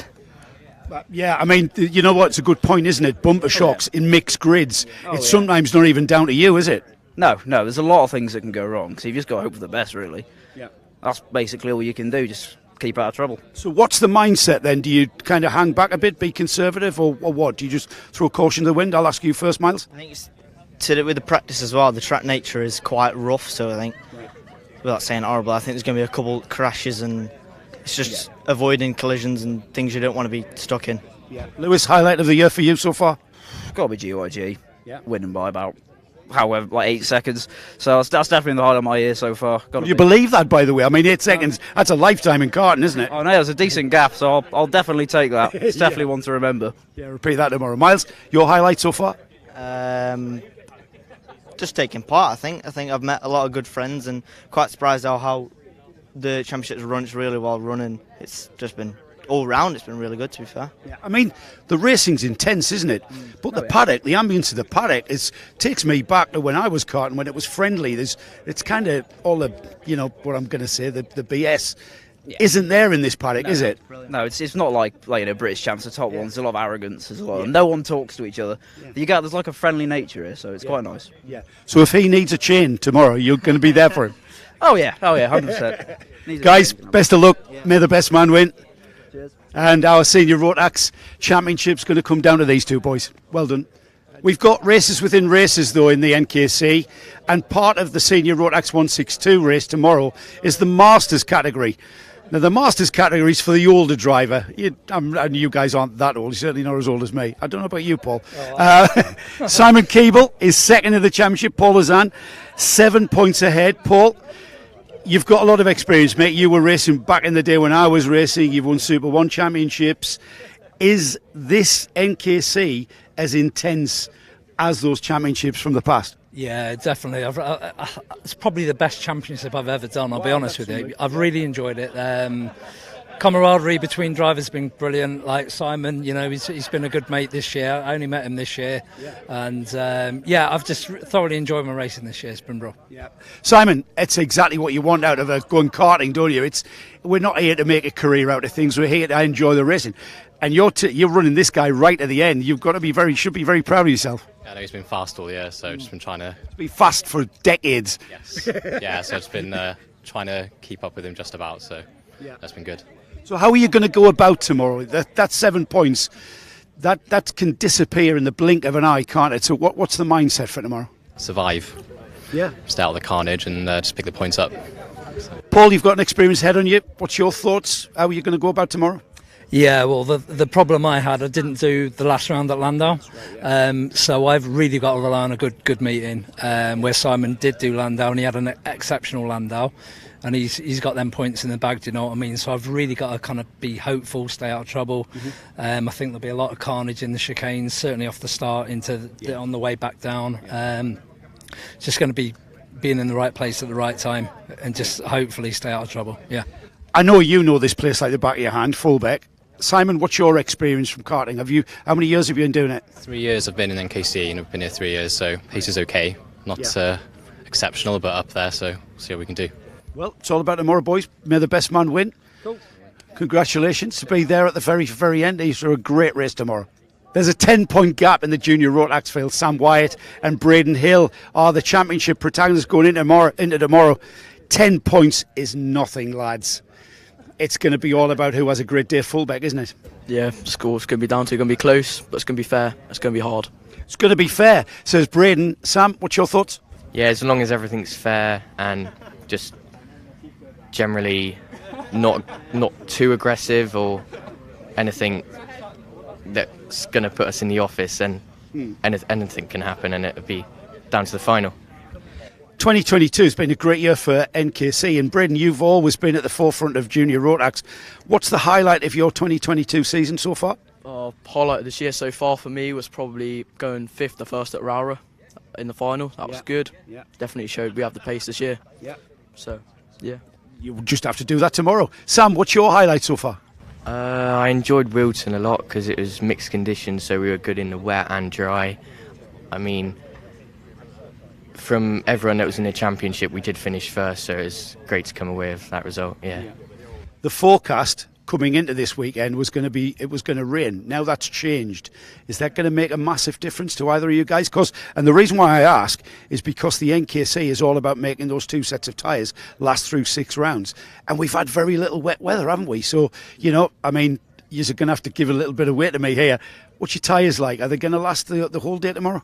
I think ours will be fine. We've looked after them all year, maintained them, and saved them for the last round. See what we can do. Yeah. Do you like that, Sam? Do you like that element of tyre management, not just for a race weekend, for a whole season, pretty much, isn't it? Yeah, I mean, we've tried to make one set last the last 4 rounds that we've done, so we have very not used tyres, so hopefully there's an advantage there. Yeah. I love that, guys. But may the best man win. Shake of the hand for the camera, and here we go. Junior Rotax Championship coming to the very last round. So 2 of our junior classes have left the best till last. The Minimax Championship, Alex Fraser, Reese Green, and this chap in the middle here is our 100 UK Junior Championship leader. But first I want to talk to the Minimax drivers because, guys, 2 points. You're the tightest championship of the NKC season so far. Alex, what's the tactic? See, now that wasn't a hard question, was it?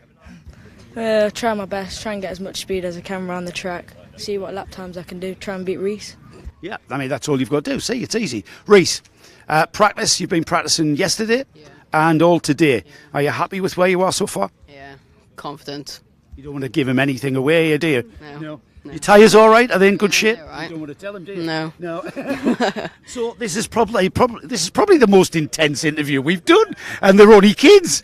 So lads, by tomorrow you're going to have to lighten up and actually talk to one another. You do realise that, Alex? No.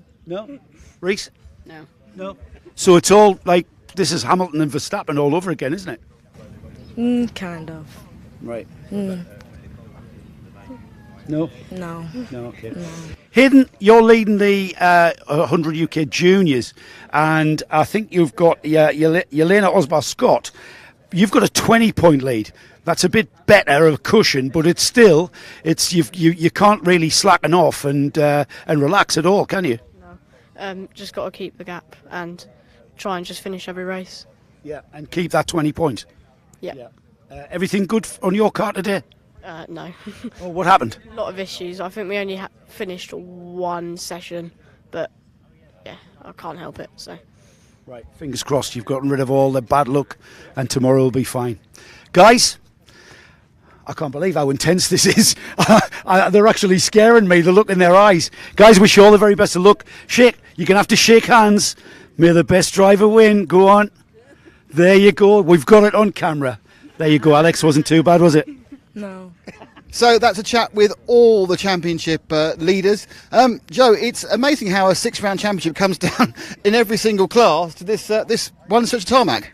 It's incredible. I mean, it's our first year covering the NKC, and we couldn't have wished. We're in the entertainment business, everybody. So when a championship comes down to the final round, literally tomorrow afternoon, all of our classes' championships could come down to the last 12 minutes of racing from a whole season. That's phenomenal. Whoever wrote up the regs regarding the tyre usage, 2 sets of tyres per 6 rounds, that's completely different to any other championship.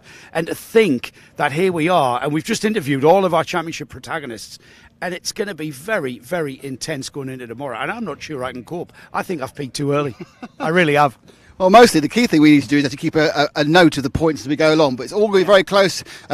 if you're watching this on lunchtime, you're already tuned. If you're watching this on Facebook, get tuned to the NKC final round, round 6 here at Fulbeck for the championship decider.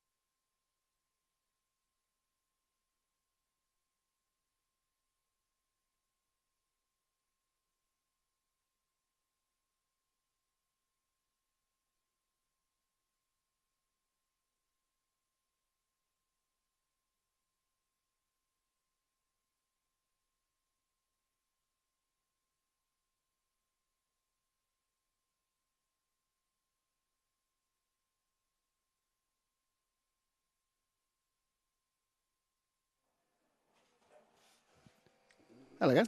Welcome back. Welcome back to Fulbeck for the final stages. Not just of the final round, though, Nick. Not just of the 6th and final round of the NAVOS NKC Championship 2022, but of the actual final stages of the championship. Yep. It's been a great year, I've got to say. It's been fantastic. It's the first time we've fully followed a championship, and it's been a great one. Yeah. I mean, highlight of the year so far, I've got to say, Nick, we visited Glanny Gores all the way back in March. Can you believe that was March? That's, it doesn't feel like March. It feels like 2 weeks ago. Clay Pigeon was another track that was very suited to all of our classes, and then Rowra. I'm thinking the highlight of my season for NKC. Was it telling us again and again and again how your first race was at Rowra? It was probably Rowra, Nick, and not for that reason. No, no. I did do my first race at Rowra back in 1985. I think it was. Might be in 86. But I tell you what, next season into 2023, we'll go to Three Sisters for the first time. And that is the track where I very first drove a kart. Was it? It was at Andy and Sue Fairless's kart school. And I had to go over a 100 National and a 125 gearbox kart. And having just been racing Formula Fords, I was not really that sort of thrilled by having to use a gearbox again. So the 100 National was a doddle. You just brake and throttle. That's all it was. Mega. Great track. Looking forward to 2023, Nick. And yes, it'll be fantastic. I mean, yeah. So, what am I going to say? What was my highlight? I thought Glam was the best one. I really enjoyed it, getting going. Because I'll be honest, I didn't know we could do it. What you enjoyed Glam? I mean, it's a lovely track. No, it's a great track. We covered it. There's a lot. Obviously, you come from a very pure sporting commentary bent, whereas I kind of halfway. It's about. How has it worked? You mean the production side? How has it worked? What does it look streaming like? The series? Yeah. Yes, yeah.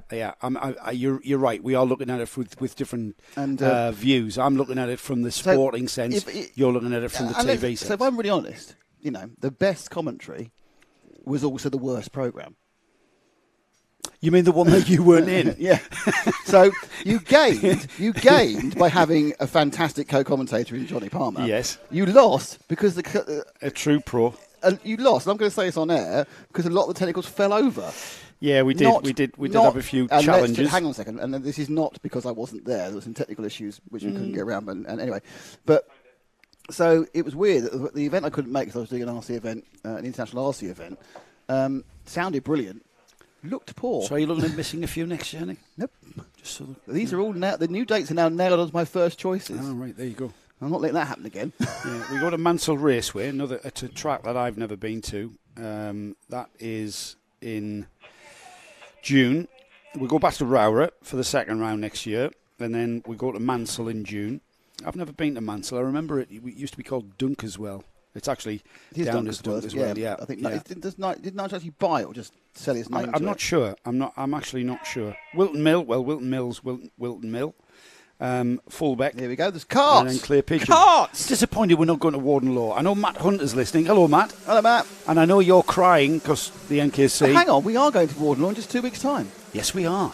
Well, more at that at the end of the programme. More of that for Karting TV Live. Yes. Yeah. We've got karts on track, though, Nick. We have. And it's Senior Rotax, their fourth heat. It's their fourth, and is it their final heat? No, we've got another one. We've got 5 heats on in total. Something else I wanted to do, actually. I'll have a quick rundown. Can you talk about yourself for a while? Well, we've got Harry Barker with the Masters Championship leader, Paul Lozanne, alongside him on the front row. Second row of the grid is Alexander Mirzan. Toby Case is alongside. Tyler Fossey and John Hobbs are on row 3. Luke Evans and Max Martin. And then we've got Carl Dunford, Jodie Fox, Ben Harper, Paul Moran, Pedro Oliveira and Miles Barthorpe, who's currently championship leader. Tommy Lee Davies, Louis Ball, Scott Smith, Nathan Hope, and then Andy Powell and Mackenzie Stevens, George Sanders, James Costin, Elliot Thomas, Lewis Jones on row 12, Thomas Storer, James Wood, Jamie Hardy, George Boxall, Simon Keeble and Dan Andrews. Andy Powell and James Wood running out of FP Motorsport with Hunter Motorsport Power on there. Then they are way down the grid, those two teammates. We'll see how they work together. We've been given the off though, Nick, and we are very much underway. missing out that turn 1 chicane and heading down to the turn 2 sweeping hairpin. It's a right-hand hairpin, and it is a very fast sweeping turn till it goes back on itself and back down the other side of the runway to the turn 4 chicane where the leaders are now. And it's the number 6 that is leading. That is Harry Barker from the pole position, maximising that start position and leading the field into turn 5 and into the complex for the first time. And we've lost. And yes, so yes, we've lost timing again. Yes. The timing uplink is using the same system as our timing downlink, which I just changed, but it's died, which is not good. So I'm afraid we're running a bit blind on timing again.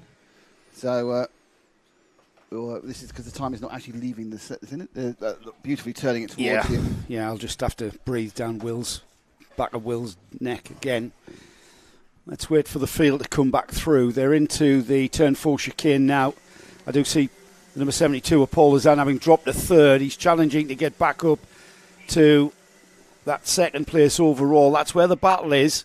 Harry Barker has disappeared into the complex for the second time. And look at that, Paul Ozan being crowded out, but taking advantage there and down the inside of turn 10. That was the old master stroke there. He could have easily have ended up in 4th place, but instead he's back up to 2nd. So it's Barker, Ozan, Alexander Mirazan in 3rd, Kyle Dunford it is in 4th, Luke Evans 5th. Then we've got John Hobbs, Max Martin, Miles Barthorpe up to 8th, and then Ben Harper and Paul Moran running off the top 10. Great to meet Helen for the first time. Yes, Mrs. Moran. Mrs. Moran to be. She's here. To be. No chicken dinner at the Morans. Well, all down the pub, in fairness. Yeah. She brought her mum as well. Even better. They were off seeing a wedding venue. They've been off to see a wedding venue, yes. I hope we get an invite, Helen. Right, and I hope, Helen, I hope it's a chicken dinner. Yeah. Well, there'll be more than a chicken buffet, maybe. Oh, look at Harry Barker. Look at that lead he's pulling. There he goes across the line. Still Ozan, Evans, Dunford in 4th place. Mirazan drops 2 places to 5th. And that's John Hobbs, Max Martin, Paul Moran up to 8th now. Ben Harper, Jodie Fox running off the top 10. Where has Miles Barthorpe? There he is, down to 14th. Miles Barthorpe on that lapnick dropped 6 places. Still waiting for the timing to update on our screen, so I'm still going to have to. It's not leaving it's not leaving that computer at the moment. So right, I see. Field already into the complex.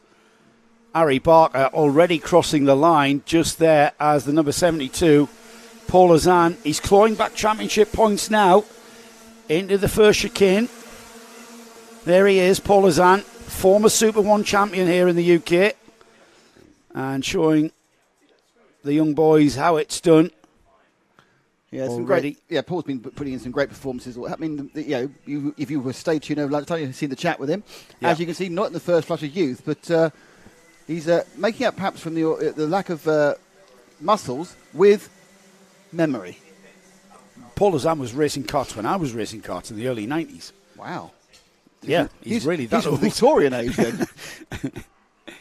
Here he comes. Here's Harry Barker. There's Paul Ozan. Now Ozan has got Kyle Dunford moving onto his tail. These two moving away from the kart in 4th place and extending that lead purely because they are not battling, or at least they're beginning to stop not battling. That's for 2nd and 3rd. The thing we're talking about is the kart in 2nd place there. He's the Masters Championship leader, so he needs to finish as high up as he can. Masters denoting that he's one of the older drivers. And there's the move from Kyle Dunford down the inside. That was a textbook move. And that means Dunford, having been held up a little bit by Paul Ozan, he'll want to now chase down Harry Barker, who's crossing the line now. There is just under 3.5 minutes remaining. Dunford hasn't lost Ozan, though. Ozan very much with him. Out of the first chicane. Down to turn 2. And you can see Dunford just eking out. That's what I'm going to call that half a kart's length into the turn 4 chicane. Harry Barker already out of it and heading towards turn 5. That sweeping left hand of the cart are going through now. Oh, using a bit of curb there for Dunford. This is where he made the move stick. And there's no doubt about it. He's pulling away from Ozan. He's leaving Ozan ever so slightly. The battle behind them, Paul, is where we are seeing a bit of action. Just dropping back off that third place cart as they come across the line now. There's fifth. That's where the battle is, right there. We've been swapping places and they continue to challenge one another into the chicane. Out of the chicane. We'll try and get a handle on who that gaggle of carts. Too wide, like a NASCAR race through that sweeping right-hander. Too wide for 2 rows. Great battling there for 6th, 7th and 8th, it looks like. And one of the drivers in there is the number 77. That's the bright yellow liveried cart there of Paul Moran, who's down the inside. Moran just squeezing, used his tin opener, as I say. And he hangs on to that. They didn't quite make the move stick, but he's hanging on to that. He was disadvantaged massively there. No hope, no gain. And he's made it stick now. Just get a handle on where Paul Moran is. And that's Moran in 9th place there, just getting ahead of Ben Harper. He's got Louis Ball, Pedro Oliveira. Let's have a look at the top 10 then. Harry Barker still leads. Carl Dunford now 2nd. Paul Ozan 3rd. Luke Evans 4th. Then we've got Max Martin, Alexander Murazan, Pedro Oliveira, Louis Ball, Paul Moran 9th. And round off the top 10, Ben Harper. So that's a 9th place slot. He's chasing down 8th place. Sorry, Will. 8th place is, of course, Louis Ball. So we'll see if Paul Moran, who's thrilled that his wife Helen has made the trip from South Yorkshire across the A1 to Fulbeck, instead of staying at home and making his chicken dinner, she's here to support him. And can Paul, who's pulled away now, he's broken free of that group of carts, and the number 77 there, he's in 9th place. He's challenging. He's wanting to challenge for 8th, it seems. As he just gains and gains and gains on Louis Ball ahead of him. Everything stays the same in front of them. With Barker leading across the line there. Dunford 2nd. Paul Ozan 3rd. Here comes Luke Evans on the Lando Norris cart. Then we've got Max Martin, Alexander Murazan, Pedro Oliveira, Louis Ball, Paul Moran, Ben Harper, rounding off that top 10.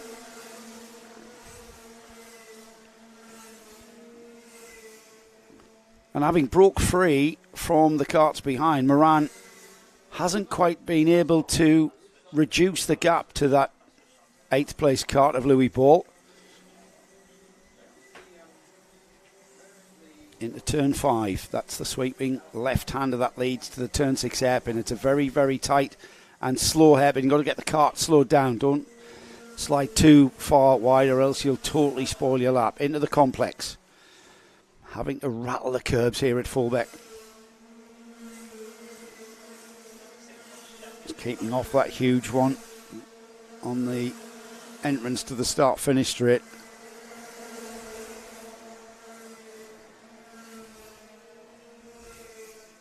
Oh, movement for position just ahead of that battle.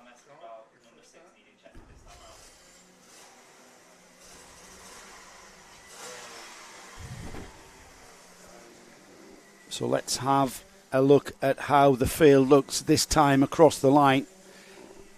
Checkered flag being readied. So it's a heat win for Harry Barker from pole position. Kyle Dunford in 2nd, Paul Ozan 3rd, Luke Evans crosses the line in 4th, 5th is Max Martin, Alexander Murazan in 6th, Pedro Oliveira 7th, Louis Ball hangs on to that 8th place from the advances of Paul Moran.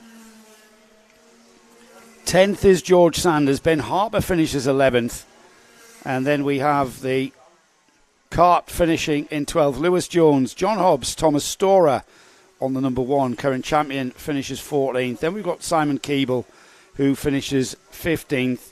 Simon, remember, he's in contention with Paul Ozan for Masters Championship honours We then got Scott Smith in 16th, Jody Fox 17th, Dan Andrews 18th, James Wood finishes in 19th, Tommy Lee Davies 20th. Then we've got Andrew Powell in 21st, Mackenzie Stevens, Miles Barthorpe down the order there on the number 124. He will not be happy with finishing 23rd. James Costin 24th, Elliot Thomas, Nathan Hope, George Boxall, Jamie Hardy, and all 29 competitors there, Nick, finished the full 12-lap heat. Yeah, great performance by continuing going. Sorry, we're just having a check on the magic of the internet. Not been quite so magic as it used to be at the moment, but managed to get through. Sounded like a good race. Didn't see any of it. So you were doing technicals again, weren't I you? was helping out with technicals. I was trying to help, but in the end, basically, what happened was the world decided to right itself. You know how when things go wrong, you can't work out why they are, and then the world decides to right it itself, and you can't work out why that is. Yeah, that was happening. What happened? We had a situation exactly like that. So is it sorted then? Until it goes wrong again, yes. Because we didn't fix it, we just went, it's working. Yeah, for no reason it comes back on. Yeah. One of those awful. Yeah, anyone's ever owned a car will know that feeling when suddenly something just works again. You've no idea why. You think, well, that means he's going to break again. It's the link between. It's the link between the track and the internet feed. Yes, that's why the time is. What everybody's getting their time and scoring it's from. It's a problem. It seems to be because we've got two different sections. It's actually a problem with the E. Yeah, the timing went down. Hello to Reese Hunter, who's listening in from somewhere. Don't know what track he's at, but he's listening in to see how James Hunter Motorsport next year in the championship. He's already in the championship. He's got Andy Powell and James Wood who are on his engines. Right. But not the awning though. They haven't got an awning, have they? No. I'm pretty sure that the way that this championship is growing, we should be seeing Hunter Motorsport here with a good representation. Timing is back on. Yes, we lost timing there. That's why you didn't have any timing race. So you'll be able to keep an eye on how your two motors are doing. We've got the 177s out next for their fourth heat. There'll be another heat for 177s. Yeah, the senior Rotax classes have got enough subscribers to warrant 5 heats. Everyone gets 3 heats, though. That's the thing. Maybe 5 heats for us, but all the competitors will get 3 heats. We've got Sean Smith and Keith Mason on the front row. Rowan Mackley and Lee Todd are on row 2. George Merrison and Mark Rowe, row 3. Row 4, David Medlock and Zach Bolton. Hello to the Zach Bolton fan club. Are they still there, Nick? Possibly. Philip Howarth, who is champion-elect, it looks like, with the demise of Louis Large. He's on row 5 with Dan Millwood. Technical demise.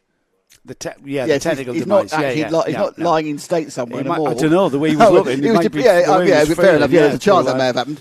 Yeah. And a good start by we're going to get a start straight away, so we will get off and on with it. There's the helmet of the golden coloured helmet of Philip Howarth just on the right of the screen there, who's already made places up, and it looks like he's going to come out of that final turn in 5th place, is it, Nick? Oh, no, he's got a drive at 4th. No, he's got the drag out there, though, so that's going to work for him. 3rd, he's got up the inside of the 49 car who made a mistake, so that's a slightly unfortunate situation for him. Yeah, he's still battling, and he's into the turn 6 hairpin already, and he's moved up the order again, did the switch back there. He hasn't got the line into the complex, though. He's had to, discretion had to be the better part of valour for Philip Howarth there, and he's had to slot back in. Here they come for the first time then. First time across the line. Sean Smith leads, George Merrison 2nd, Philip Howarth 3rd, 4th is Rowan Mackley. Keith Mason drops to 5th. From 2nd on the grid, Dan Millwood 6th, Mark Rowe 7th, 8th is Oliver Smith, Lee Todd 9th, and Harry Wainwright, the youngster, rounding off the top 10, up 5, up 6.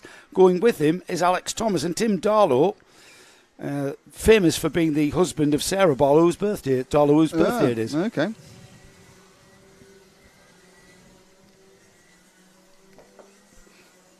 So we've got a battle that has broken out for... Is that Philip Howarth now charging down second. on the... No, he's in second. He's in second. Whilst we were looking at other things, he nipped up the inside of George Merrison at the turn 2 hairpin, and now he's already hunting down Sean Smith in the 64 car. I think the way Philip is going, he's kind of putting the championship out of reach of anyone else. Of any mechanical failure, of any disaster. Yeah, even if he doesn't take part in the final, I think he may have clinched this now. And that's because we've lost Louis Large, of course. And then Louis didn't take part in the next heat. No, that's a shame. It's the information is that he chose to. It's out of his reach now, the championship. So he's decided to focus on his teammates and assist in their prep and get their carts running well and seeing them up the order. Also a little bit depressed about the whole be situation. Gutted. Absolutely gutted. Yeah. Contact warning for car number 4. Cart number 4, Reese Llewellyn. Carts across the line then, and it's Sean Smith, Philip Howarth, Merrison, Wainwright up. Harry Wainwright has taken 4 carts on that lap. I'm saying this now. Harry Wainwright, 2023. Yeah, I know. Put your money there, everybody. I think certainly what we've seen has been a two-horse race in the Large Howarth pair. I think that's going to become a trio if Harry joins the NKC next year. You know what? The NKC, the NAVOS NKC, to give it its full title for the 2022 season, that has been the largest thing on the karting radar for pretty much, and it's grown as 2022's gone by. And everybody's looking towards 177s. This is the biggest 177 Rotax grid you'll see in any national championship. There isn't an MS UK British Championship for 177 anymore. Isn't there? There's nobody competes in it. Because they're clubmen and won't spend £1 million. Yeah, they won't. Not you know, million, I know what you mean in relatives. Yeah. So this cost-effective formula of 2 tyres for 6 rounds is what is attractive, and. You've got the growth of Minimax because of the changes in the National Series. You've got people looking to the NKC and thinking, you know what, it's live streamed, just like the British Championships are, and it travels around the country. There's a nice south-north divide with a little bit in the middle with Wilton Mill. Basically got 2 north, 2 middle, 2 south. Yeah, it's pretty attractive. Next year. Yeah. I have a quick question for you, because I should know this. Is British Champs unlimited tyres? Or is it No, you've 2 got to sets use of race? 1 set for the race weekend. Right. So that means once you start your practice and heats, you're on 1 set of tyres. Okay, so it's not ridiculous then. Not like it used to be. Not like it used to be. I remember in the days I was spannering for certain teams and it was brand new set of tyres per heat. Was it you who told me the story about the guy who's now the husband of one of the Prince Andrews? James Matthews. James Matthews. And he went out. He was supposed to do a run, and he made a mistake on his first lap. He was racing for Terry Fuller. Yeah, he made a mistake on his first lap. I was spannering for him, and he sent him out on a practice run to scrub in his tyres, and he needed to do 3 laps. And he did 4 by mistake. He didn't see my board. And he came in, and Terry said, throw them away. I threw them away straight in the boot of my car. Yes, Terry, I will. I had thumbs I tell you what, my thumbs were as big as my thighs. The amount of tyres that you had to change. But they were so soft. It was a class of karts that were. I think they only ran for 2 seasons. It was an international spec, so that the junior drivers in this country could get. And I'm talking 1991. So I forget what formula it was, but James Matthews was teamed with Ralph Furman. Ralph Furman Jr. went on to Formula 1. Now, at the front of the field, in fairness to Sean Smith, he's managing to not be massively overtaken by Louis Large. We're looking at Philip Howarth. 83, thank you, actually. We're looking at the 83 at the moment. That's the white cart of Oliver Smith, and now back with the first 2. Yeah, Philip Howarth. No, he's still pushing on though, isn't he? I know. He's still putting his head down to reduce the airflow. Smith has gained virtually no noticeable track distance during an entire long historical story you told. It's an interesting one. Yes. I mean, that was just you ridiculous. rambled for about a lap and a half and he didn't get anything. So, Phil, we're now concentrating on you, so give it a go, mate. Yeah, okay, we're back. Sean Smith has dominated. Harry Wainwright up to 3rd that last time, by the way.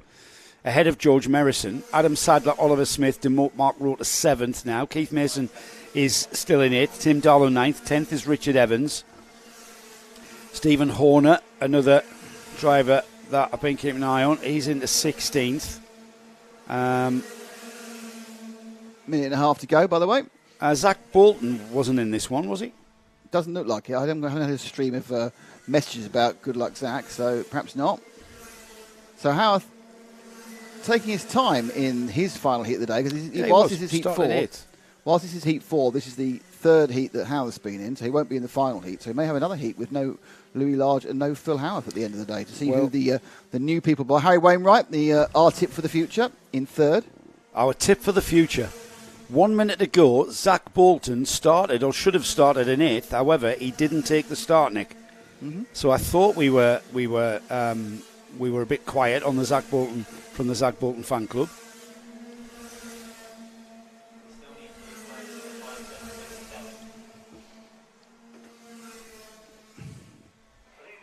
So they're coming through now. A couple of laps to go. They'll get this one and one more. I think they might get two more, actually, because they're 31 seconds away from the start-finish. They've got most of the lap done. Yeah, they're going to get that, Nick. Howard has seemed decidedly less interested in going past Sean Smith than he normally is. I know he knows basically that the second place, 48 points, is probably enough to cement what he needs to do, and perhaps he just doesn't want to risk anything. Well, he's got one more race for the 2022 season. Just the final, and that's the final, And he knows that he needs tyres that are going to need, he's going to need tyres for another 12 minutes and one lap. So there's really no reason to risk it. Plus, Sean Smith is really, he's pushing on. 46.3, 46.2 for Howarth. Was the last lap's by, so that they're not exactly taking their time. Here they come again, crossing the line here. Final lap. So I think really what Phil's saying, well, if I get an opening, I'm going to go for it. But am I going to force the opening? No. Nah. Now, he's got a chance now to nip out to the camera left. Doesn't do it. Oh, Sean just went a bit wide there, but he's going to be okay. I don't think he's not really an out. Oh, he's camera there foreshortened the distance between the two of them. I thought that Phil was going to go up the inside of Sam. He's looking at it now. Well, he is, isn't he? He's challenging. Sam says, no, I'm not giving you a car's width. I've never seen anybody overtake a turn 5 there all day. It's more to get online to set yourself up for turn 6. Maybe. And what happens is the intelligent people say, no, you're not having any of that, and just ease them out so they don't have any overlap. No, he's doing again, coming through the last couple of corners. Almost like Phil was saying, I could go past if I wanted to, but celebration there. Does that mean he's got the points? Because he celebrated there like he's got the points to win. Yeah, he may have. Yeah, that may have put anybody out of reach of Philip Howarth, and I'm going to call him the champion-elect going into the final there. I mean, the problem is, of course, Nick, when you move offline through that sequence of turns, through 9 and 10, you completely lose momentum. So that's why it's very hard to overtake there. Yeah. Anyway, so, lunch has arrived. Oh, marvellous. I don't know what that means. That means one of us eats our lunch. Yes. So did you want chips? I'm cheesy chips. Oh, I got chips. I didn't expect chips. So then, we're going to take it in turns to talk now, aren't we? Yeah, who goes first? Go on. Because I've got a grid to run down. Oh, I'm going. Okay, one. Will, are we able to have a bit of an update on the championship standings, do you think? Can we have a look at the 177 Rotax Championship? Because right, okay. What? How was it looking going into that one then? What have you done? Oh, sorry. You just pointed there. I'm thinking, what? You've magically made that come up on my screen? Fabulous. Yeah. So we're going to get that update. In fact, you know what we're going to do? We're going to build the tension here. We're going to build the tension. We're going to build the tension going into the finals. That's what we're going to do. So yeah, I mean, all right, yeah, it's only the top bit that was. You know what? 1200 to 1165. It's still going into that one. So he's just scored. Yeah, well, that's including the drop, isn't it? Yeah, so that's the true standing. So Philip had 1,200 points going into that heat. He's now got 1,248, and Louis has got 1,165. So technically speaking, mathematically, Louis would have to win the final and Philip not score any points. So, and with Louis calling it a day, that is probably Do you want to do that, Nick? All right. Junior Rotax out for their third heat. I'll do this. Ashton French, he's third in the championship coming into this weekend. He's on the pole with Ronnie Shrimpton alongside. Stephen Barnes and Daniel Whitfield are on row 2. Lewis Llewellyn and Ollie Morris, row 3. Archie Hardiman, Daniela Sutton, row 4. Row 5 is Rafi Celentano with Frankie Bourne alongside. Sophie Hadley and Levi Goodyear are behind them on row 6. Row 7 is Aidan Pomeroy and Alfie Bushell. Braden Hill and Archie Buttle are on row 8. Jacob McDonald, James Rigby are on row 9. Row 10 is Adam Catling and Oscar Shrimpton. Then we've got Joel Bowden, Sam Wyatt, row 11. Rounding off the field, Ethan Wyatt and Dylan Mitchell. We've got the go-ahead for a race start. Our championship protagonists are way down the order in this third heat for Junior Rotax, as the field look like they get through that first turn, which is the turn 2 hairpin, through turn 3 kink and into the chicane for the first time. And it's the number 67 of Stephen Barnes from the scuffed number plate on the side of the cart I saw there coming out the chicane. They're already into the turn 6 hairpin as they go into the complex for the first time. And across the line, Nick, we'll get an idea of just who is where. So lap 1 is completed. And it's Barnes from French, from Whitfield, from Morris, from Shrimpton, from Braden Hill, one of the contenders. Then Levi Goodway, Daniela Sutton, who was very impressive in an earlier heat until she got involved in a bit of an accident, not really her fault. Going around this corner, turn 2. As they streak away, our leader has about 7/10 of a second over second place. The multicoloured cart leads, and second and third are right together. It is French and Whitfield.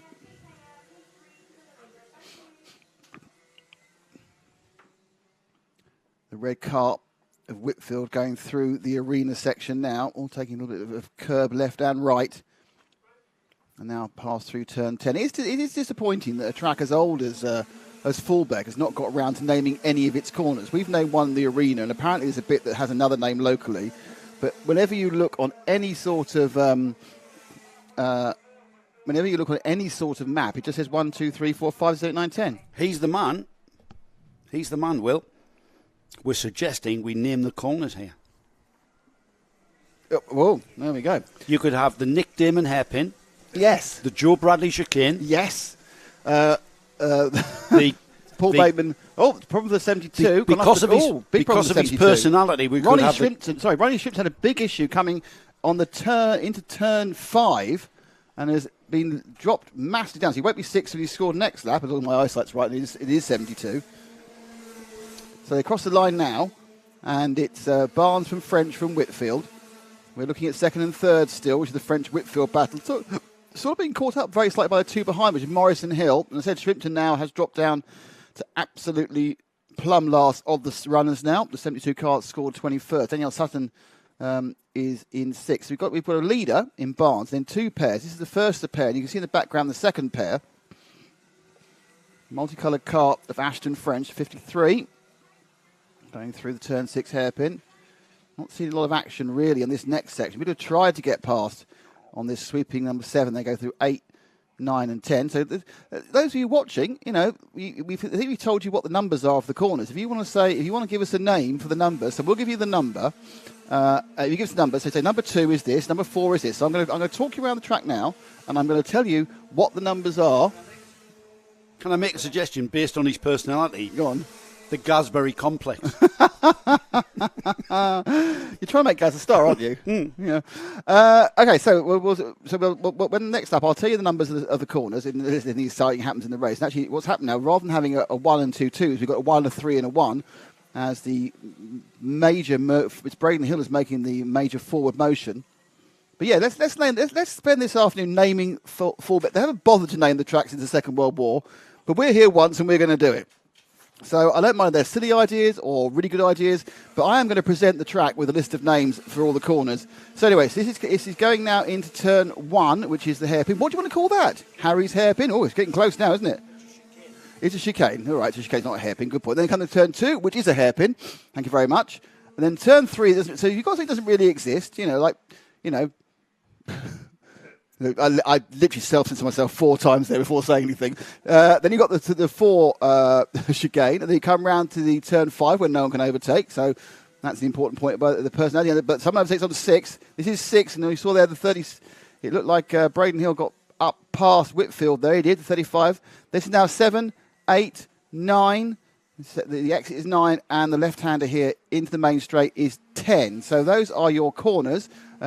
Taking those corners the last time round, Braden Hill picked up a position, getting past Daniel Whitfield, but it's still a little bit of a gap between himself and French. Barnes a long way ahead, but Hill on the move. He's got 3 minutes and a lap to go, so there's still plenty of time. With action behind them with the 20 and the 19. That's Ollie Morris and Samuel Wyatt swapping positions. So let's stick with second and third. And they come out. Fourth not being dropped, which is Whitfield now, but it's about French and Hill. Hill looking to get up the inside of French again. That's where he got Whitfield last lap. And he's always going to try it against it. No, you're never going to get past going through into turn 7. That's not happening. Well, it's called turn 7 now.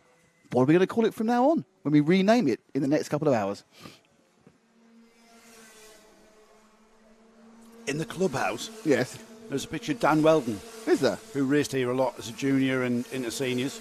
As Braden gets past for second, nice move into the turn 1 chicane, not the hairpin, turn 1 chicane. He got through nicely there. But yeah, so Dan was a big racer here, was he? Yes.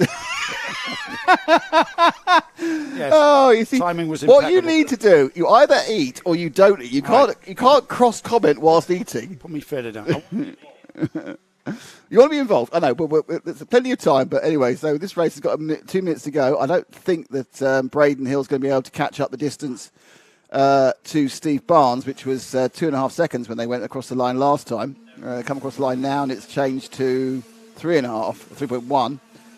Battle now for third and fourth, as you can see. And it's Aston French holding off Daniel Whitfield as they come down to the number 2 corner. Number 2 corner, need to call something else. So French looked quite comfortable in second until he got his momentum upset. Oh, at the inside there into 4. Fantastic manoeuvre there.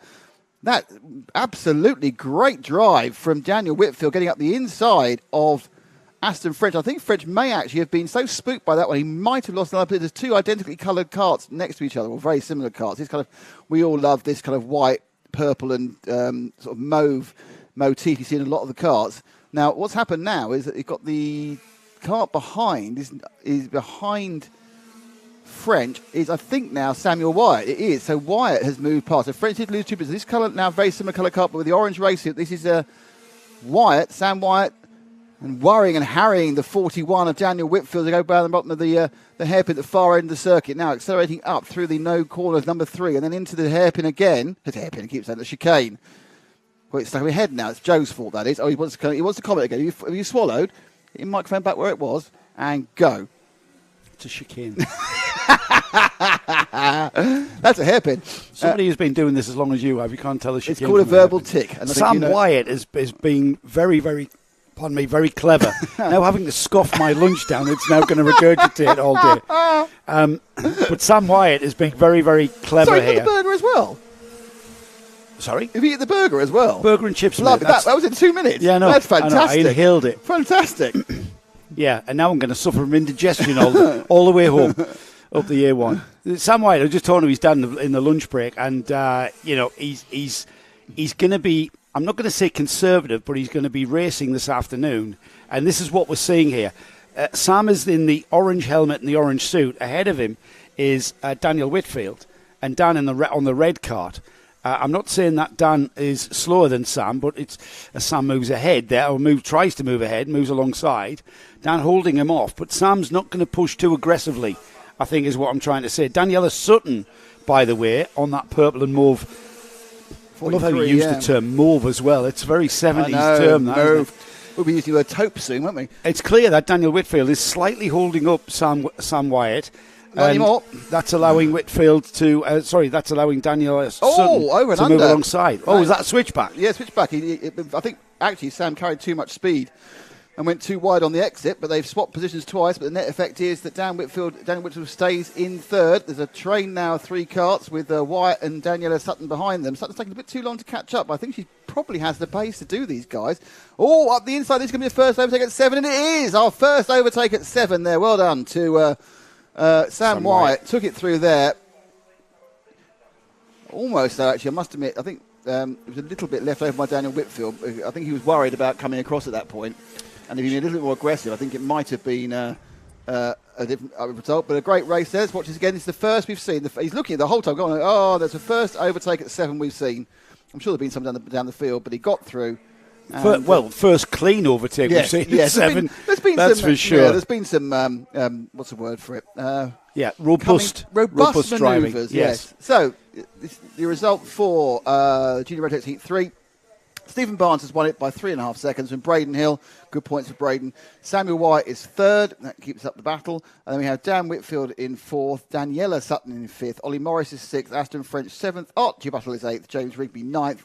Then it's Levi Goodbert Ujier bringing up the top 10. The rest that came in was Rafi Celentano, Lewis Llewellyn, Alfie Bushell, Adam Catling, Joel Bowden, Frank Bourne, Dylan Mitchell, Oscar Shrimpton, Ethan Wyatt, Sophie Hadley. They all finished the race, but Ronnie Shrimpton we saw dropped out after 2 laps, and Archie Hardman only made 1.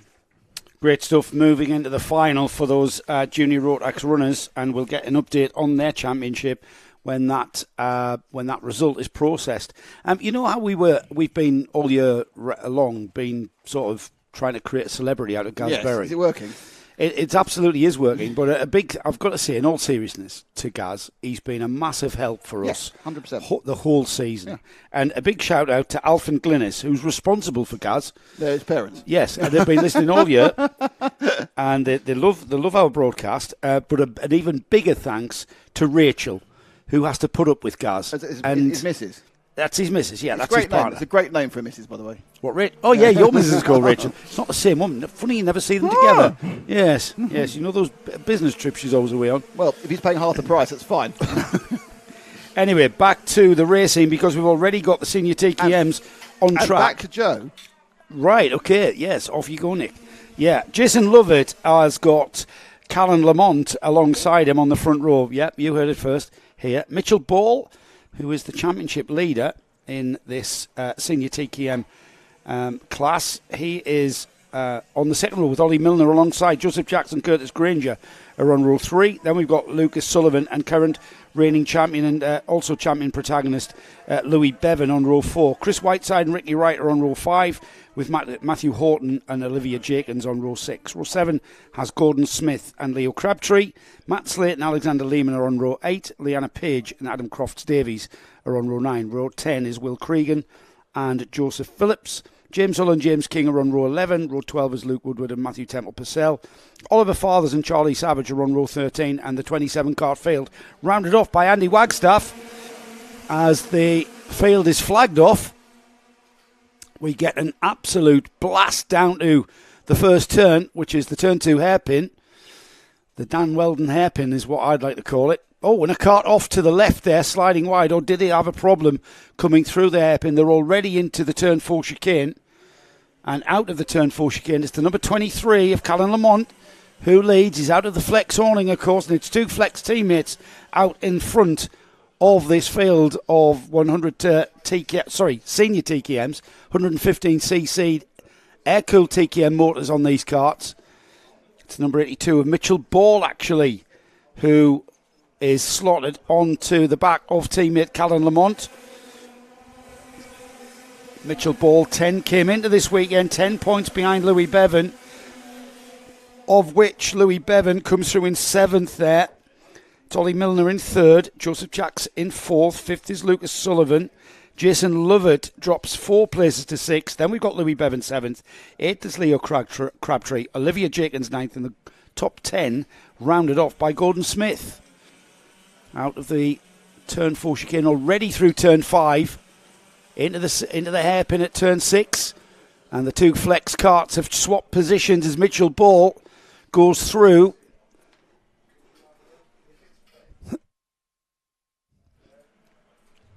Great team driving, if that was calculated by Callan Lamont.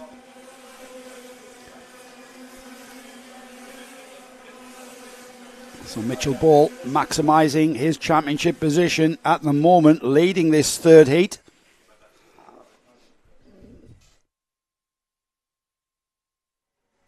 third and final heat, actually.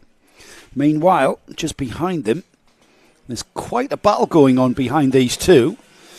The two Flex teammates working together to pull away from Ollie Milner. Joseph Jacks just behind another Flex team. Or is that Louis Bevan already? No, Louis Bevan ahead of Joseph Jacks, of course. That's the number 1 cart there. And he's currently the championship leader. He'll want to catch up to his team. It's all about Flex, this senior TKM category. They're currently first and second in the championship. So the two teammates working together at the front. Mitchell Ball leading Callan Lamont, and then very shortly, if Louis Bevan can get ahead of Joseph Jacks, they've already both gotten ahead of Ollie Milner. That's the battle for third there. And there is Louis Bevan. Louis already getting by Joseph Jacks and chasing after. It's a Flex 1, 2, 3 at the moment, with Ball, Lamont, and now Bevan at the front of this field. Now the question is, Nick, what is Callan Lamont going to do? He's got his teammates. In fact, Callan Lamont is also in with a chance of the championship. Okay. If my memory serves me, but I'm just going to confirm what name that. have they put in the trophy? Well, they're first, second and third in the championship. Louis Bevan came into this weekend leading. Mitchell Ball was second and Callan Lamont was third. So Callan Lamont is not playing a team game here. He actually, Mitchell Ball had to, fight to get by him. It's a Flex 1-2, about to be a Flex 1-2-3. So the 1-2-3 is the 2-3-1 in the championship. Yes, that's the moment. That's what we've got at the moment. 2-3-1 coming into this weekend. I'm going to get an update off Will, if he can give me an update on the senior TKM championship before this heat. That is, after 2 heats. This is the third and final heat. It'll give us an idea of where the championship is. Thanks, Will. Oh, that's Junior Rotax. It's coming, he says. It's all coming. Be there soon. We've already got... that's brilliant. Thanks, Will. Will already very, very efficient here, Nick. He's already given me not just the grid for Junior Rotax, but the championship positions going into... It's getting a bit professional, I can say. Yeah, it is, absolutely. So 3 identical design carts all at the front because they're all run by the same team. Are they all the same chassis, or do you choose I'm not your sure chassis whether... and then get run I'm by not sure whether someone? Flex run the same chassis for all of their customers, or whether the customers bring the chassis and it's basically a sticker kit. Say I just to explain. Some people watching might be thinking about picking up a bit of a kart race. Explain to me how you work. You end up with a under the awning of a Flex. What does that involve? Well, you basically go to Flex and say, "I'd like to," and you can. I would imagine, like other teams, like Hunter Motorsport. Oh, and that's a problem there for Big looks like an engine engine problem. I think that is that 51. Can't see. Going again now. It's 55. 55. Joseph Jackson 4th. Oh, that's terrible for Jacks. Out of 4th place, so that's left the Flex runners out in front, and Louis Bevan now onto the tail of Callan Lamont. I'll tell you more about how to get involved, Nick, at the break, because this is becoming a battle of the Flex team, and is that another Flex driver in 4th place. This is not just... This is brilliant stuff, because we've got this senior TKM battle. We've got 2nd, 3rd and 1st championship positions there, right there. And yeah, Joseph Jacks dropping down the order on the timing screen. Looking like Louis. Louis has been, I say, slightly dropped. I just think that the more positive movement currently is coming from Callan Lamont. Callan Lamont seems more interested in getting past Mitchell Ball than the rest of the situation, but yeah, I suppose he's on a points catch-up, while the other two really are looking to consolidate points to at least the final, I would think. This is flat out, Nick. This is absolutely flat out. This is not tactical. This is just drive those things as fast as you can. Think about the tyres for the final later on, but because right now you want to hang on to wherever you want to hang on to. Mitchell Ball wants to hang on to first. Callan Lamont wants to stay in second, and Louis Ball wants to be first. That's the problem. Callan Lamont, of course, he wants to be first. They all want to be first. That's the thing, and there's only room for one at the front of this field, or the front of any field. We've still got 90 seconds of this race remaining, so it's going to be literally a race to the flag. And you know what, Nick? There's no reason why the championship won't come down to this situation next time out for these drivers. Yeah, I mean, they are head and shoulders above the rest of the field. and you can see why they've broken away, and they're just pulling effortlessly from the rest of the field, despite the fact they're not going as fast as they can because they are limiting themselves by their ability to not want to be overtaken by the people behind them.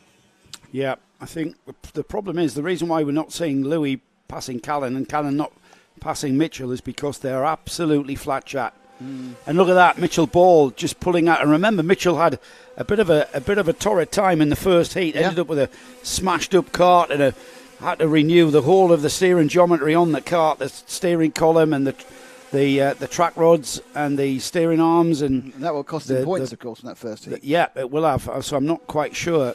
Nope.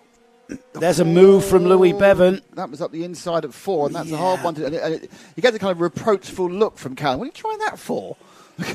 That's not going to work. Yeah, he did. He didn't lose as much momentum as I thought he might.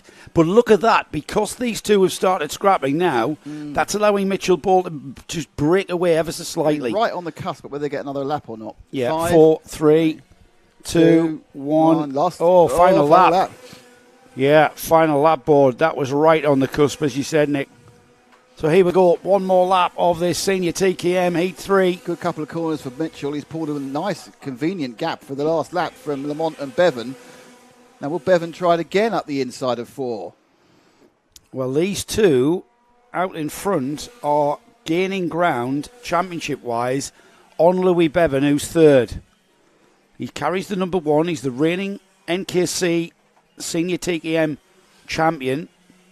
He's wanting to have. He's going for consecutive championship victories into the complex for the final time. Then in Heat 3, and I think time is running out. An opportunity certainly running out for Louis Bevan to challenge. There they go across the line, and it's a flex 1, 2, 3 with Mitchell Ball taking the win. Callan Lamont second, Louis Bevan third, Leo Crabtree finishes fourth, Olivia Jenkins finishes in fifth. From Lewis Sullivan, Ollie Milner, Gordon Smith, Leanna Page 9th, Jason Lovett, Will Cregeen is in 11th place.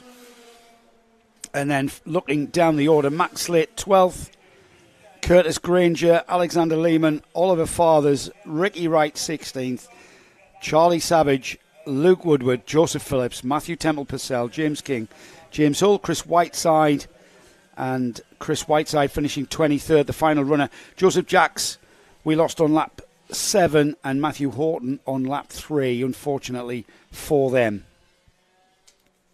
Third and final heat for our Minimax runners coming next. So we'll have a look at their grid in a moment. Nick, you asked a question. How do you get involved? Yeah, with the majority of teams will offer a full arrive and drive hire service where they supply the chassis, the tyres, the engine, everything, and there'll be a cost at that. And I'm not going to hazard a guess at what, because team costs differ. Or you could have a cart, you could even have your own engine, where you take it to a team and you say, prepare this cart, run this cart at the track, I turn up, I drive it, you prepare it across the day, and that'll have a cost to that as well. So there's various ways of or you can just hire owning space within a team and pay for a mechanic. And that comes with a team, and you'll get assistance with running the cart through the day with whatever, and that's pretty much across the board in karting. You can even do that at British Championship level, and I'm pretty sure that's how Flex will work, because that's how. So like 35 years ago, we always used to turn up with a cart stuffed in the back of a Sierra. Not happening no more. I mean, I remember ending up with a little sort of 5-6 cart team in under our awning. And basically, you got paid for prepping other people's carts, but it wasn't to the kind of professional level that we see now in car paddocks, even in here in the NKC paddock. It's a cost-effective formula, but we've still got teams operating and running multiple entries and multiple carts. We've got the carts on the track for the Minimax third and final heat, Nick. Seb Corking starts this one on pole with Daniel Haynes alongside. We've then got Louis Rees and Reese Green on the second row. Jasmine Taylor and Alex Fraser. Just got to say, Jasmine Taylor and Alex Fraser and Reese Green have been the fastest kart here today. Thomas Hadley and Sonny Morgan are on row 4. Emily Cotty, is on row 5. They've let them go, have they? Yeah, blimey, okay. That's the first time they got away from it first time. And we've got 2 100 UK juniors. Hayden Taylor and Cyril Smith have taken the start as well. And they're vying for position now as they go to Hayden Taylor's actually competed more on the lap so far. There they go. Swapping, and they've swapped twice there before they've even got to the first turn into the lap. So the leaders, the Minimax leaders are already with us, and it looked like that might be Louis Reese. What number is that? I think it was a 47. No, it's a 70. 71 is that Reese Green? Yes, it is 71. 84 is Jasmine Taylor, and it's a red flag. We've got a cart off. Then? Why is that? Oh, yep, he's gone into the barrier. I think that might be Seb Corking. I'm not sure. Does that look like it's? Yeah, it is. I can see by the visor. They're telling him not to move out. I think. They always. Okay. Yeah, always very precautionary with juniors. So Seb, he'll be a bit winded. It looks like he's made head first into the barrier. So as we bring the carts to a halt on the grade red flag, then while we go to the assistance of Sebastian Corking, he looks like he's just a bit winded. Thankfully, his head's moving. That's his man. He's gone hard into luckily a soft tyre barrier. So he's probably. I'd be surprised if he's done any foot damage. I think he's probably just a little bit. Yeah. Well, he's got his mum with him now. Mandy's over there, so he'll be feeling better for that. I think they're just letting him get his breath back a little bit. It's really, really unpleasant when you're winded. I don't know if you've ever been winded, but it's you broke your ribs once, didn't you, at Wilton Mill? Yeah. Not what? I broke them whilst passing my ARCS test. What do you mean whilst passing your ARCS test? Did you pass your ARCS test? I came back, because when we first did it, there was no test, was there? No, you just turned up and I came drove, back in 2001 briefly, bought myself a Rotax, took my ARCS test, broke a rib, no raced it anywhere. Sold it for a £72 profit. Oh, well, that's good business. £72. Did you break your ribs during the ARCS test? Yes. Rib. Yes. Yes. Because you had to show a certain amount of competency around the track. Well, clearly not. You know the paddock, the pit, the bend prior to. Yeah, the last bend. Yeah. Yeah, I did it there. Took some casualties, that mate. Oh, bloody hurt. Broken ribs. So did you pass then? Yes.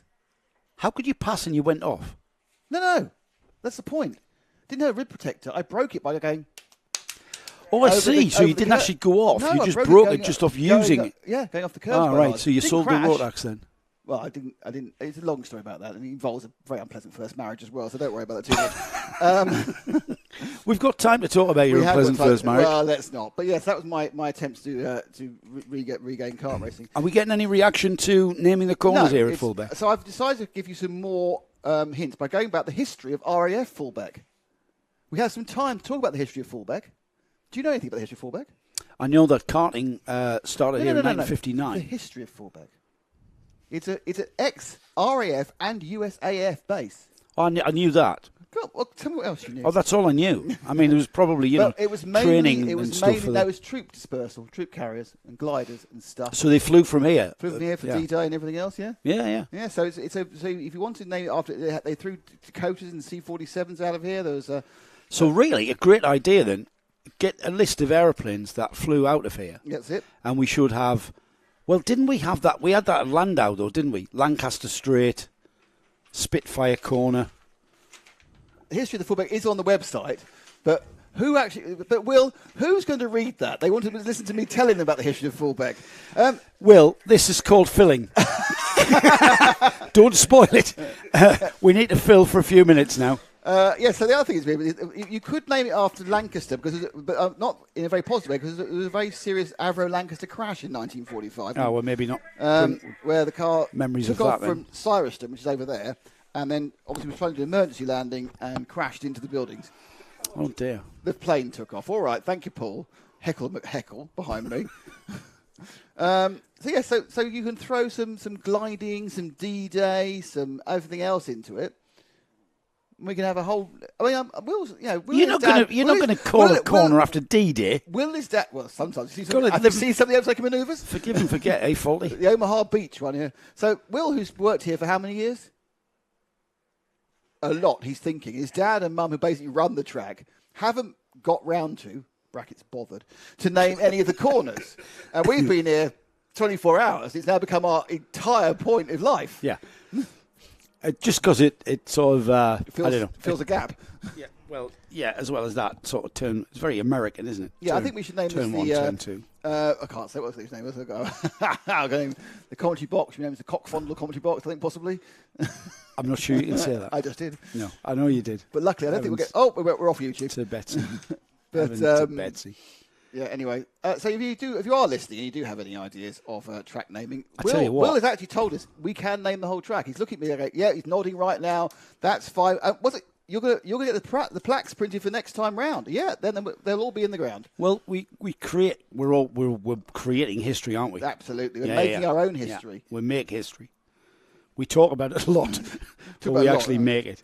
Yeah, so that's an idea then. You know, our RAF. You know, Commodore. No, that's Navy, isn't it? Pilot Straight. Yes, exactly. You know, that's a good one. Glider bend. Biplane. Anything RAF related. I mean, what's the ranks in the RAF?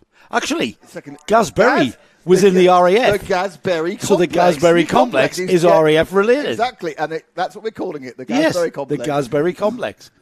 Will it stick? We don't want to say the Bury complex. It will for the NKC. Yes. The young lad's has got under his own... That's Seb. That's his dad, Graham. He's got himself into the ambulance. I think he's being assessed. The cart's being moved. I'm looking at the front of the cart. Doesn't look too damaged. I think that you're kidding me. The left-hand front wheel's hanging off. No, but it doesn't look damaged. It doesn't look damaged in a way that would hurt the driver. Oh, no. So I think it's a case of he's impacted with the steering wheel and hurt himself. Yeah, I think so. He's winded himself. Yeah. He's gone straight in. We didn't see anything what happened at that first... it was the first run through the turn 4 chicane, wasn't it? Yeah. We've re-gridded with the 22 Daniel Haynes on the pole, 47 Louis Rees alongside. We've basically re-gridded with pole setter Seb Corking missing from the grid, obviously. Conversation going on there between Daniel Haynes and Louis Rees alongside. I think they're deciding who's going to lead into turn 1, turn 2 hairpin.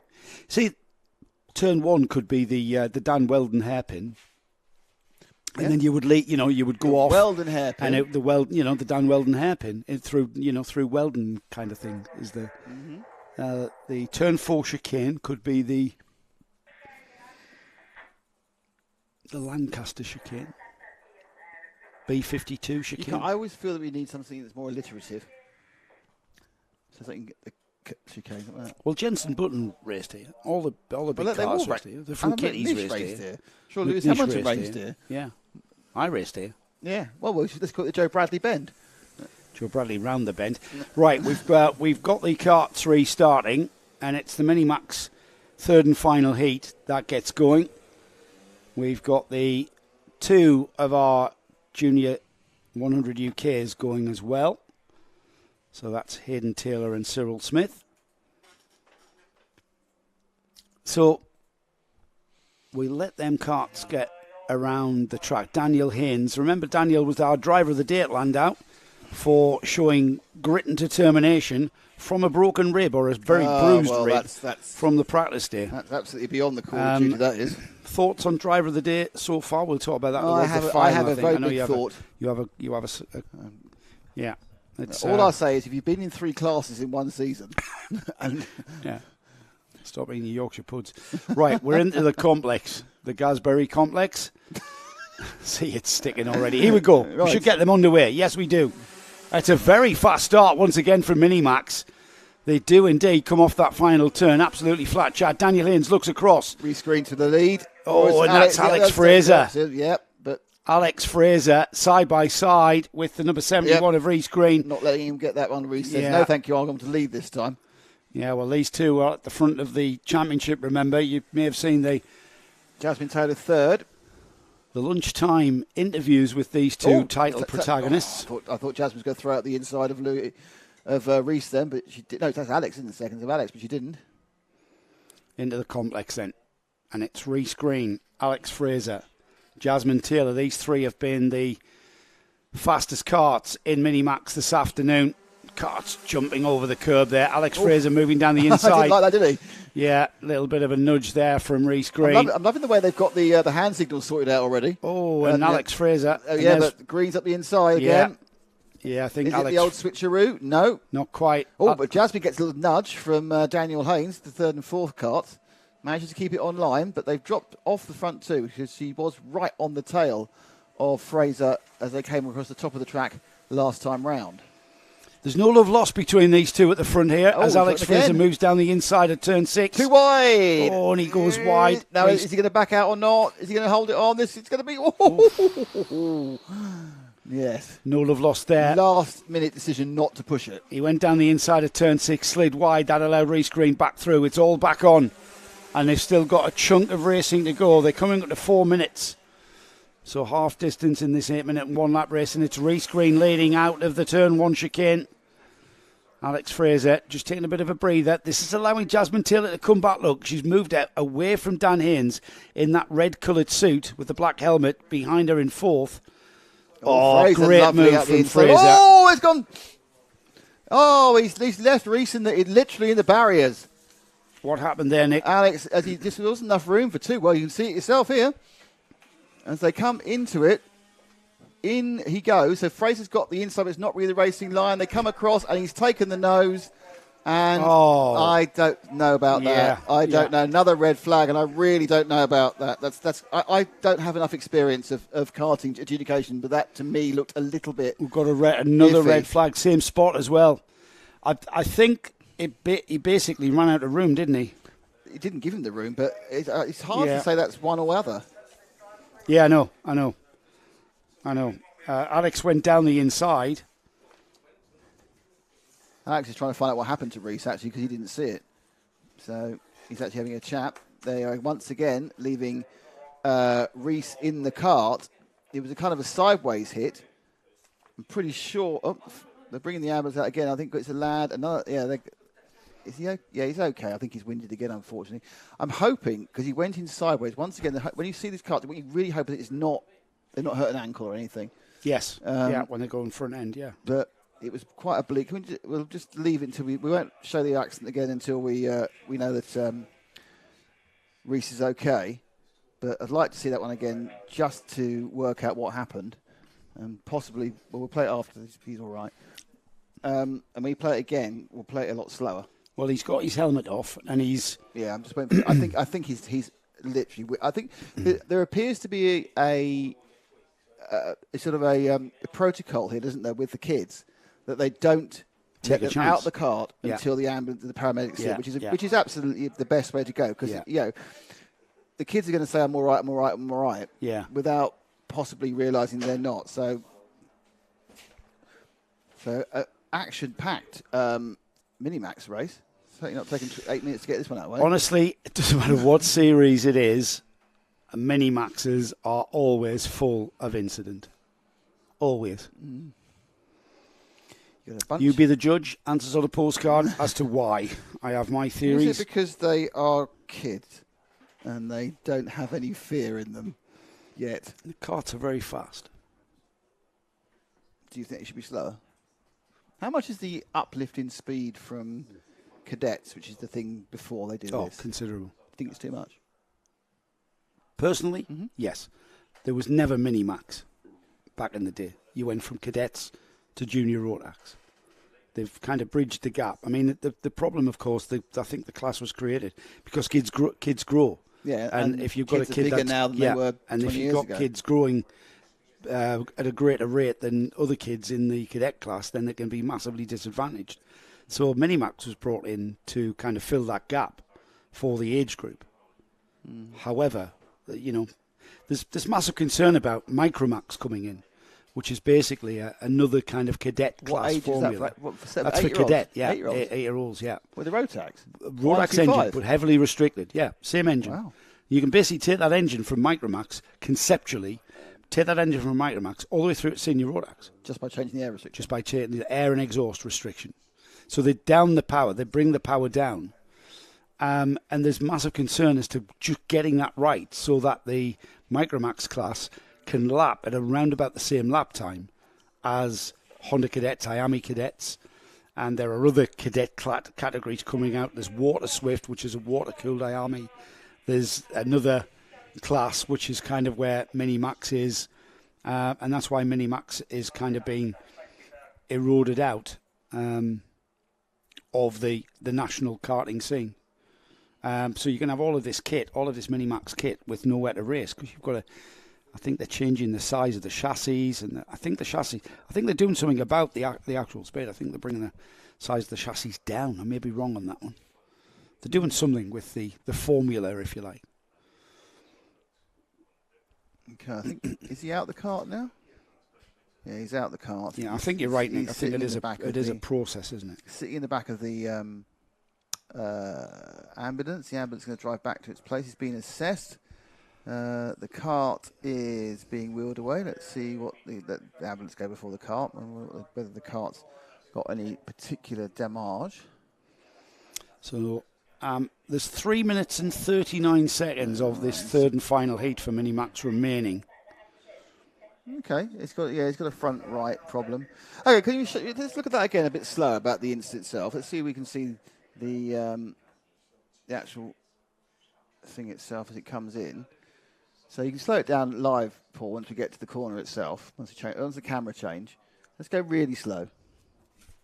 So Alex comes in. He is a car length ahead there, but I think he loses momentum in the middle, and yeah, he's now come in really sharp. So what's happened is Alex has come right. He hasn't carried on the wide line. Yeah. So he's come in and then tried to get the racing line. And doing that, he's come across the front of Reese, and I don't think Reese had anywhere to go really. So Reese has effectively got squeezed into the barriers. So yeah, I'm not really. It's very hard to attribute blame to Alex on that one, because he was clear, perhaps a bit more experienced. He'd realise that people can't always disappear. Sometimes, you sometimes have to be. You have to take part in the race. I'm not sure whether that's it. Race end. They've abandoned this one. So the race is over. I'm not sure how they're going to score it. Will it be how it finished? It'll be taken from the previous lap. So Reese Green will actually. So Fraser gets a second, according to that. Reese Green will actually take the win for Heat 3.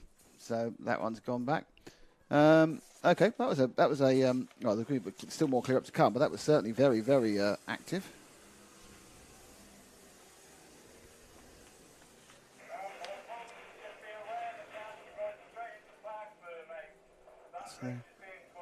So that race has been called. Yeah, that's what we hear on the official channel there. Back into Parc Ferme. So chance for us to continue the most important part of it is naming the track. So we have the Gasberry Complex.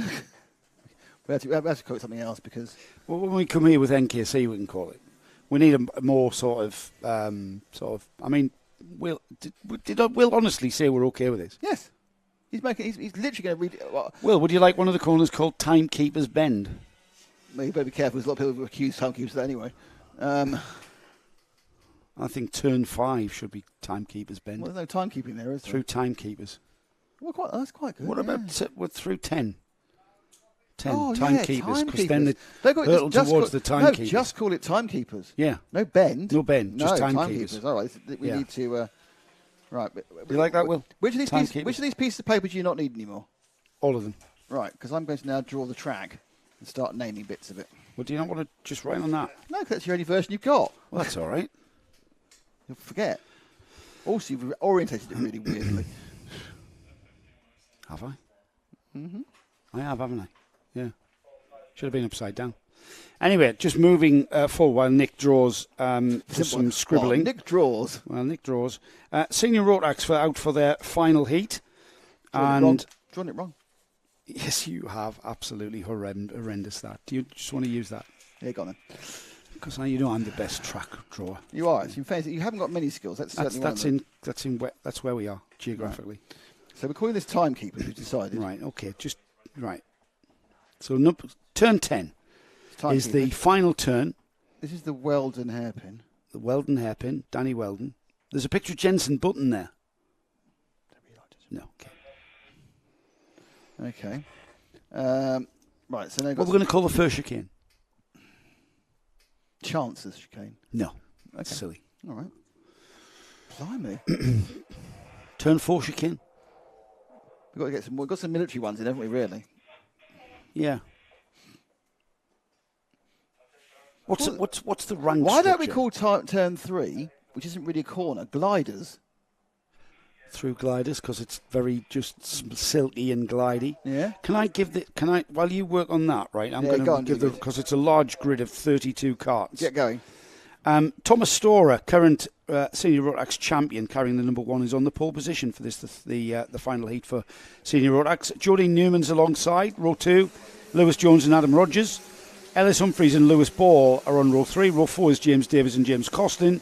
George Sanders and Jake Davis are on row 5. Row 6, Luke Evans and Martin Coe. Tyler Fossey, Jody Fox are on row 7 with row 8 with Martin Jackson and Alexander Mirzan on row 8. Row 9 has John Hobbs and Kieran Shanks. Row 10 has Patrick Williams-Raj and George Boxall.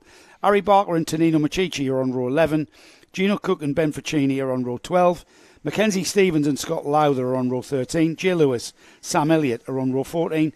Andy Powell and Tommy Lee Davis are on row 15, and Ben Ficchetti and Miles Barthorpe, why I emphasise that is Miles Barthorpe is currently second in the championship. How many times are you going to say Miles Barthorpe? Another time. Miles Barthorpe is second in the championship. Lewis Jones is the championship leader, and Lewis Jones starts at the front of the grid. Miles Barthorpe starts behind. So that is going to extend that gap. I'm not sure where that stands after 2 heats already for these drivers, but that's where it's going to be. Right.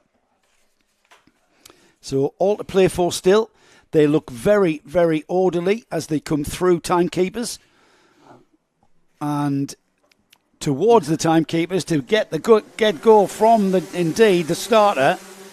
And that massive carts there, great looking field of senior Rotax 162s. And it's the number 1 of Thomas Storer into Dan Weldon. The Dan Weldon hairpin for the first time. Turn 4 chicane now. And Storer on the number 1. Orderly fashion through there. Heavy use of the curbs. Kart 35 going down the escape road there. Adam Rogers has certainly lost a bit of time in that one, I think. Yeah, Ben Ficini it was who went down the escape road. So the field getting through the majority of this lap. Here they come out of timekeepers and towards us. Storer that leads into the turn 1 chicane. It's Lewis Jones, Ellis Humphreys, James Davis, Jodine Newman down in 5th, George Sanders, Lewis Ball, Adam Rogers, Luke Evans and James Costin. Where is Miles Barthorpe? He 31st. Started at the back. He's 31st. So not much movement for Barthorpe so far. Lewis Jones currently second, now right on the tail of the number 1 of Thomas Storer. He's wanting to maximise his position here and will want to finish ahead of the number 1 because he knows he's got championship points to get. And his starting at the front of the grid, you need to maximise that. Here they come again then. It's 2 laps completed. Storer, Jones, James Davis, Jodine Newman, George Sanders all move ahead of Ellis Humphreys, who now drops down to 6th. Adam Rogers up to 7th. Lewis Ball 8th. 9th is Luke Evans and James Costin. There's the move, Nick. Yep, in the lead. Also at the same time, the back of the grid, Barthorpe was trying to get past Patrick Williams-Ryan and Sam Elliott to move up to 27th. It's all extra points. But our leader now, Lewis Jones, also, of course, one of the main contenders for the overall championship. Got past Storer. And Storer's dropped another place, actually, to James Davis. He's dropped another place. I think Storer's got an issue. He's just going backwards at the moment, so that's not good news for him. It looks like a technical. You don't lose that much space in a senior Rotax heat in a couple of straights unless there's something seriously wrong through the timekeepers. And then coming down to the first chicane. Yeah, very tight, right, left, right. And then that short blast to the Dan Weldon hairpin. Do you think that's going to stick then? Sticky for us, isn't it? Through gliders. Through gliders. And into the turn 4 chicane. That's a left, right, left this time. I've decided to go with it. We're going to call this button bend. Through buttons. And into the turn 6 hairpin. Down towards the Gasbury complex. Into that twin apex. It's the double apex right-hander. That's all. You've got to make those 2 corners into 1. Out of timekeepers and across the line to complete 4 laps then. It's championship leader Lewis Jones leading, James Davis second, George Sanders, Thomas Storer, Jodine Newman, Adam Rogers, No change all the way down the order. Where is Miles Barthorpe? Let's have a look and see where he's moved up. Remember, he's up Miles to 23rd. Barthorpe, he's up to 23rd, so he's still making progress. He's picking off a couple of laps, which is probably the best you can do, to be honest. Yeah, he's just making steady progress, isn't he? And each two is a couple of points, a couple of points, a couple. Oh, there's a move. James Davis down the inside of Lewis Jones and into the lead. We've seen more and more people braving out turn 6, haven't we? The turn 6 hairpin is becoming a little more of a popular time to attempt it. But to do it, you have to set it up through 5, through buttons. You set it through buttons bend, and then you can just get a little bit enough drive. But what you have to be careful to do is not get too close through buttons, because the person in front can take your momentum away. So yeah. There's all sorts of consternation there out of timekeepers with a cart sliding wide into the first chicane. And somebody taking the escape road and getting right in the way. I'm pretty sure that needs to be checked, because he's took about 7 carts there by missing the chicane. You're supposed to lift when you miss the chicane, mate, and then drop back, not overtake 7 carts in the process. Even so, it's all going between these top 3. Davis, Jones and Saunders are absolutely battling like a particularly horny tomcats at night. And we got a red flag. Got a red flag. And that's because we've got an instant right down the far left-hand corner. Not quite sure what has happened. It's at the far hairpin. We've got a cart off to driver's left. So another red flag flies.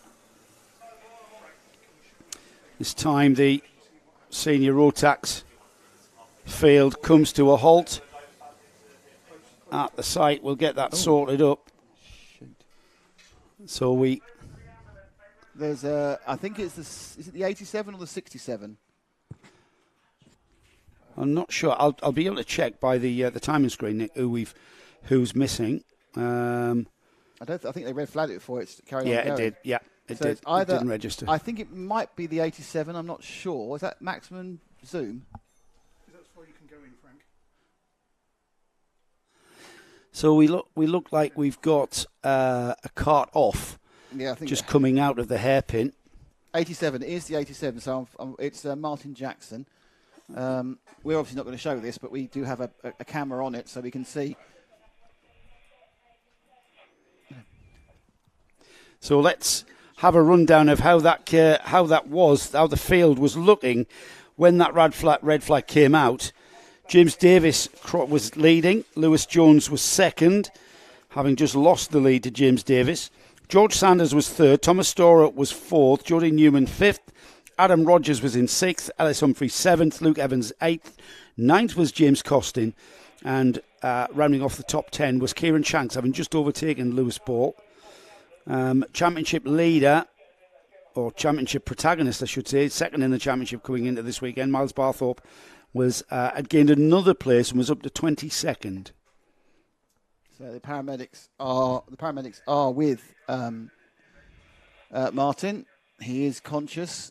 He is obviously not being moved on the ground, but he is conscious. His helmet's off. Unfortunately, he has. It looks like he's hit the barrier quite hard and been ejected from the cart. So I don't know if another cart was involved. It was a long way down the field. Actually, it was interesting. Just after you said there was a lot of kerfuffle going on. It was that same time, wasn't it? Just after that, it was after that, actually. Yeah, there was a cart went wide coming out the final turn there. So it was in a very busy part of this 32-cart field. He was in the midfield. He was down in 20th place, so he's right in amongst, he's got a lot of this. It's a 32-cart field, Nick. So you've got carts behind, carts in front. The field being released to past the scene of the incident to get round and re-grid. There is 3.5 minutes remaining as the clock stopped. I know the clock's still ticking on your live stream, but that's just, and this race has also gone as well. So they've called this race too. This is going to be a longer intervention by the paramedics than the previous one. I think they may be worried about injuries, and they may have to stabilise him in the one of those sort of neck and everything stretches before they take him off. So just so he is conscious, so it's not a head injury, which is the key point, but there's a lot of work going on. No one seems particularly concerned, so I think it's within the bounds of common karting injuries, if that can be such a thing. But that's a bit of difficult finish to this last couple of races, haven't we? Yeah, we have. I mean, we know that it was getting becoming intense, getting towards the final championship positions, and it's not just about winning the championship; it's about finishing higher than your mate. Higher than you. It is a very fast track, this, and it might be a hairpin at the top of the track there, turn 2 as it's called, but it's a very, very fast flowing hairpin, and it's very easy to lose momentum here, as we've seen. You mentioned it earlier, Nick, about losing momentum and then being swamped, and that's what you can do, and also frustration can come about. And the thing to remember is that when you get swamped, it's really hard to get your position back into the train. That's right. That's what I mean. And in coming back into the train, frustration, you can inadvertently be part of an accident or cause an accident. As you've got a speed differential, you've lost it. I've got to get back in again. There's 15 cars.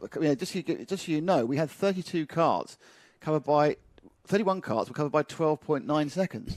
Yeah. So you think about that, and so therefore, looking where the problem was for the 87, just so you know, as he went over the line, there were 1, 2, 3, 4, 5, 6 carts within half a second with him behind him. Wow. Yeah. So you can see how these things happen. That was beginning People to bunch, go up wasn't the it? inside and everything else.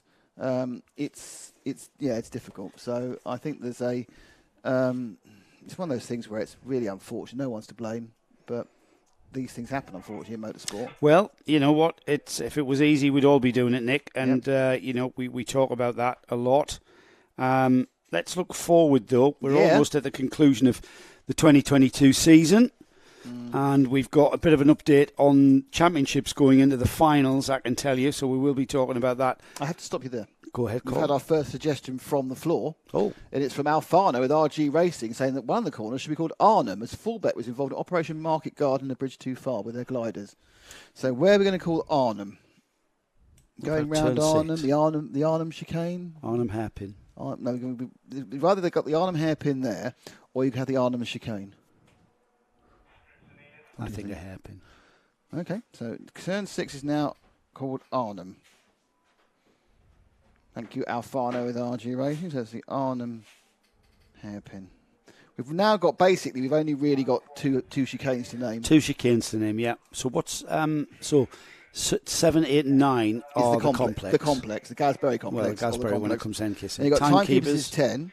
Dan Weldon hairpin. Or the Weldon hairpin. 2, or the Weldon hairpin. Then you've got Gliders for the limited 3. Yeah. 4 needs naming. Yeah. Button Bend is 5. Button, yeah. And then Arnhem now is 6. Yeah, all right, so we need the 2 chicanes. We're actually doing quite well so far, to be honest. I know. I was going to have a look at next year's calendar. Go on then, we've got loads of time. Have you lost it again? No, I've got it. Season starts, the 2023 NKC, National Car Cup season starts at Three Sisters in Wigan on the 14th to the 16th of April. Then the following month, we stay on the west side of the British Isles and go slightly further north, this time to Cumbria, back to Rowra in Cumbria on the 19th to the 21st of May. We then travel all the way down the west coast and on into the southwest region.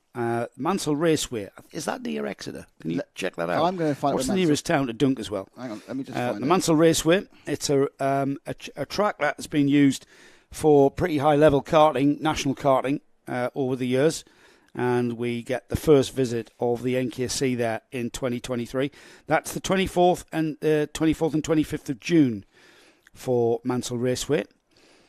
July, we go to Wilton Mill, which is a more sort of regional Midland bit. That's your home track, isn't it? It's just down the road. It's the one I can say my own bid for. It says Northampton here, but Daventry is the nearest north town. Of Northampton, yeah. It's Daventry's the nearest town to Wilton Mill. 28th to the 30th of July. We then have a break for the championship, and we go back to Wilton Mill the following month, actually. So we stay at Wilton Mill back to back. I won't take the kit down. For the O-Plate. Oh, my Lord, it's miles away. Yeah, 17th and 20th of August. Oh, my gosh. Show me. It is north of Exeter, in fairness. Right, it's just before Exeter. It's just south of Taunton. What's your postcode? SR3. What's the next? Just write the next bit in yourself, rather than broadcast it. I forgot.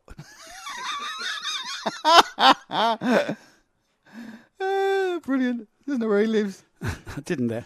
You should join Callum on. You know where you live, and he doesn't know his name. Yeah. It'd be even worse. I'm having to think about it. I don't know. That one. So from the O plate, you'll find out how many miles it is for me. Just think how far your run is. That's it. From the O plate, we go back to here, back to Fulbeck. 340 miles. 340. 5 hours and 26 minutes. It's actually, because it's so direct down the M5, it's actually no further. It's actually, I think it's no further for you than Clay is, because Clay's over here. I don't think it's any further for you. For me, don't know, might be further than Clay. Well, for the likes of Louis Large, Zach Bolton, Steve Horner, it's a long old Keith run. Mason, Andy Powell, and James Wood, who lives in Cumbria, it's quite a haul. But then again, living in the northeast and going motor racing, it's quite a haul to get anywhere. Yeah, it's going to be a long way for me because I haven't got a very little direct route. It's 3 hours 22 minutes for me. It's not particularly direct. So next one is I'll just put Nottingham in for you, shall I? It's great. What should we do? What should we do on our live stream? Just see how far next year's races are for us to travel. Where was I?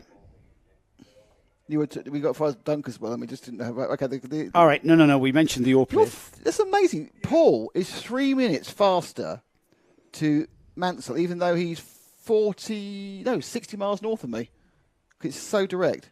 He's actually quicker. Is that right? Yeah. Wow. So we're all staying in polls then. Yes. I was talking about the calendar, wasn't I? Yeah, you were. So we've got the O plate. We got distracted by our own wants and needs. We've got 2 back-to-back months of Wilton Mill karting for the 4th round of the championship and the O plate. Then we come to Lincolnshire, 8th to the 10th of September, which is around about sort of this time of year. And then the championship actually extends through to towards the end of October. It's a longer. Well, we go to Clay Pigeon. We start a month later and we finish a month later. A long haul. And this year. Another long haul. Long haul flight. Yes, another long haul flight. Oh, that's an idea. Flying. And fly to Exeter. Well, from Newcastle. Yeah. Oh, I might do that. Aha. Just fade me down. Yeah, sure. Have you got a friend?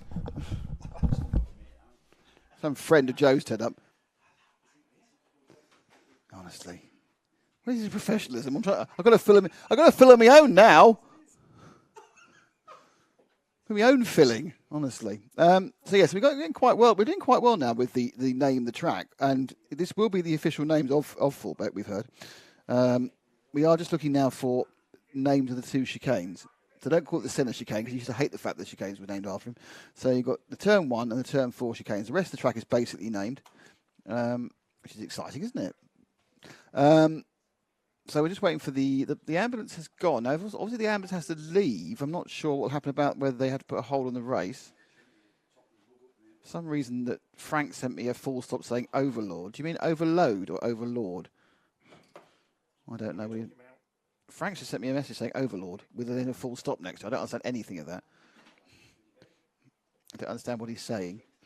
Operation Overlord. Oh, right. You want to call something the Overlord. Oh, right. I see. Thank you very much. Honestly, I applaud your Second World War knowledge, but you've got to remember that, I know it's D-Day now. So, so through Overlord, the Overlord chicane. Yes, it's a good title. I'm not sure it fits the chicane, though.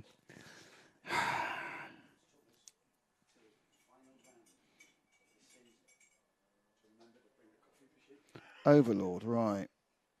That's a good one. We'll work that one in. I might change up. We could change Arnhem to the Arnhem chicane, couldn't we? And then have Overlord at the far one. Yeah, we'll do that. We're going to do a bit of renaming now because it's the number of syllables as you're saying it.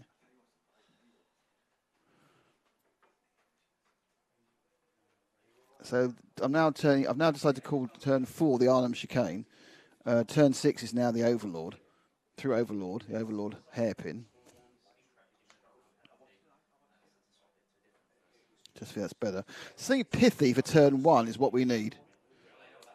And realistically, even if Fulbeck don't change their names from 1, 2, 3, 4, 5, 6, 7, 8, 9, 10, we will. We'll change it. It'll be us. We're happy to change the names because that's the people we are. So we are waiting for the next heat, which I'm just looking on. The next heat should be... so there's Senior Rotax 5.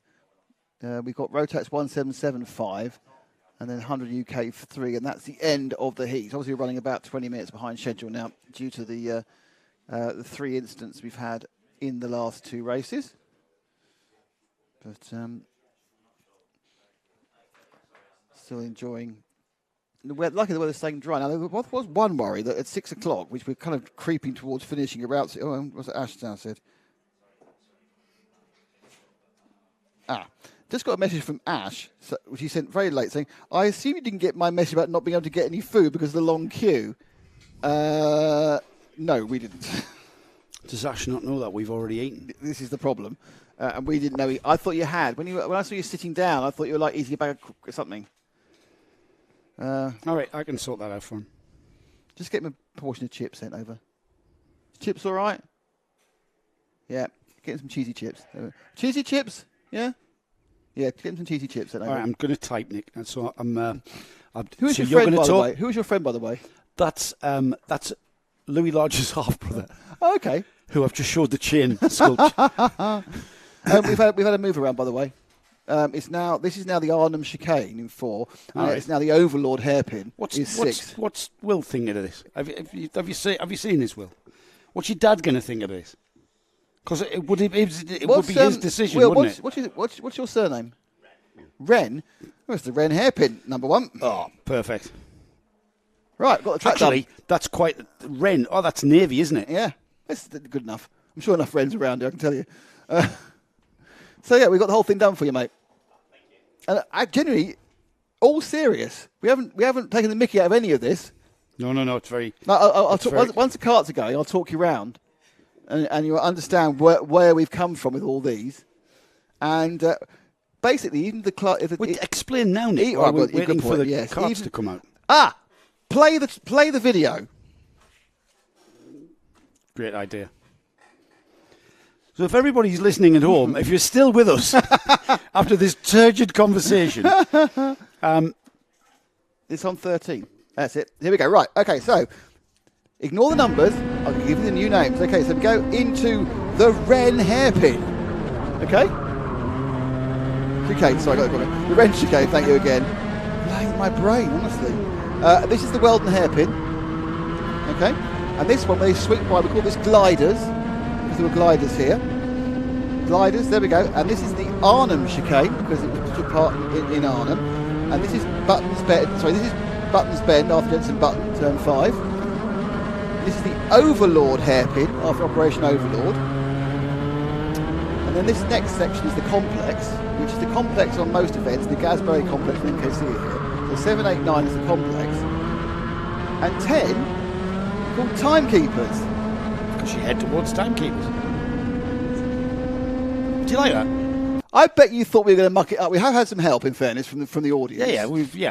And from Frank. It's been a team effort. But I am sending you that. I will send you that after next week. And what we will then do is, if you don't call it that, when we come in next year, we're calling it that. Yeah, we'll have to keep that though, because we'll forget. Oh no, I'll print up one. So that's it from now. Yeah, got it now. Yeah. Right. Okay. Yeah. So we're going to finish the day. Yeah, we got a whole day referencing now. those. Right. Yeah. Okay, I'm going to stick that up. It's upside down, unfortunately. Oh dear. Right, here we go. I need a glass of water again. Going to need some. Can you take it for a cup? Is there any water in the water bun? Yeah, just have a swig of that. I don't mind. Don't worry. I've touched your bits today, so. You've exploited me much more than that, mate. We're nearly engaged anyway, son. Right. Can you see that? Vaguely. I can now. My biggest problem is I can't remember the difference between the chicane and the hairpin. Yeah, that's where you need to start. That's just a fantastic example of complete mental blockage. If we got our next, Will, are we race 21? Senior race, it's... Yes, yeah. Yes, it's brilliant. 2 to go, isn't it? So you're going to furnish me with the championship standings as we go into the final, like you've been giving me. Brilliant. So we've got two more heats to go, and then we've got the finals. Right, so out next, Rotax 177s. What's the hold-up, by the way? The paramedics were assessing. All right, okay. Of course, yes. Yeah, we've got to wait for the paramedics to get back into position. So we're still sorting that out. Right, let's have a look at the grid then. This is the final heat of the day. In fact, the final heat of the season. No, it's not. Yes, it is. No, it's not. For 177s, oh, for 177s, yes. Let me finish. I thought you. Well, no, that build-up was very much the final. Can we get Johnny Palmer back? The final heat of the day. Get him on the phone. Really? He's very cheap. Oh, he doesn't interrupt, does he? And he's very cheap. And he's extremely cheep. Oddly, yes, considering he's the most qualified of all of us. Right, where was I? Yeah, last heat of the season for 177 Rotax. Right, Alex Thomas on the pole position. Thomas in alongside. Brendan Smith and Alex Jones are on row 2. Jai Oliver and Alex Joyner are on row 3. Harry Wainwright, the youngster, bit of a story there. We might need to remind everybody. I will do in a minute. Is alongside Richard Evans on row 4. Row 5 is Charlie Jowers and Adam Sadler. Zach Bolton, yay to the Zach Bolton fan club, is on row 6 with Dan Millward. Stephen Horner is on row 7 with Adrian Smith. David Medlock and Cole Edwards are on row 8. Louis Large is down to that, but we know he's not there. Steve Jackson on row 9. Row 10 is Steve Gilly and Martin Heath. Nick Skelton and Josh Mallet are on row 11. Row 12 is George Marison and Keith Mason. Ben Hitch and Sean Smith are on row 13 with James Yapp and Tom Eldridge on row 14. And rounding off the 29 cart field is Billy Clark. Now then, who was I going to talk to you about? Yeah, so Martin Heath, cart 16, down in 20th, we will start there. Martin Heath is a bit of a short circuit stock car hot rod he's racer. Turning left then? Yeah, he's used to turning left, so turning right is completely alien. But luckily, there's not very many right-hand turns here. We've only got the Weldon hairpin. It's clockwise, it's mostly right. No, the Overlord hairpin's a right-hander. Whole complex. Actually, there's a lot of right-handers. It's quite equal, isn't it? No, it's not. There's 4 more rights than left. Right, okay. It's a clockwise track. Hang on. Let's go again. Yeah, so he's used to turning left. Yeah. So he hits it here. So it's a big challenge. Yeah, all these right-handers. Turning all these right-handers. Yes, I'll come in again. Right. So, what was I going to tell you about? Yes, Harry Wainwright. If you didn't hear this from earlier, is Harry still 15? Do you know? Will doesn't know. No, he just knows him as a number. He just deals in numbers. He just knows his transponder number. Doesn't know him. Just the transponder number. That's all that matters. Yeah. Well, Harry, he was 14 and he moved to senior Rotax because he was about 6'4". So he moved to senior Rotax 162s. Today, he's moved to senior Rotax 177 because he's continuing to grow. He had a particularly heavy he's now week. 6'6". He had a very heavy week. Yes. He had three McDonald's. And he's going very, very quickly. And I tell you he's what, driving really, really well. 2023, I know we've talked about the calendar, but the NKC, the National Car Cup, going into 2023, Harry Wainwright is going to be at the very forefront of this 177 class, if this is where he stays. He may try every class. Yes, what are you going to do now? He can't go to juniors, obviously. No, he'd have a job, wouldn't he, really? Well, he's had quite a lot of success, hasn't he, so far today? So I think he might think this is the place to be amongst the big lads. Yeah. He's gone very well indeed. Yeah. Two Islands Fishery asked you a question. Go ahead, call it. Do you have the Rotax 162 and 177 lap records to hand for Fulbeck? There is a problem with that. And the problem with any lap records, exactly. The problem with any lap records within karting is it's entirely down to the tyre you're on. So if you came here for a MS UK event, which is unlikely, obviously, when they go down the road, you would be, second a lap faster? Just on the tyre? Chris Cox might be able to answer that. How much slower is this Max's tyre, Chris, than a Mojo? A second to second and a half. There you go. So you're not going to see any lap records today. But I can. Will, do you know what the lap record is around here? No. Right. Who asked that question, Nick? Two Islands Fishery. Will that be written down somewhere? Fulbeck track. Lap record. We have the. I'm not sure. Fulbeck Kart Club is the website I'm having a look at.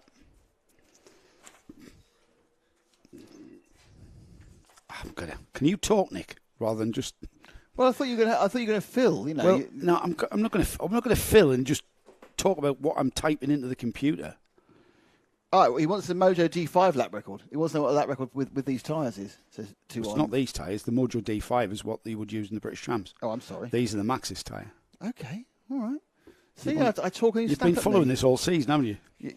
Vaguely. Right.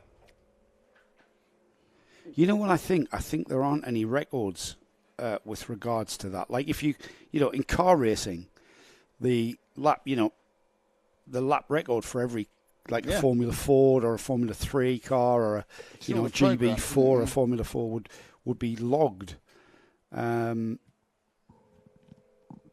there is no sort of facility to log people because all sorts of clubs race at tracks. Like, for instance, the NKC are here this weekend. The Fulbeck Car Club holds meetings here. ABKC members come and race here. And I'm not sure there is... So I'm on the Fulbeck Car Club website and there isn't anything about that. That might... I'll tell you what, Fulbeck Car Track. Hang on. Let's see if there's anything on Wikipedia on the Fulbeck Car Track. Wikipedia.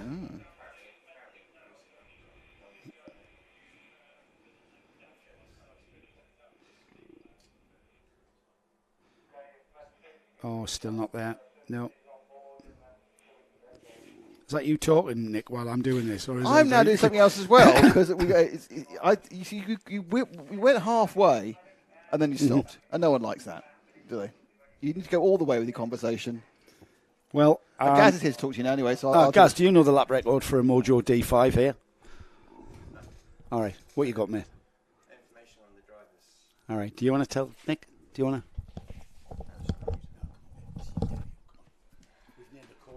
Yeah, the Gaz very complex. Hello, Gaz.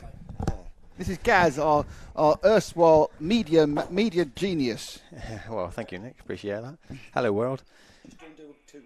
Yeah. Oh, yeah. Try not to do. I'm not upstage, do I? Yeah. No, that's my job is running around plugging things in. Just got some information for everybody. Go what on, it is that spoke to Reece Green. He's A-OK after his accident. Good. Sebastian Corking is fine as well. They'll be back out for their final heats. And Martin Jackson in the senior Rotax accident. He's laughing and joking, but they're taken to hospital just to check him over. All right. Thank you very much. No worries. That's Over to you, Joe. There are. Am I You are now. back on? Thanks, guys. Did you get the message about the chips? Yes. Did you? Thank you. Is that right? All right, mate. Cheers. Yeah, that's quite important. But that is great news, especially great news. Yes, that's the one. Especially great news to hear that those two youngsters will be back out for their final, which is an indicator that they were winded. But Martin Jackson, just be on the safe side, is going for a check over to make sure he hasn't got any hidden broken bones or the like. Because it was a big accident, that, wasn't it? It's in a very fast turn. That it was at the Weldon hairpin, which is extremely. It's a hairpin. It's not. Is it a hairpin? It's a spread out hairpin, isn't it? It's a sweeping hairpin. It's a very fast turn, and you carry a lot of speed in, and equally if you're carrying speed out. So yeah, it's good news that those guys are compass mentis and able to hold a conversation. And we'll see the two youngsters out for their finals later on. Right, so we've got the 177s lined up and ready to rock. Sarah Darlow, our grid marshal there in the yellow and orange bib. It's a 21st birthday today. 21st? Yeah. It's very young marshal. Very young. Yeah, very young to be the mother of 5. She's packed a lot into her teens, isn't she? Yeah, Tim's been... They haven't got a telly, you see. Oh, everyone needs a hobby, don't they? Actually, I don't know how old she is. I'm just not going to dare. So Is the said 5 she's children? 21. No, the 5 children just made that. Of course not. Right, so we've got the 177s being released. All good news to hear about the 3 drivers who've had some nasty incidents this afternoon here at Fulbeck. So we've released the carts. It's another 8 minutes and 1 lap heat. It's the final heat of the year for the Rotax 177s. I'm gonna throw this out there, and I think Philip Howarth has got this. I'm calling him the champion elect. for 2022. His main rival, pretty much from the very outset, back in Glenagores, has been Louis Large, and these two have been battling absolutely at it for the whole season. Well, Louis, unfortunately, had that retirement. He's out of contention, and he's focusing on his customers out of his awning, who are some of which are out at the moment. Did I see Zach Brown standing there? What, the Zach Brown? Yeah, because he's down on this grid. Not the Zach Brown who runs McLaren. Not then. Zach Brown. Zach Bolton. There What we am I are. talking about, Zach Brown? I don't know. Here they come. Here they come, yeah. Pretty lined up. And they're off. Yeah, charging down. Oh, cart on the grass there. One and cart a off and late one cart. starter. Oof, yeah, that cart was flying out from the collecting area, wasn't it? Yeah, he just came out late. We're through the Weldon hairpin and through gliders already into the Arnhem chicane and out of the Arnhem chicane down towards Buttons for the first time. You're very Who's good that remembering in the track, lead. Remembering the track this way. So Alex Thomas was across the line at the start. I'm not sure it's still him. Yeah, They're coming is through it- the Overlord Look like hairpin. 35. Is that 35? 67 in second. Yeah, 67 in just second. waiting for this. Can you put the alpha time I'm just up? about to. I think it's also, yeah, that's okay. That's running a bit differently. Yeah, 67. Adam Sadler. How's he sneaked up from there? Adam Sadler. Thomas Hinton is in the 33. That leads. Sadler up 6 places to second, Nick. Wow. Alex Jones third. Richard Evans up 2 to 4. Brendan Smith fifth. Up 3 is Harry Rainwhite. Up 8 has gone Steve Gilly. Charlie Jowers up 2 to 8th. 9th is Alex Thomas. Stephen Horner moving forward 2 to 10th. Dan Millwood 11th. 12th is David Medlock. George Merrison up 5 places from 18th to 13th there on that first lap. And look at Keith Mason. Keith Mason benefiting from Louis Large sitting it out and helping with his kart prep, up 6 places from what will be 25th and 19th. So keep an eye on them coming through the field. Yeah, great start by Thomas. He's flying down through timekeepers and across the start-finish line. Bright orange cart leads the way. The Wren chicane is the new name for that first chicane there. And then into the Weldon hairpin. Got to move for third, is that, Nick, or fourth? It was third. It was Evans getting past Jones, 72 past 78. So Richard Evans moves ahead of Alex Jones there. They're already out of the Arnhem hairpin. I'm doing you now. Arnhem chicane. And already into Overlord. It's quite good, Overlord. Into the complex then. The Garsbury complex, left, then right. Sweeping through to turns 9 and timekeepers, the final turn there, as that battle between Richard Evans and Alex Jones. Alex Jones not liking being left behind by Richard Evans, absolutely glued to his gearbox there. His rear bumper, and he goes down the inside. The 92 of, that's Harry Wainwright, Harry Wainwright coming through the field. We thought he would. We've been speaking very highly of Harry Wainwright. This youngster in amongst the 177 seniors now. As they go through the hairpin at Overlord and towards the complex. Wainwright on a charge, Nick, into the complex then for what will be the 4th time. And Wainwright, how did he squeeze by there? Fantastic driving by Wainwright, absolutely, straight through. That is the difference between having a lot of grip left in your tyres.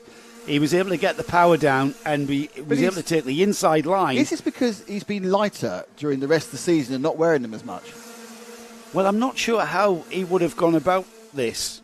I mean, he should be on the same set of Max's tyres that he was in Senior 162. And then carry those tyres into 177. But he would have worn them less, surely, because he's 15 or 20 kilograms lighter every time. That is a very scientific approach, Nick. That's a very interesting. Very interesting.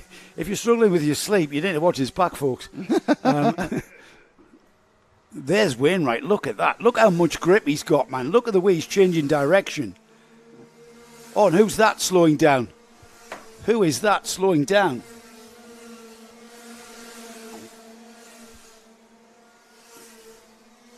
Oh, causing consternation. Who is that? It's the 92. Thank you. Nice zoom. It's Harry there. Wainwright. Thanks. No, I thought it was Wainwright. Oh, so it's going well, then it's gone wrong. Yeah, something in the engine has bogged down. I can't say why, because he was on a Did he back up charge. the speed again? Has he still got problems? He was on a massive charge. I think that's gone back down to virtually nothing.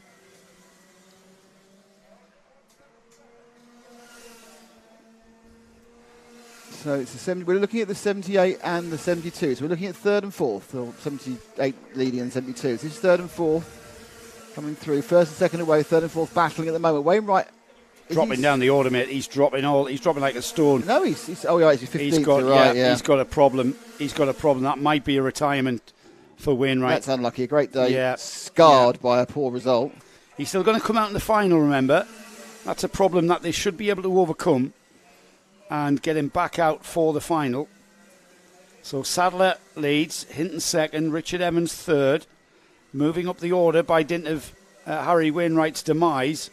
Alex Jones, Steve Gilly, Nick Skelton ahead of Charlie Jowers, Stephen Horner, George Merrison, Dan Millwood rounding off the top 10. There they go across the line, and Sadler leads. 2.7 seconds the gap at the line. Thomas Hinton through. No change all the way down to 7th, 8th, 9th, 10th. Now the order remains the same. Just coming through the order there. David Medlock loses 2 spots to Jai Oliver and Sean Smith, 14th, 15th and 16th there, as the leaders come through the Arnhem chicane and towards Button. Through Button. Into the complex. Leader already through timekeepers and across the line to complete what will be 8 laps. They're inside of the final 2 minutes of their heats here in the 177 class, and the gap's gone out to 3.4 seconds. So Sadler absolutely on a charge. Hinton a very lonely second place. He's got 2.4 seconds before Richard Evans, and it's third and fourth. That's where it's Steve Gilly. That's where. It's because he's Steve doing all right. He didn't finish the first heat, had some problems, so he's getting some decent points from this. His final run of the day. The Arnhem chicane curves getting absolutely pounded by the third and fourth. They've obviously not taken the Louis Large concern about your chain too bothered. And they come now about to sweep into complex. This one's actually also stretching out a little bit. Evans just getting a little bit of a run on Jones now. He's ahead of him. Gilly is back some distance. Yeah, Gilly's got about just over a second to make up on Alex Jones. He's pulled back 3/10 though, Nick. So Steve Gilly getting on terms with Alex Jones now. The first 4 pretty much out there. Alex Jones had the gap to Richard Evans in third ahead of Jones in fourth has been about 3/10, and it's remained that. Somebody I hear has got a fairing, a front NASA panel hanging off. That'll not be. The officials will not be happy about that. I'm watching the carts go past, and I can't see who it is at the moment. You go and look at the front. I'll just look at the carts. I can see my own eye line. But 33 cart. Thomas Hinton looking particularly swift as he came around timekeepers. This is my view rather than the cameras. I thought I'd just look at the track for a bit, Things beginning to get a little bit tetchy there. No, I got third, fourth, fifth, 4 and cars. 6th. And trying hard there, wasn't it? Suddenly the 127, Nick Skelton. Yeah, Steve Gilly's joined this battle for third, fourth, and now fifth, as you say, right, Joe, and 6th. I'm going to sweep through Buttons Bend. All in a line. He's lined him up beautifully. Yeah, the 127 number, Skelton Nick Skelton. Skelton going through again. So that was textbook at final Overlord lap. Hairpin, wasn't it? Yeah, final lap. So Skelton's gained at least I think Skelton may have gained a couple of places on this one.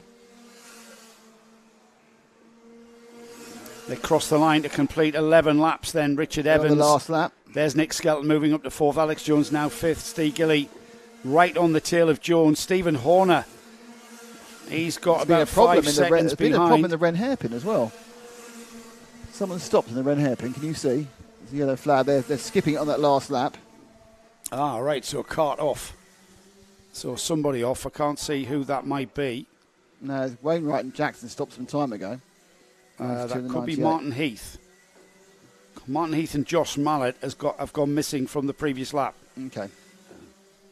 So we could have a two-car coming together there, but it's going to be checkered flag for the leaders. There we go. As Adam Sadler takes the win. Thomas Hinton second, Richard Evans third, and then right on his tail, Nick Skelton. 0.2 of a second behind them was Alex Jones. Half a second behind Jones was Steve Gillian sixth. And then we've got, what happened to Stephen Horner there? Because he lost out massively to George Merrison and drops to 8th behind Merrison in 7th. Alex Joyner 9th. Charlie Jowers 10th. And then we've got Brendan Smith, Sean Smith, Alex Thomas, Jai Oliver, Ben Hitch in 15th. Cole Edwards 16th. Keith Mason finishes 17th. Then we've got James Yapp, Dan Millwood, Billy Clark, Tom Elridge, Adrian Smith, David Medlock, Josh Mallet. Martin Heath did get going again, as did Josh Mallet. So it wasn't them that caused the problem. They finished in 24th and 25th. Harry Wainwright we lost on lap 5. And Steve Jackson we lost on lap 5 also.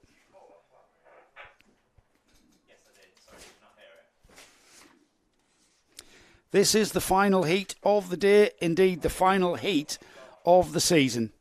And it's 100 UK out next, and this one is an absolute stonker of a battle.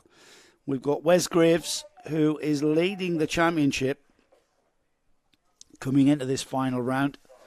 Ben Clucas and Ed Peed behind him, but you can't discount Jamie Crease and Liam Hamling as well. They're in the contention for the overall championship. Let's see how they line up, or how they're going to line up for their grid for Heat 3. Charlie Leonard on the pole position with Ben Clucas second in the championship coming into this weekend alongside. We've got Brendan Williams and Jordan Kendall on row 2. Dominic Pine, Matthew Lawrence are on row 3. Wes Graves not that far behind on row 4 with Tom Pattle alongside. And we've got Jamie Crease, he's been quick all day. Alex Kennedy alongside him on row 5. Row 6 is Sam Garford and Marcus Dorey with Liam Hamling, who's been right on it this weekend. Andrew Bradley shares row 7 with him. Row 8, James Cannon with Matt Rivet alongside him. Row 9 is Owen Potter and Scott Williams. Row 10 is Dennis Barclay and Richard Gladman. And we've got row 11, Ed Page, starting right at the back this time. Leonardo Taggio behind him. And Luke Padley is the final, 23rd and final runner in this field. Now remember the 100 UKs, they're a 100cc two-stroke air-cooled motor. It's a retro class of karting, these karts and engines from the 90s. And it was a class that was very popular in the day. Cost-saving formula was Formula TKM. And you'll notice that the karts are by size slightly smaller than what we've seen so far in the Rotax classes. And even the other senior TKM class, they're a much wider kart these days. But these 100 UKs, narrower track, shorter wheelbase, so we get some really close, tight and intensive racing. We've got a very ordered grid. We might be getting the wave around though. We do indeed, because we've got a few stragglers. So to give the stragglers a chance, we allow the field of 100 UKs to get another warming up lap. This means they'll get a chance to get those tyres and brakes up to operating temperature, which is very important. These karts are like driving on ice when you first come out on cold tyres.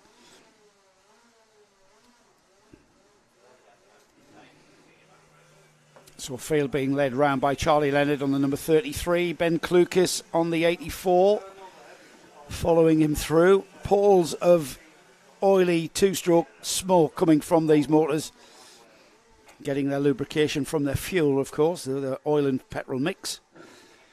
And Charlie Leonard just beginning to back everybody up now as we get towards the complex. All the stragglers have caught up. We've got an ordered grid. If they can stay orderly through timekeepers, that's the final turn here through the left-hander.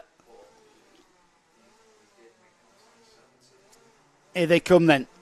And it will be go as we charge down to the Dan Weldon hairpin.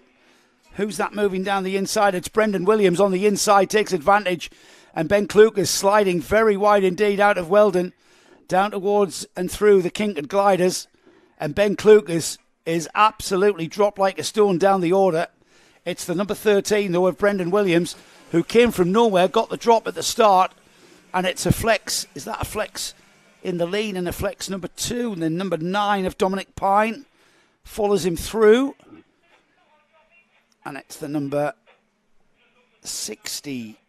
Who's that in third place? 61. Jamie Crease, of course. He's been on the pace all day. As both carts come through.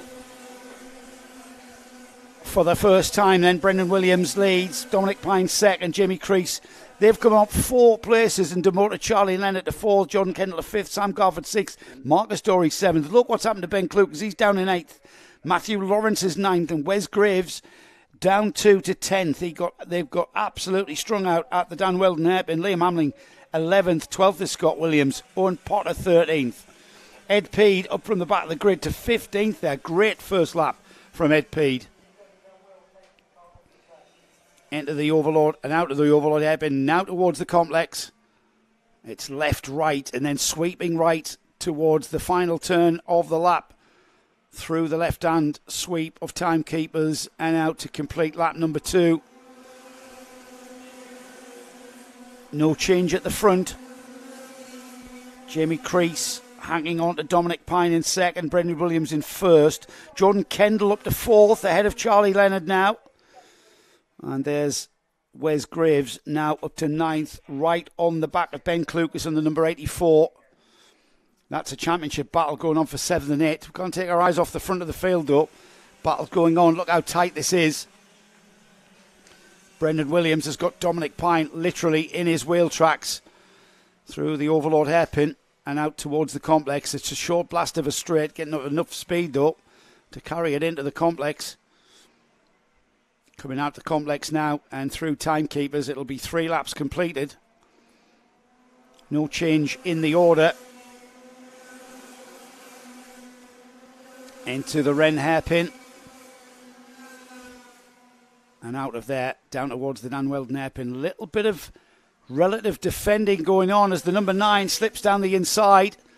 The number 9 there of Dominic Pine down the inside. It looked like the number 13 slid a bit wide, left the door wide open.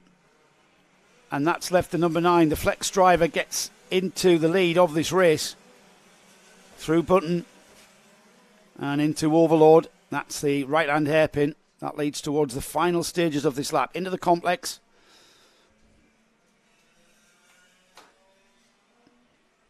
Out of the complex now and through timekeepers. Underneath the timekeeping tower. And into the Wren hairpin. For the 5th time. The rest of the field come through. Ben Klukas now beginning to respond ahead of Sam Garford and into 6th. Wes Graves, he leaves behind in 8th. Liam Hamling and Scott Williams move ahead of Charlie Leonard for 9th and 10th. Can I just say, I was walking back from doing that battery service, changing battery, and I saw the guys as they started and went straight down to the first hairpin. Magnificent. What was it? 20 to 21 carts, smoking like Billy O. All screaming in from ground level. Fantastic. Can I do that? Well, no, because it's the final. Yeah. Here they come then. 5 laps completed. Inside of the final half of this final heat, Jamie Crease and Jordan Kendall up and ahead of Brendan Williams. Marcus Dorey in 5th. Ben Klukas still 6th. There's Wes Graves. He wants to get on the rear bumper of Ben Klukas, doesn't he? He's demoted Sam Garford to 8th. 9th is Liam Hamling and Scott Williams on the O-plate. Rounds off the top 10 into the Arnhem chicane and out towards Button. There they go through. And now Jamie Crease chases after Dominic Pine. We've got a race for the lead there. Dominic Pine has had it pretty much to himself for the last couple of laps. But now he's got Jamie Crease, who has been absolutely on it. Jamie Crease, 4th in the championship. He's had a cracking day here at Fulbeck. And it's going to be interesting to see where this championship pans out and how we go into the final.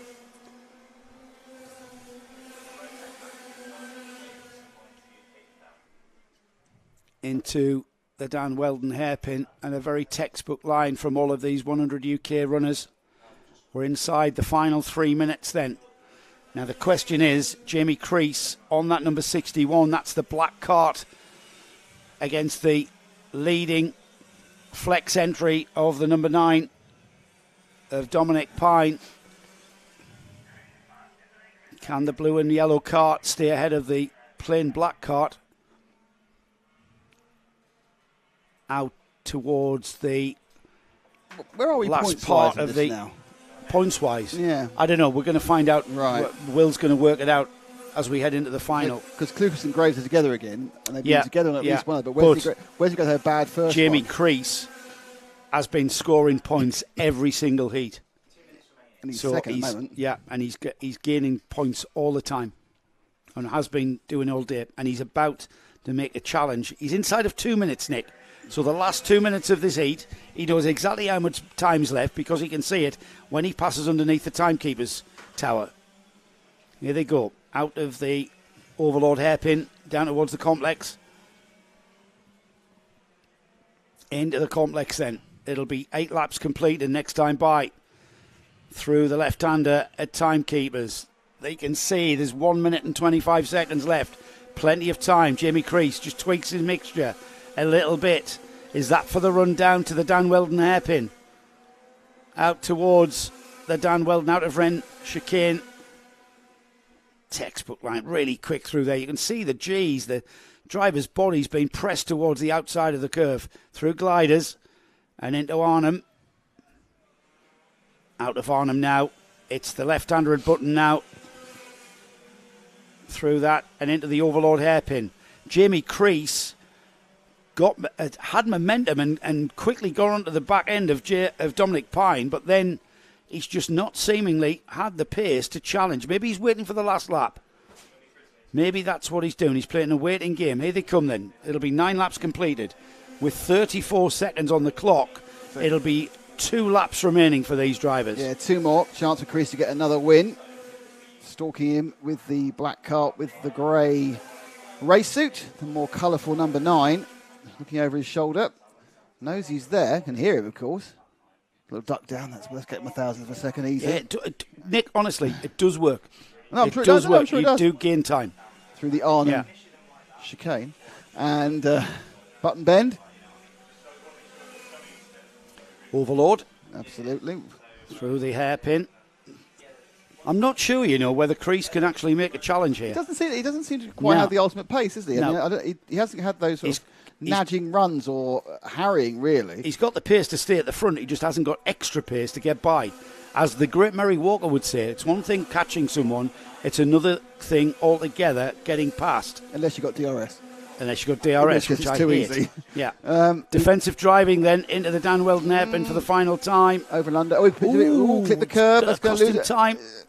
Kluger's thinking about it, but I think... Not Kluger's, that's Jamie Crease. Crease thinking about it. Thank you very much, indeed. Crease thinking about it as he goes through the chicane. Yeah, I mean, I suppose perhaps he knows his point situation better than we do, and he may think the second place is fine. Kluger's is 5th, Graves is 6th.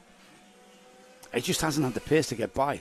No, Pine's looked absolutely fine where he is. Yeah. It's one thing about that flex team. They've certainly got their carts working really well. But there are other equally as quick drivers outside of that team. It's a very, very competitive class, this. Pine, very Dominic chuffed with Pine, the win. Yeah, he did. He's happy with that, isn't he? Jamie Crease 2nd, Jordan Kendall 3rd, Ben Klukas claws got a place back, well done. Yeah, and he claws more points back on Wes Graves as it's Marcus Dory who finishes behind him in 5th. And then we've got Wes Graves finishing in 6th, Brendan Williams in 7th, Sam Garford 8th, Ed Peed. What a drive from Ed Peed. Ed Peed started in 21st, and Ed Peed finishes 9th. Scott Williams on the uplet 10th. Then from 10th down over, we have Alex Kennedy, Charlie Leonard, Owen Potter, Andrew Bradley, Richard Gladman, Dennis Barclay, Matthew Lawrence. Leonardo DiTaggio finishes 18th. And then I think we lost Luke Padley on lap 10. Liam Hamling went out on lap 8. Matt Rivette went out at the start.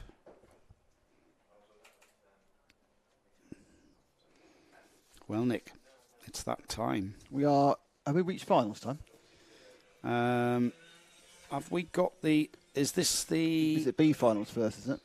We've got the Junior Rotax final next, 23. That's race 23. So we've got a... Oh, right, so we've got a couple of B finals after a main final, have we? Yeah, 23. Then we've got the B final, and then... 4 bump-ups. Yeah, then we've got... No, I'm going to, as we've been on air for a long time, may go over 8 hours, I'm going to take the opportunity to... I was just going to say the same. So if you're on Facebook, it's going to stop, and I'm going to restart another stream. If you're on YouTube, don't worry, it carries on going. All right, so do I keep talking? Doesn't affect you. Stop. Say goodbye to Facebook. Goodbye, Facebook. Bye, Facebook listeners and viewers. Yeah. Now we just talk to YouTube. Anyway, YouTube, you guys are great. We love the YouTube people way more. Where are you going? Oh, okay. Some ridiculous reason. So we decided that the YouTube people are the only ones who count. How are you? Lovely to meet you all. Hope you're having a lovely day. So finals are coming up. We start off with Junior Rotax, and we have 2 B finals, which is the B final Senior Rotax and 177. Top 4 carts bump up into the main finals. We follow that up with the Senior TKM Final, the Mini Max Junior Final, the 100 UK Final, the Senior Rotax Final, and the Rotax 177. 12 minutes for the main finals, 8 minutes for the B finals. Now, there's a possibility the final times might be reduced, and they have been because we are running behind schedule. So the finals now down to 8 minutes again, so that's because the various stoppages we had. There's always the aim to try and finish everything by 5:30. That might be quite optimistic, but let's see. But let's welcome you all back to Facebook by turning back on the Facebook streams. Exciting, isn't it? Back to Facebook. Go back to Facebook. So if you're watching on Facebook, hello everybody. We've come back. Look at that.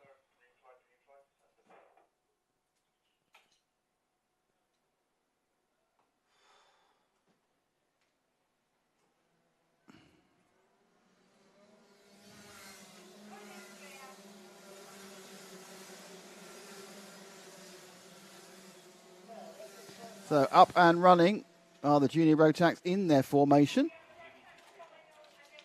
And we have a grid as follow. On pole, it's Braden Hill. Next to him is Samuel Wyatt. Now, you need to tell me what this is. You've got the points there for it as well. So it's Braden Hill from Samuel Wyatt, from Daniela Sutton in 3, who's not scoring points. Archie Buttle in 4, Levi Goodyear in 5, Ashton French in 6th, Steve Barnes in 6th, Dan Whitfield in 8th. That's fine for the grid. Tell me what it means points-wise for the championship. Braden Hill, 111 points. Ashton French into 2nd in the championship on 11.09. Sam Wyatt in 3rd, 10.82. Archie Buttle behind him in 4th, 10.81. And then we've got 10.44 for Ronnie Shrimpton in 5th. 6th is Adam Catling on 10.23. Here they are about to start the final for the Junior Rotax class.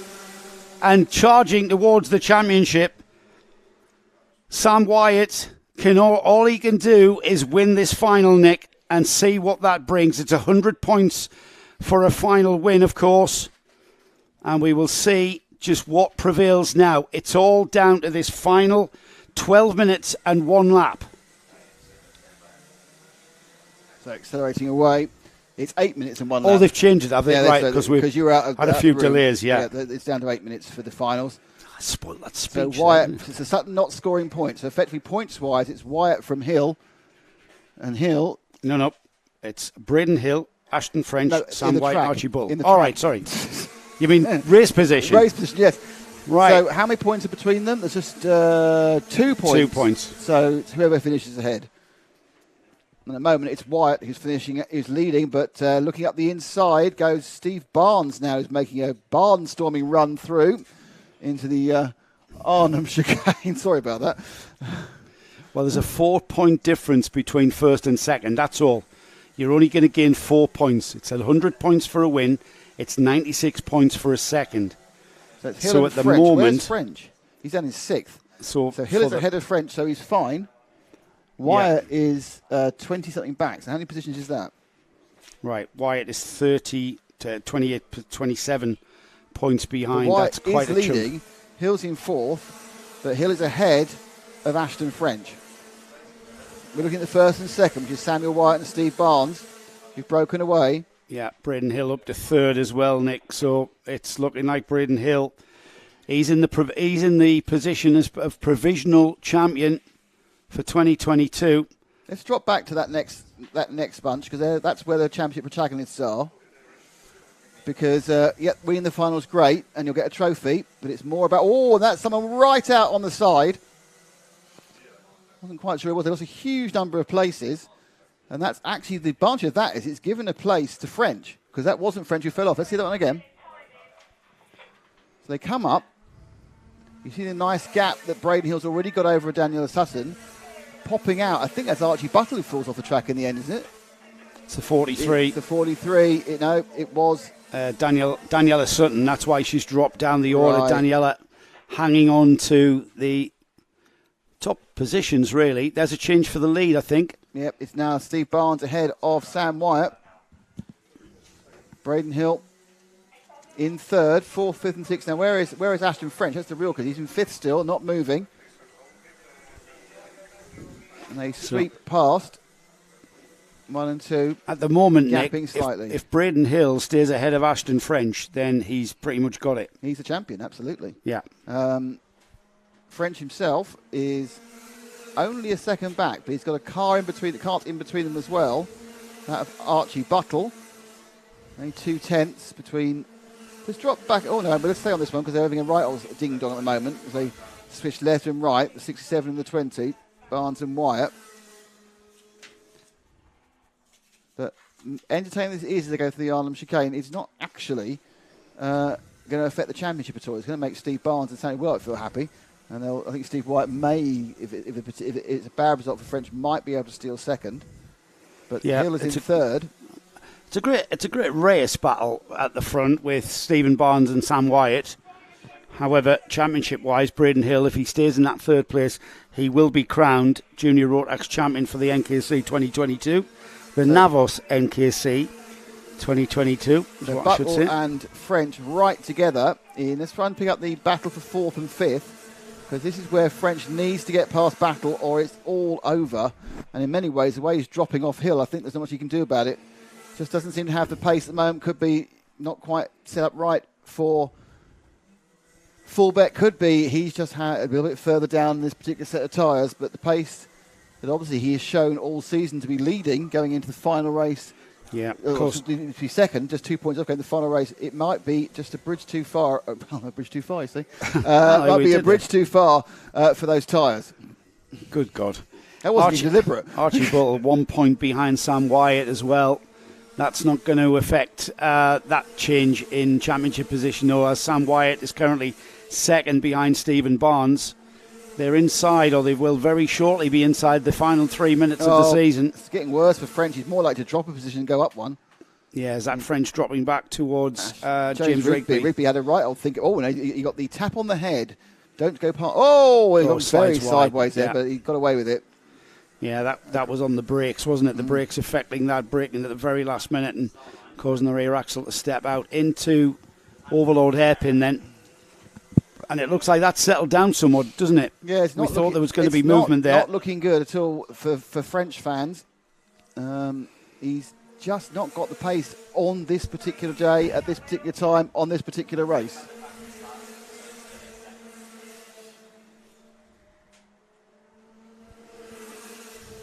So as Stephen Barnes continues to lead, Sam Wyatt in second, Braden Hill.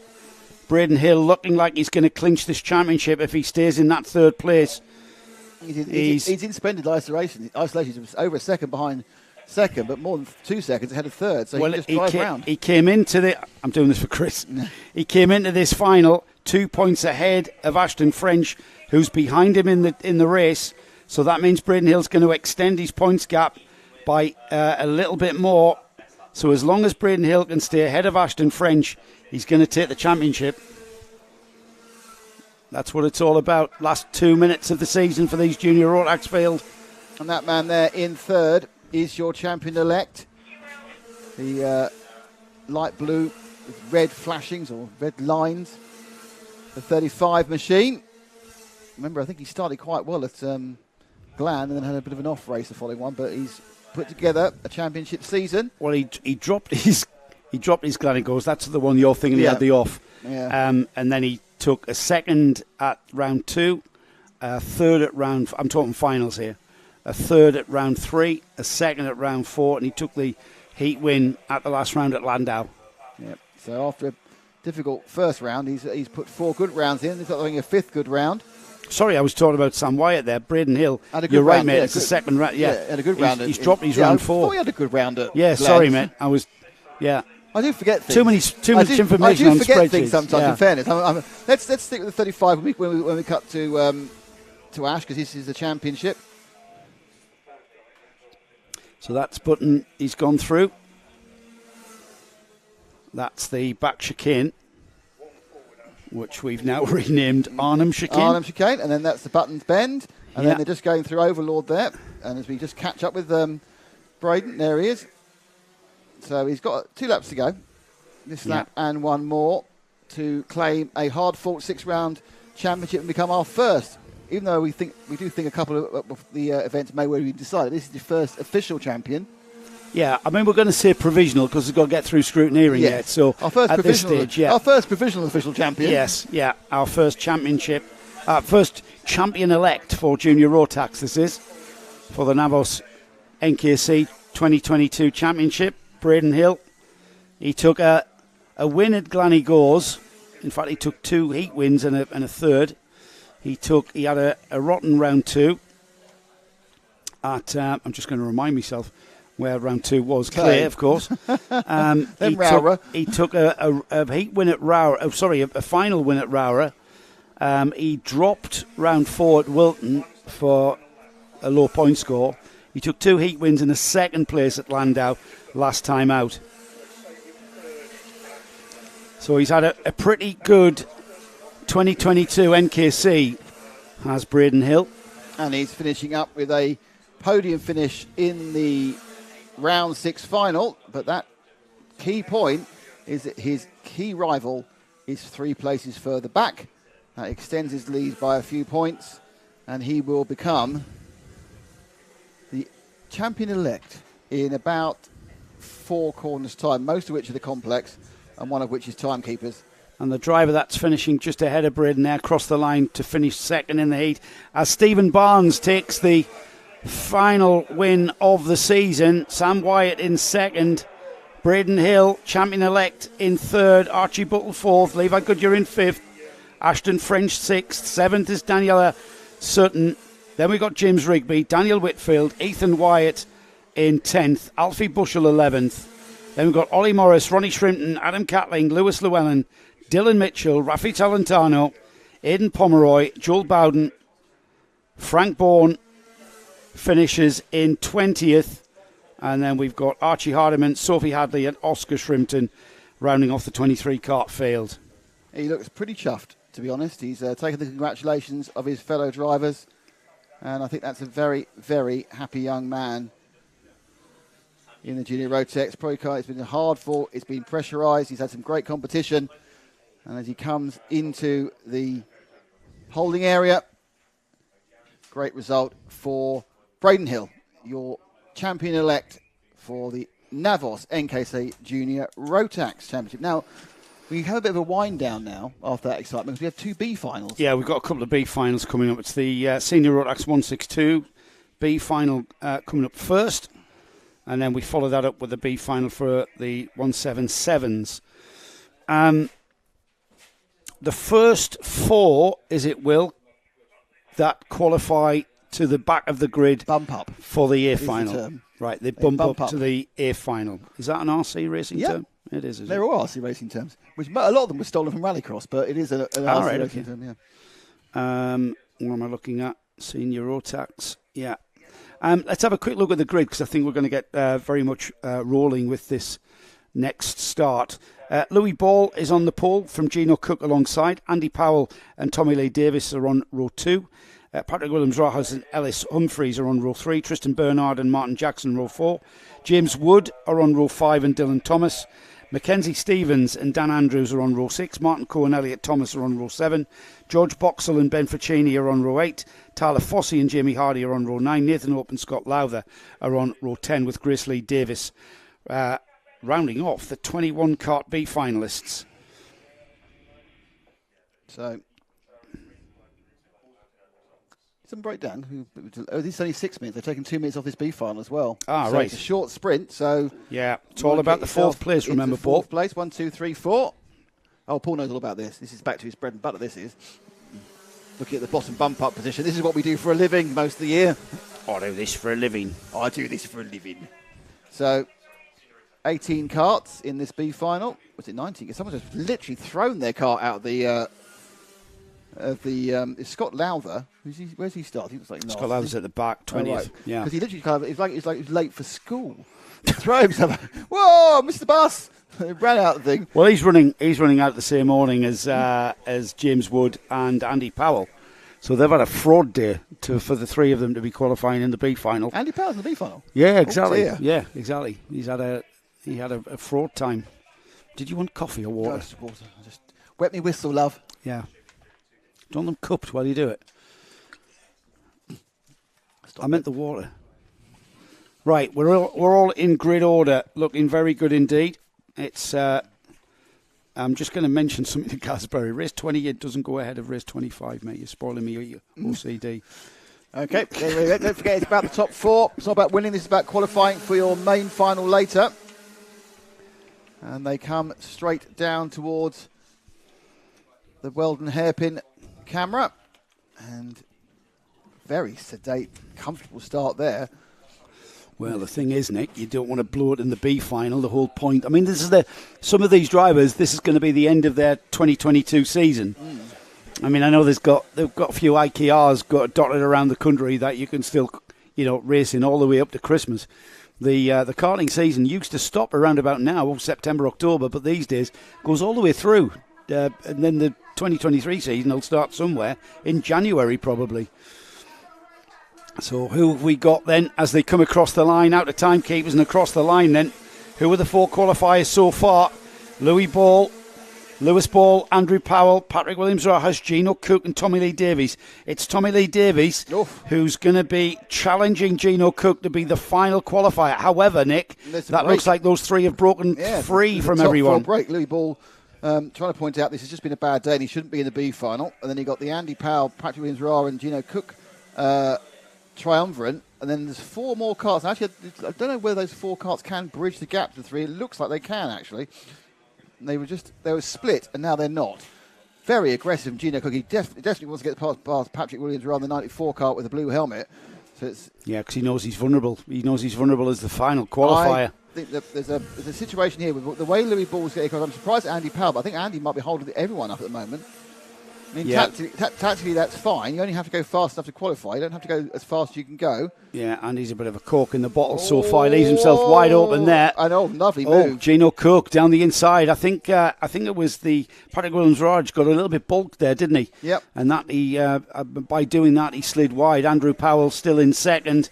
This is allowing Lewis Ball to get away from the carts behind him. But look at that, backing them up from second all the way down to ninth, I think. 4, yeah. Yeah. But it's now, there's a couple of carts, so first, second and third. Second and third have got a bit of a breathing space, and it's the Patrick Williams-Rajas car in 4th. It's absolutely under immense pressure now, and he's really going to find himself in an almost impossible task, I would say. It's like King Canute trying to turn back the tides if he's going to try and stay in 4th place.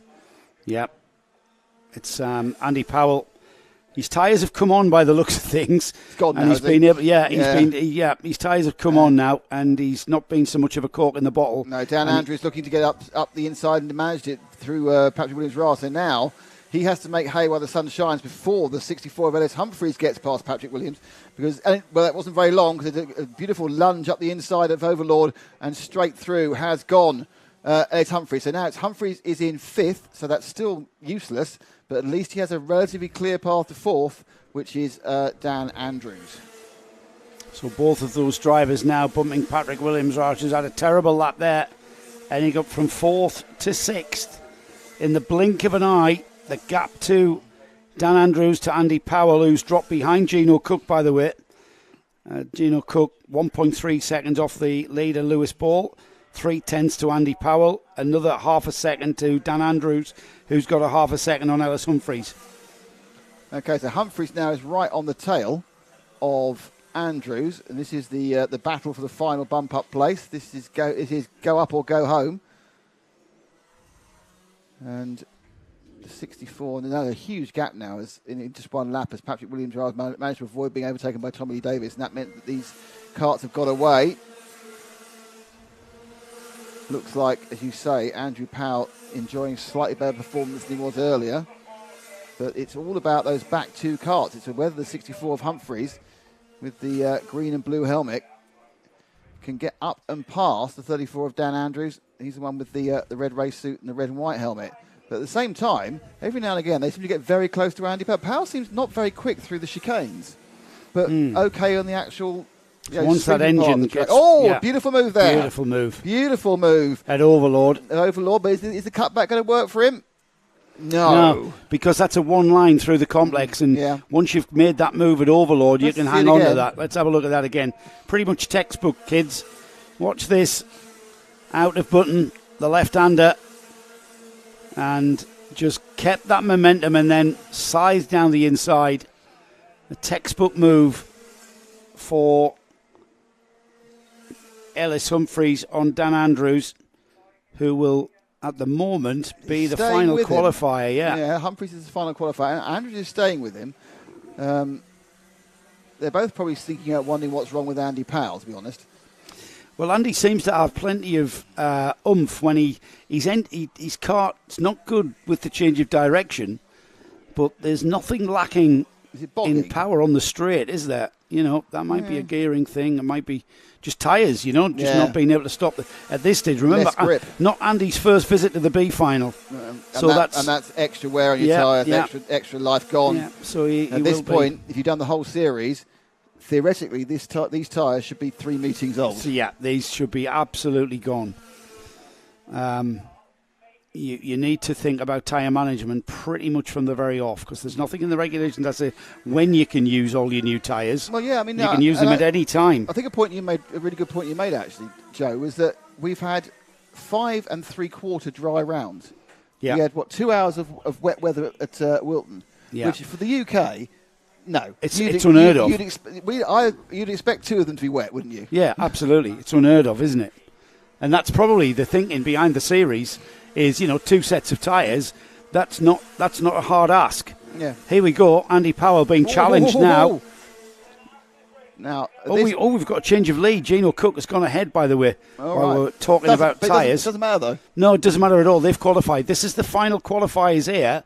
Andrew Powell and Ellis Humphreys. And Ellis Humphreys. This is the final row of the grid for the A final at the moment. But keep an eye on Dan Andrews. He's the third cart in that picture. This is the last lap. Yeah. Go. He's going for it. He's going for it.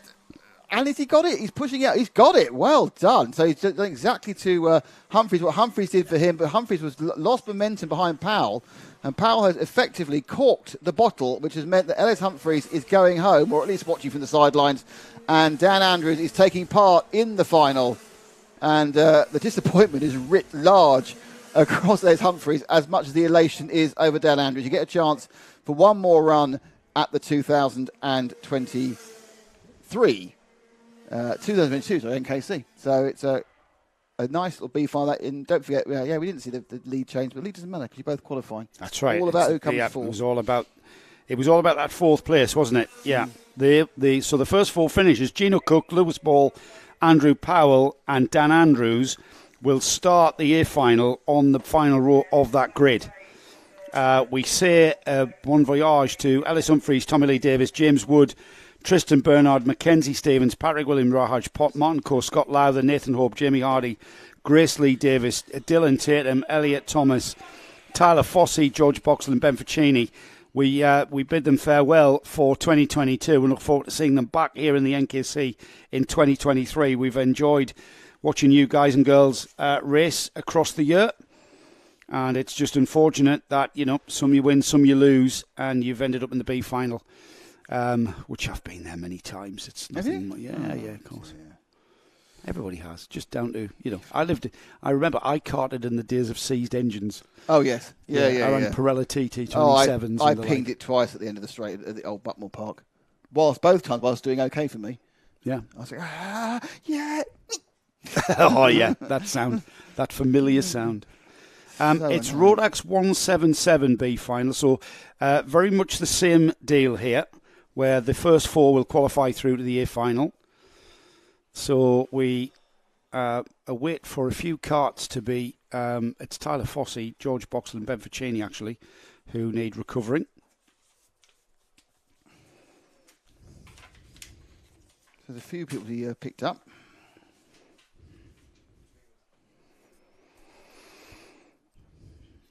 So we... When is the senior 177 final, says Elliot Powell? I'll tell you exactly. Oh, hello, Elliot. I know who Elliot Powell is. He's a Hunter Motorsport driver. It's the last race of the day. Yeah, it is. I'm sorry, Elliot. You're going to have to wait till the very final race. You've got 1, 2, 3. There's 5 full finals. So you've got this one now, the B final. And then you've got 5 full finals after it. Yeah, so say hello to your dad, Graham. 6 minutes for a B final and then 8 minutes. Elliot brought us some donuts at Donington Historics. I didn't have any of them. We weren't there, were you? Might have bought you a donut. Yeah, and then he dropped some donuts off at a commentary I was doing at Warden Law, and nobody told me. Really? Yeah. Does he have some sort of connection with donuts? Does he want to own a Dunkin' Donuts franchise? No, he just knows that I probably love them. Not anymore. I'm going to have to all those sins. Yeah. All those sins. Carrots for me next time, Elliot. Yeah. We'll see Elliot out. I hope. I'm saying this, Elliot. We'll see Elliot out at the UKC at Warden Law, Nick. Apparently, we're covering UKC that. plate meeting. More of that coming on Karting TV Live. I know. It's Karting Live TV, by the way. Karting Live TV. Why do I keep getting that wrong? Well, it's like chicane and chicane and hairpin, isn't it? It's late in the day. It's quite warm in here, and basically we're just having a bit of fun. Okay, they're out and they're giving it some. Right, let's have a go. Right, Keith Mason on the pole position. Brian McCready alongside Thomas Hinton, Thomas Childs, Tom Eldridge, Lee Todd are on row 3. Row 4, Steve Maidman and Rowan Mackley. Jai Oliver and Adrian Smith are on row 5. Daniel Gibbs and Martin Heath are on row 6. Josh Mallett, David Medlock are on row 7. Colin Campbell, Steve Jackson are on row 8. We've got Louis Large down and Zach Bolton and Aidan Hammond. I know Louis Large isn't taking part. I know Zach Bolton is... Has Zach Bolton come out? Let's have a look, see if he is. Not sure, to be The honest. number 69 is not out, is he, everybody? It's kind of a limited... You've got more on he's it. not. Is that a he's full not. list? Is it just 12? Zach didn't take part in his And Louis not out, final is he? heat. Louis out as well. Yeah, so I think a few people have called it a day, haven't they? They've called it a year. They've called it a year. There's Zach there. Oh, yeah. Calling it a year. He's calling it a year. He's watching his mates, though. It's good news. He's not like gone just, Yeah, I know Stephen Horner's at the barrier as well, but he's in the year final. He's watching his mate Keith Mason. Here they come then. Out of time keepers. 6 minutes and 1. So there's 12 carts for here 4 they go. places. Down towards the Dan Weldon hairpin. Keith Mason leading into the corner. He's got Brian McCready on his outside, and Keith hangs on to that lead, I think. Yeah, it is. The number 12. Hung out to dry on his outside. Down towards through gliders there, and into the Arnhem chicane. Out of there for the first time, into Button. Towards the Overlord hairpin. And it's a battle for second there, Nick. He's got it quite easily, isn't it? So I think I'm not quite sure that was because we're quite out of line, but the all red cart-suited man has slowly been shifting. He's just been going backwards. That's the 84 of Brian McCready, who's now in third, but third's fine. Yeah, third is absolutely fine. Keith Mason is first, Thomas Hinton second, Brian McCready third, Thomas Childs fourth. He's in the vulnerable position there. Yeah, but he looks like he's moving forward. Right, okay. The 62, absolutely, Thomas Childs, right, harrying McCready. So the red cart suit with the green helmet. Oh, and there's a position McCready. lost. Oh, big accident. That's carnage. They can't get going again. That's the leaders. First and second have hit each other. They're just conjoined. And they're going to have a real problem qualifying. Let's see that one again. We've got it. Because we actually kind of got the end of this accident. Because the accident's happening in front of us. It's just off camera to your right. As it looks like the second place man may well have hit the first. Yep. So the second place man, Hinton, hit Mason. And then they caused a massive traffic jam, which has actually resulted in McCready, leading if he got going. No, Hinton did exactly what we saw in the Minimax heat. where he went down the inside, right, and then Keith Mason ran out of room to make the corner on the middle bit of the Arnhem chicane. Well, it's all change, and those two are way at the back. So it's now Charles, McCready, Maidment, and Todd. This is when the top two guys disappear from a bump-up race. This is manna from heaven for the rest of the field. It really is. Thomas Childs now leads. Brian McCready second. Steve Maidment third. It's now Lee Todd in that vulnerable fourth place. He's got only 3/10 from Tom Elridge in fifth, who's got only half a second from Colin Campbell in sixth. Keith Mason and Thomas Hinton, I think, have called it a year. Looks like it. They may well have rolled themselves into the pits. It's not going to happen. What's going to go on? But they go down now. 1, 2, 3. So it's looking like third and fourth beginning to coalesce together, aren't they? So let's see what we got, which is the Tom Eldridge Todd. Yeah, Tom Eldridge in the 25 is now your fourth place man. Not quite sure the colour of the 25, but I'll try and pick it up. Is that? Yep, it's the red cart there. That's your fourth place man. He's actually got past the 70 of Joss Malik going round. I think it looked like he was going through the complex, oddly, but maybe just before that. But then this red cart with the two white stripes, that's currently bumping up. And the cart behind him, the red cart without white stripes, with blue flashings, is the cart of Lee Todd. And these two are fighting for the final bump-up place to the final Rotax 177 final of the 2022 season for the NAVOS NKC Championship. Now, it's looking left, looking right. But at the moment, it's still Eldridge who's got it. And Todd needs to get a little bit closer. Now, they are both beginning to get closer to Steve Maidmont in third. So this could become a three-cart affair. First two away, Charles and McCready. Sim. So that's third, fourth and fifth. Two of them bumping up, one of them not. Round Overlord. This isn't the greatest bit of front end on the Eldridge machine. Seems he has to try to wrench the thing round that particular hairpin. And they come through the complex. And then 2 or 3 different lines there actually through the timekeeper's sweep. Yeah, it's all to play for. All to play for going into the final 2 minutes now of this B final. And that red livery with the white stripe down the front. That's the cart in the vulnerable fourth position, fourth and final qualifier. So we'll see just how that will pan out. Oh, and there's the move, Nick. It came at Button. Oh, got it. The Button left-hander into the Overlord hairpin as well, and he's going to make that stick by moving away from him. So Lee Todd makes his move at the left-hander at Button, which is a very rare place to make that move, to be honest. I'm not sure about the handling on the 25. It's looked very, I'll use the word sketchy, if you know what I mean. It looked like it really didn't want to do what it was supposed to be doing on a number of occasions.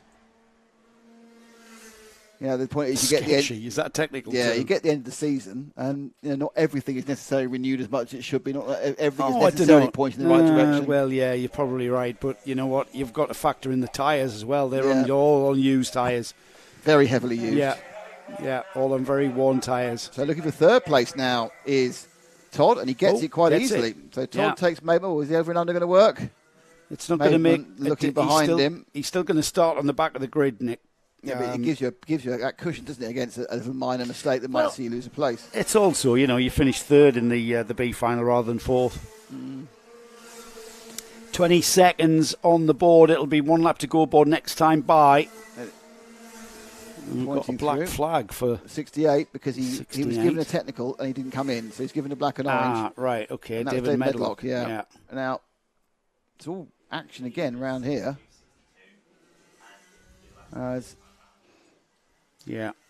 Basically, Steve Maidmont didn't particularly like being overtaken by Lee Todd, and he's trying to get him back. Of course he is. Because he's now vulnerable. He's not that far ahead of Eldridge, and they got one more after this. Nobody wants to be in fourth place in the B final because it makes you vulnerable. Vulnerable to mistakes. Still better than fifth. It is better than fifth, marginally though. I mean, the pressure is on, isn't it? So this is the last lap of the B final. And it's whether the white cart of Steve Maidmont can hold off 25 Tom Eldridge, the red one with the 2 white stripes in the front, coming down to the Weldon hairpin. This is their final lap then. Oh, flying through gliders. Yeah, from 5th down over. It's the final lap of the NK season for these drivers. So we get towards the final stages. They're at the left-handed button. Looks like Maidment's got enough pace to keep Eldridge behind him, which means he's got another 8 minutes of main 177 Rotax final to come in an hour or so. Probably a bit less than an hour, probably about 45 minutes' time. Thomas Childs takes the checkered flag to take the B final win. Brian McCready comes out of timekeepers and across the line to take second. Lee Todd third. The final qualifier then for the A final. Steve Maidment on the number 17. We say goodbye to Tom Eldridge, Rowan Mackley, Adrian Smith, Colin Campbell, be Josh Mallett, the black flag, David Medlock, Keith Mason and Thomas Hinton, who've already called it a year.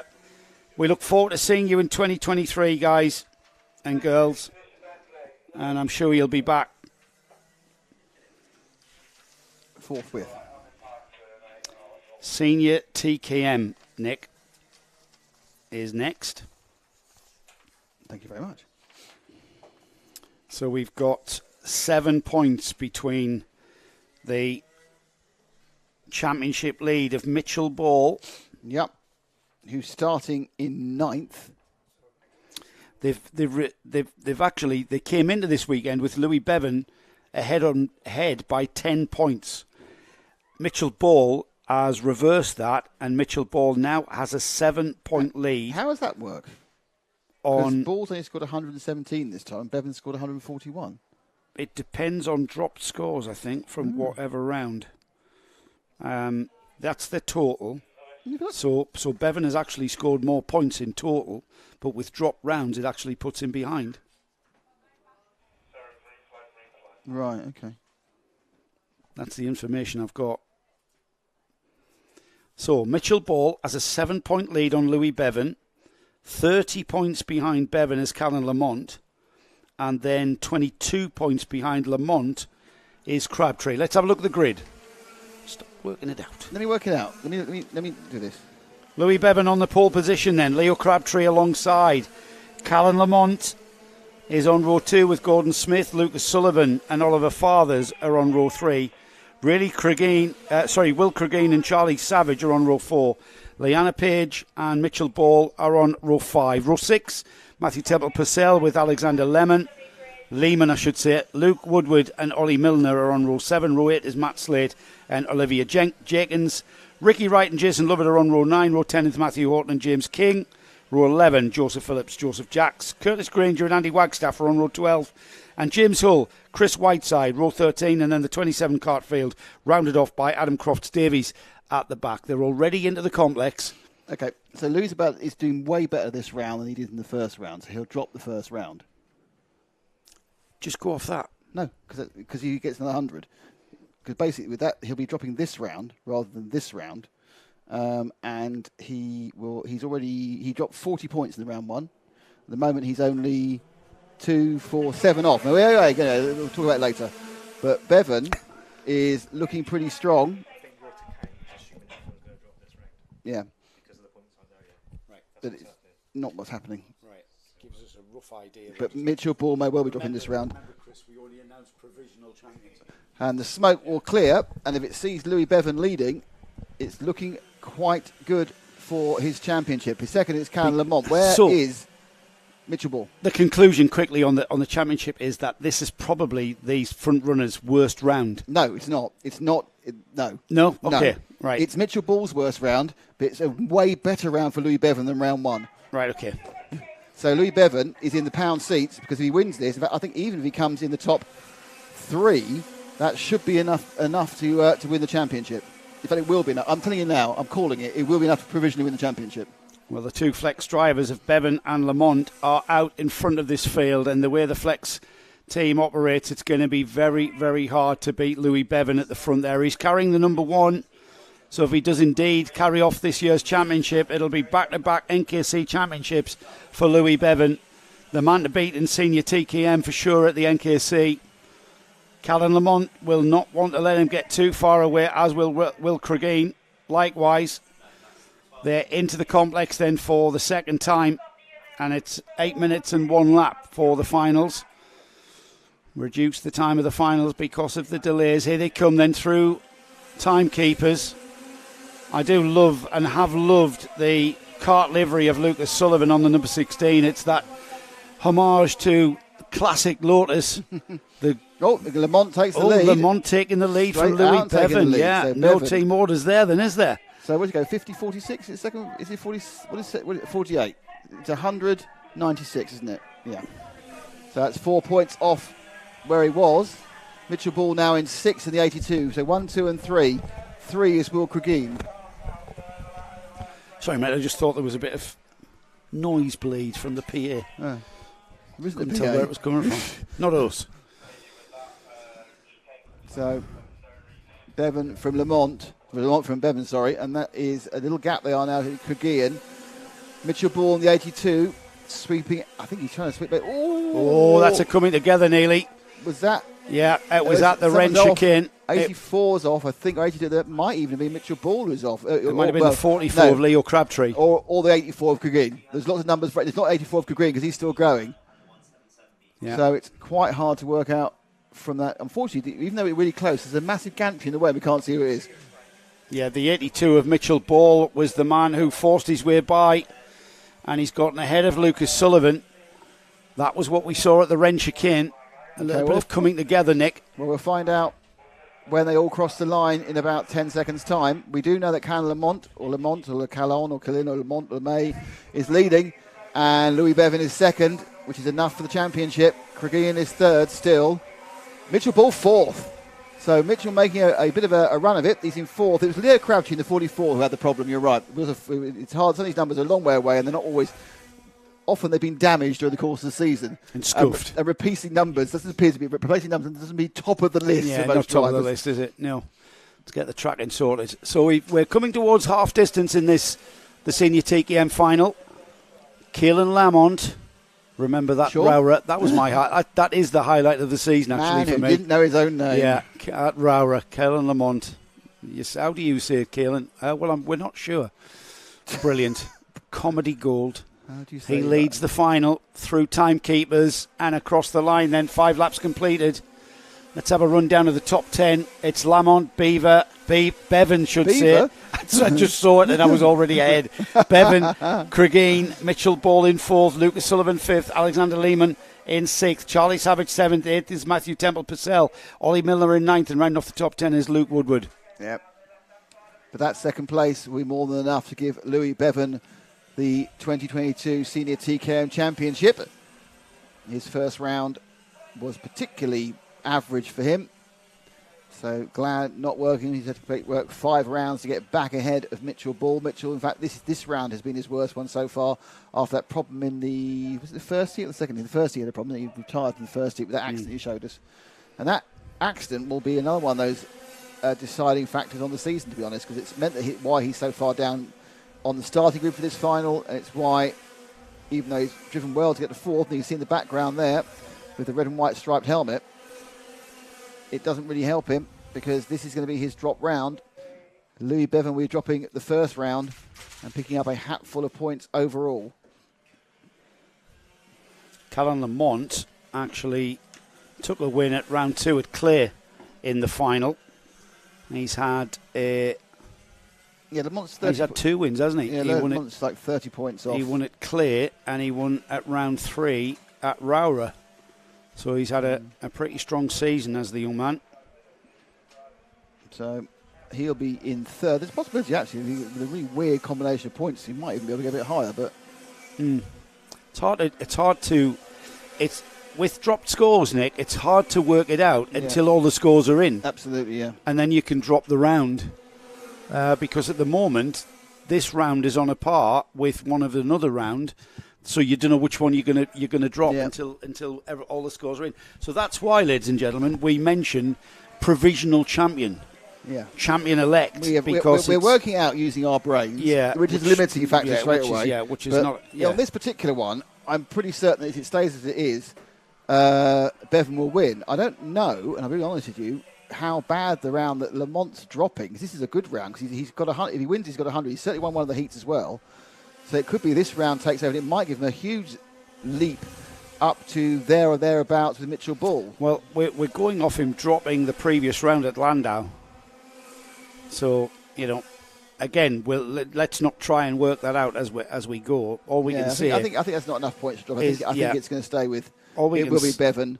If it says it is now, it will be Bevan, Ball, and then Lamont as your podium finish in the championship. Well, if Callan wins this one, he's won 3 finals. He's won at Clare, he's won at Rowra, and he's on schedule to win here at Fulbeck. So that's a pretty strong. He's won more rounds than anyone in the top 3. But the interesting thing about the NKC is every time you go on track, it counts a point. Yeah, it's like that with most championships. You're not qualifying for finals. All the heat score. I think they're going to get 2 more laps, Nick, because that was right on the cusp. So still time for Bevan, and the 4 coming together at the front. Lamont, Bevan, Cregeen and Mitchell Ball. Mitchell Ball would want to get ahead of Cregeen, but you know what? He's kind of there, but he hasn't got the pace to get on terms. He hasn't got the pace to get on terms with the third-place driver. Caroline Strange is Lewis Bevan's mum here. Beaver is Louis' brother's nickname. Is it really? Yes. Yeah, doesn't surprise me. And hello to Nick Gurr, who wants a shout-out, so he's got one. Louis' mum's been with us pretty much all season. We'd need a name for Louis' mum. Hello, Mum. Louis' mum needs to tell us her name. What's your name, Mrs. Bevan? Leave it to Beaver. Your son's doing really well.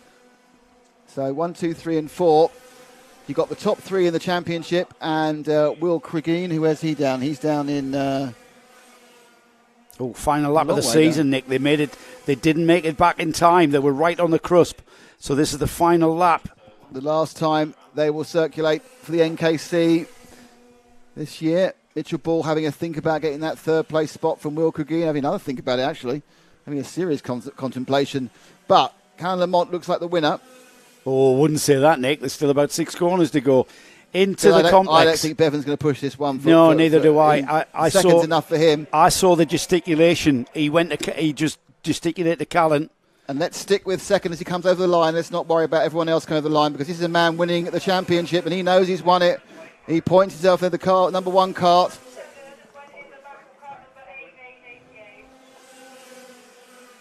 There they are.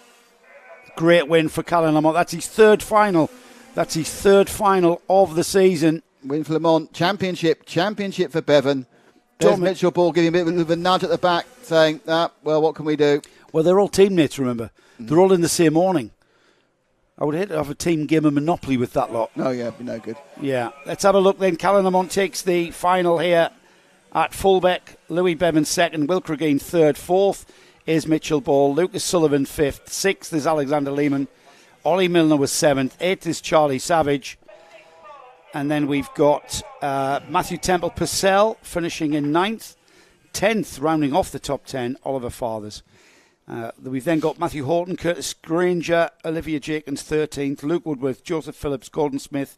17th was Ricky Wright, 18th Jason Lovett, Leo Crabtree was 19th, Matt Slate, Adam Croft Davies, Chris Whiteside was 22nd, and 23rd was James King. We lost Andy Wagstaff on lap 7, and we lost Leanna Page and James Hull on the first lap. Or they didn't start; they didn't come round and complete 1 lap. Caroline's name, Louis' mum is called Caroline. Hello, Caroline Bevan. Which is just, I should have known Caroline Strange. She's Caroline Strange. Her name is Caroline Strange.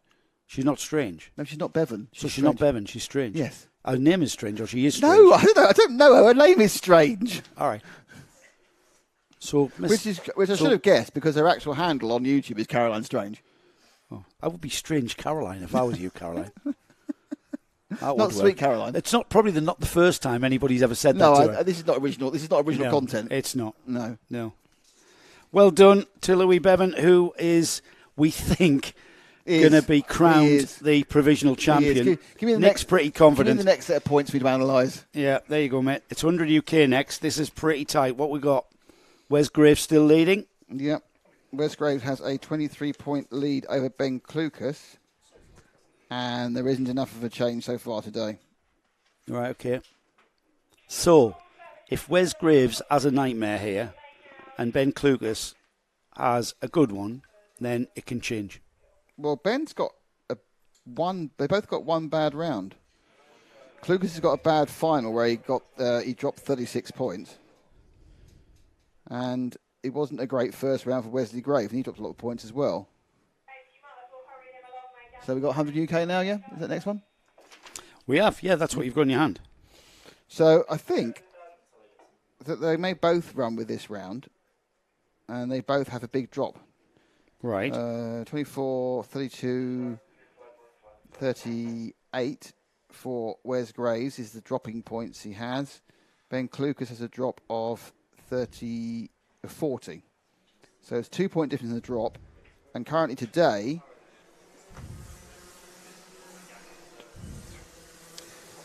right, it's 8 point gain. So it's 8 points he's gained back once the drop comes in. So once the drop comes in, the gap between them is 15 points. Right, I seem to have the mini maxes out next, guys. And I haven't got a grid. Is it how's that happened? Have a grid, please. It's Will. not that. It's a mini max apparently. Surprised us all. I think Alex Fraser's got his one, hasn't he? Caroline Strange says, I've born strange and I have stayed strange. I love it. I love it. Caroline Strange, well done, Louis Bevan. So proud of you. Paul Punter said, I would apologise. I would apologise to the stream if I were you. Who's that? Paul Punter. I don't know what he wants to apologise for. Paul, don't know. Right, we've got Jasmine Taylor on the pole position for the Minimax final. Alex Fraser alongside. Alex Fraser currently leading the championship from Reese Green, who is starting on the second row. Daniel Haynes alongside. Louis Reese, Seb Corking on row 3. Sonny Morgan and Thomas Hadley are on row 4. Emily Cotty are on row 5. And then we've got the 100 UK juniors, which is Cyril Smith, who starts on his pole position in his first race. They've got a false start, gives us a chance. There's your Mini-Max Championship. All right, okay. Yeah, Alex has won that. So Cyril Smith, on the novice plate, starts from pole position. And he starts with Hayden Taylor alongside for the two 100 UK junior runners. Jasmine Taylor on the pole position then, leading the field round. Remember, these Mini-Max drivers. Paul Punter says we've been really racist. We need to apologise. Have we? Paul, I have no knowledge of what you're talking about. So I wouldn't even. Sorry, mate. You've misheard something because we haven't even discussed anything on that subject whatsoever. Right, here we go. Let's see if the Mini-Max drivers can get this underway. If they can keep the pace down, Jasmine. That's what we've seen. The fastest starts, and once again, it's absolutely flat out from the Mini-Max field. And we've got them racing then into the hairpin at Dan Weldon. And who's that? The number 84, is it? Of Jasmine Taylor. It is indeed. Leads in and out of the Dan Weldon hairpin. Oh, we've got a cart off at the back. Oh, and that's the 28. The 28 is Thomas Hadley. Great to see Seb Corking out on the 52, I've got to say. Seb was heavily winded, remember, at the chicane, at the Arnhem chicane. So into the complex for the first time. It's Reese Green who's slotted into the second spot here behind Jasmine Taylor. And it's Alex Fraser chasing after them. Champion-elect Alex Fraser goes through in third. Daniel Haynes in fourth. Fifth is Sonny Morgan.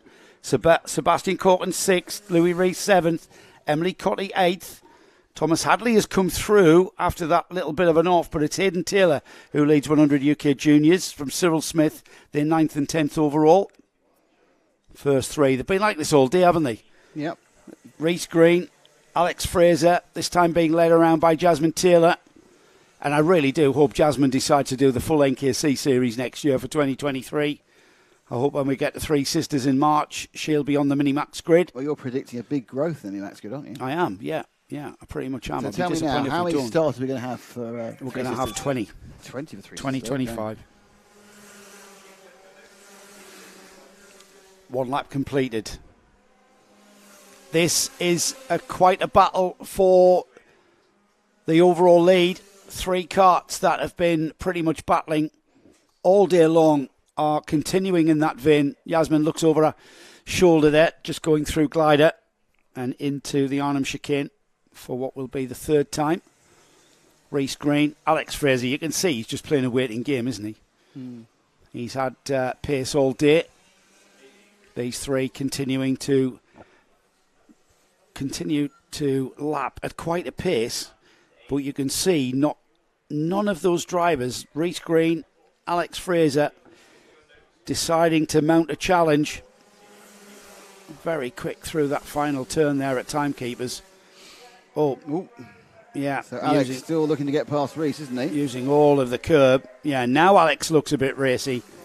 Now Alex looks like he's wanting to get... Oh, he hits the curb there, and that's cost him time. Look how much time that cost him. Yeah, just drifted him out wide, and that was it. So a little misjudgment by 15 centimetres, 6 inches. Just put his rear inside wheel on the curb there at the Dan Weldon hairpin. Into Button then. And into Overlord. Out towards the complex. And into the complex. The right-hander now leading into the second part of the complex. And then into timekeepers. It's still a minute or so off half distance as the field lead into the Wren chicane and out of the chicane. This is where Alex Fraser was about to start thinking about getting past Reece Green. He misses the curb this time and he carries speed. But these three, lapping in the 48s, they're all lapping as fast as they possibly can. 48.311, fastest lap of the race so far for second place driver Reece Green. Hayden Taylor continues to lead the 100 UK Juniors. There. That's Alex up into second place, and then the over and under. He's lost it. He slid wide. Went for it and not prepared to push it through the start of the complex. First time I took my eyes off the screen there. Well, the 100 UK there you Juniors. are, you see. And there's Alex Fraser just waiting for that moment. Of course he was. Hayden Taylor leading the 100 UK Juniors. He will be the champion. We can say that with absolute certainty. He's gone down the inside. Remember, Oh! these two. I was about to say these two had a coming together. And they have a history as well. Yeah, they've had another coming together. Another nudge, and there's a kind of a what's going on. Let's see that one again then. So who's responsible for this one? It's Fraser. Well, Fraser goes down the inside. Oh, a bit of a squatch to block, and then he's taken the curb. He's taken the curb, and yeah, no quarter given by those two. They weren't very friendly with each other yesterday, and they'll be less friendly today. So they get rolling again. Not sure what the order's going to be, but it does mean that Jasmine Taylor looks like she's going to take a maiden win. Don't forget, she's not scoring points, though, for the championship. So whoever comes second will get the 100. But we need to know who's second. May well be Sebastian Corking who comes over the line in second, the 62 kart. There we are, 3 minutes to go. It is indeed Seb Corking. Dan Hayes, Sonny Morgan, and it's Louis Reece, and then Reece Green over Alex. Alex, I think, is a bit further back from... Yeah, Fraser's a good 3 seconds behind Reece Green. He took a bit longer. He was nose in rather than tail out. So maximum points for Seb Corking as far as I can gather. He's been off the pace a little bit of the three karts ahead of him. It's only his second round of the championship. So yeah, it is. It's only the second round. So to get a win, a net win, the actual win obviously will go to Jasmine Taylor. She'll get the trophy saying first place Fulbeck. But the 100 points, actually will the 100 points go to Seb? He's done 2 rounds, I don't know. He might be also not scoring. I'm not sure if he is because I can't see him in the championship. Oh no, he's down here, look, his points down here. Oh, he's down there, is he? Right. Yeah. So he's done 2 rounds, so he will get the 100 points. Oh yeah, he was at round 5. So and it's round more of a 6. battle in third. Let's look at third and fourth for a second. That's the 22 of Dan Haynes and Sonny Morgan. Now, Sonny Morgan certainly was facing the wrong way after an accident last time round. And then you've got Sonny Morgan driving. 2 minutes remaining, I hear from over my shoulder, Nick. Yeah. So time beginning to run out for any kind of change. Well, the accident between Reece and Alex is effectively null and void of this final, really. I mean, not so much for the runners. No, for the championship. Yeah, no, but as far as the championship has gone. No, sorry, because obviously with Jasmine, as you said, we seem to discover a new little star. So it'd be good to see her carrying on. Hopefully she's still within the age range next season.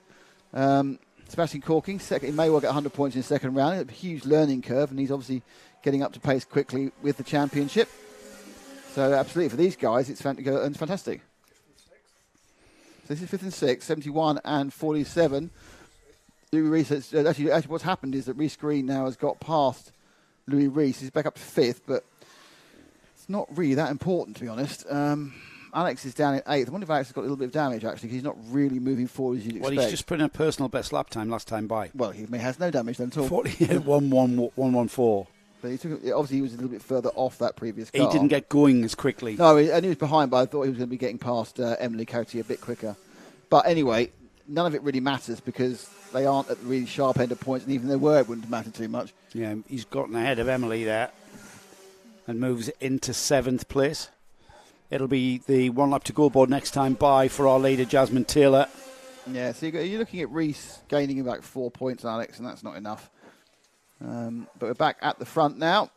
Oh, so we're back at 2nd and 3rd, sorry, with Corking and the gang. There is the number 199. Let's move a bit forward in the on the teams. So we'll pick up with, and there they go. So around the corner now, we're with 2nd place man, Sebastian Corking, down the straight. There he is, about to start his last lap. Flashing ahead of him is Jasmine Taylor, who's leading, and the other 3 carts having a bit of a row behind them. I think what's happened is Reese has managed to catch up, and he's having a... Is that Reese? It's a good little battle there between Dan Haynes and 71, Sonny Morgan. Reese Green's now come up and looking to get a couple of places on that last couple of corners. Oh, he's diving down the inside, around the outside into the back chicane, the Arnhem chicane. And then they come through Button Bend for the last time, fighting for those points. So, of course, there are, people want to finish as high as they can. Oh, and he's let him through. Oof. So Sonny Morgan has let Reese Green through. through. There's our winner, Jasmine Taylor. Great debut and a very, very, very happy Sebastian Corking. No, he's got the 100 points. A very chuffed 3rd place with Daniel Haynes. 4th place is Reese Green, not happy at all. Sonny Morgan 5th, then I'm not sure. Yeah, Reese of Alex Fraser. Alex Fraser will be your Mini-Max champion, though. Yeah, great to see Seb Corking there. I know he was delighted with that 2nd place. I'm even more delighted to see him out in the final after that really scary moment at the back chicane there, where he had heavy contact with the tyres and was totally winded. And to see anybody carted off in an ambulance, great to see that he was just indeed winded and he was able to take the final. But I tell you what, Nick, I think we have indeed found a new Mini-Max talent in the form of Jasmine Taylor, and I really do hope that we see Jasmine...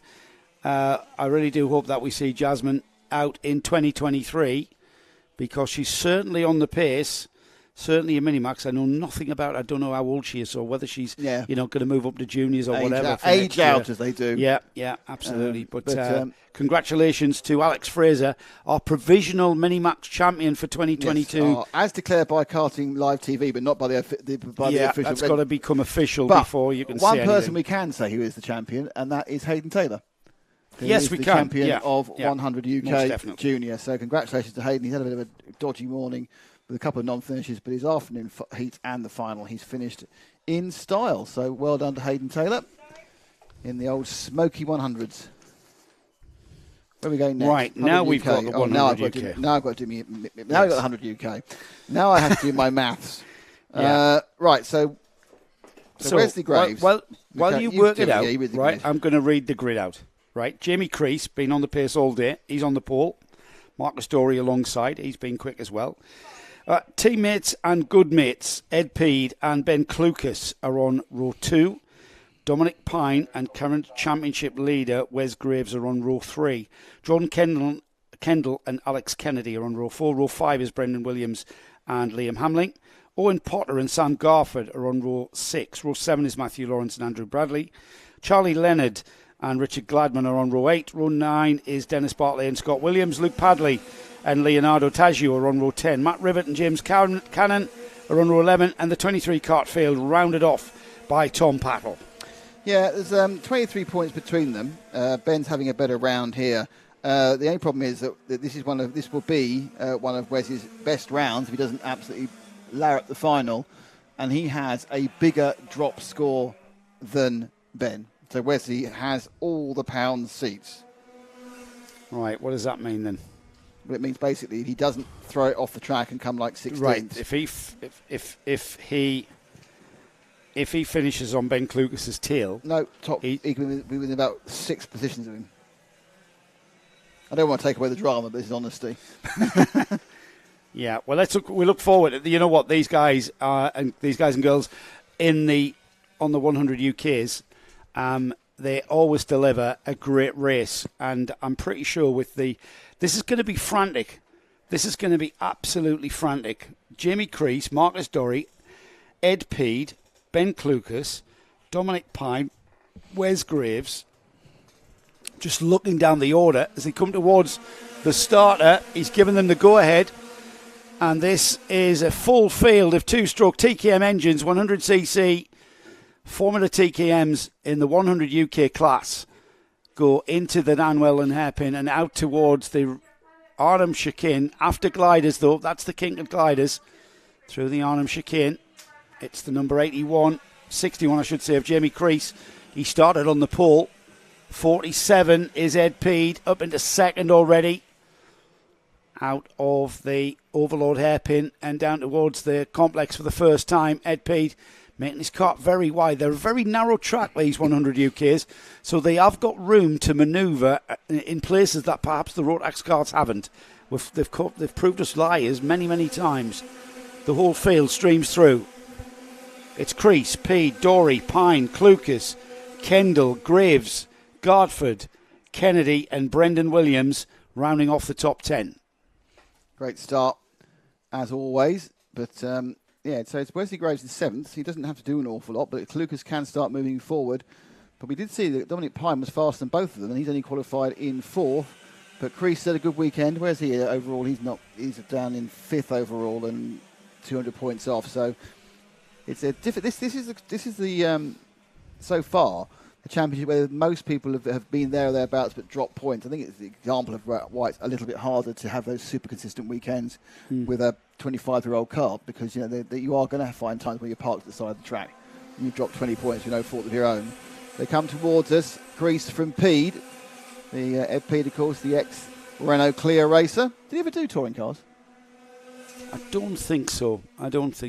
He's very quick at a Clio. He used to run with Mardi Gras Racing, and one of our main competitors when we were running in Clios. He's very quick at 100 UK. Of course, Ed came from karting. I remember Ed being around the karting scene in the mid-90s. Here they come, and look how close they are, coming out of Overlord hairpin and towards the complex. There's still all to play for with Jamie Crease leading. Ed Peed right on his tail now. These two breaking away slightly from Marcus Dorey and Dominic Pine. Jordan Kendall still in 5th. There they go across the line. There is no changes as far as I could gather. Behind Kendall in 5th, Graves, Clucas, Garford, Kennedy and Williams. Scott Williams, that's Brendan Williams in 10th. Scott Williams in 11th. And with the two leaders now, out of the Weldon hairpin, down towards Arnhem. Into Arnhem they go. First left, then the right, then the left again. Into the left-hander of Button. And Ed Peed getting into position and just sussing things out. But still, you know what, it's an 8-minute final with 1 lap. 8 minutes and 1 lap. We've only had 3 minutes of this, so we're still at the stage of high-speed chess, where they're just watching and looking for any kind of weakness in performance. I'm telling you what, though, you've got to look hard, because these karts are so evenly matched.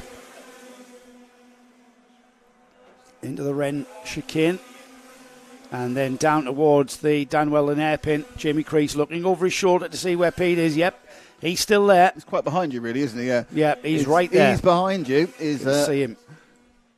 So, top 4 into the Arnhem chicane, nose to tail. None of them really involving the championship, because 5th and 6th is Graves and Clucas in championship order.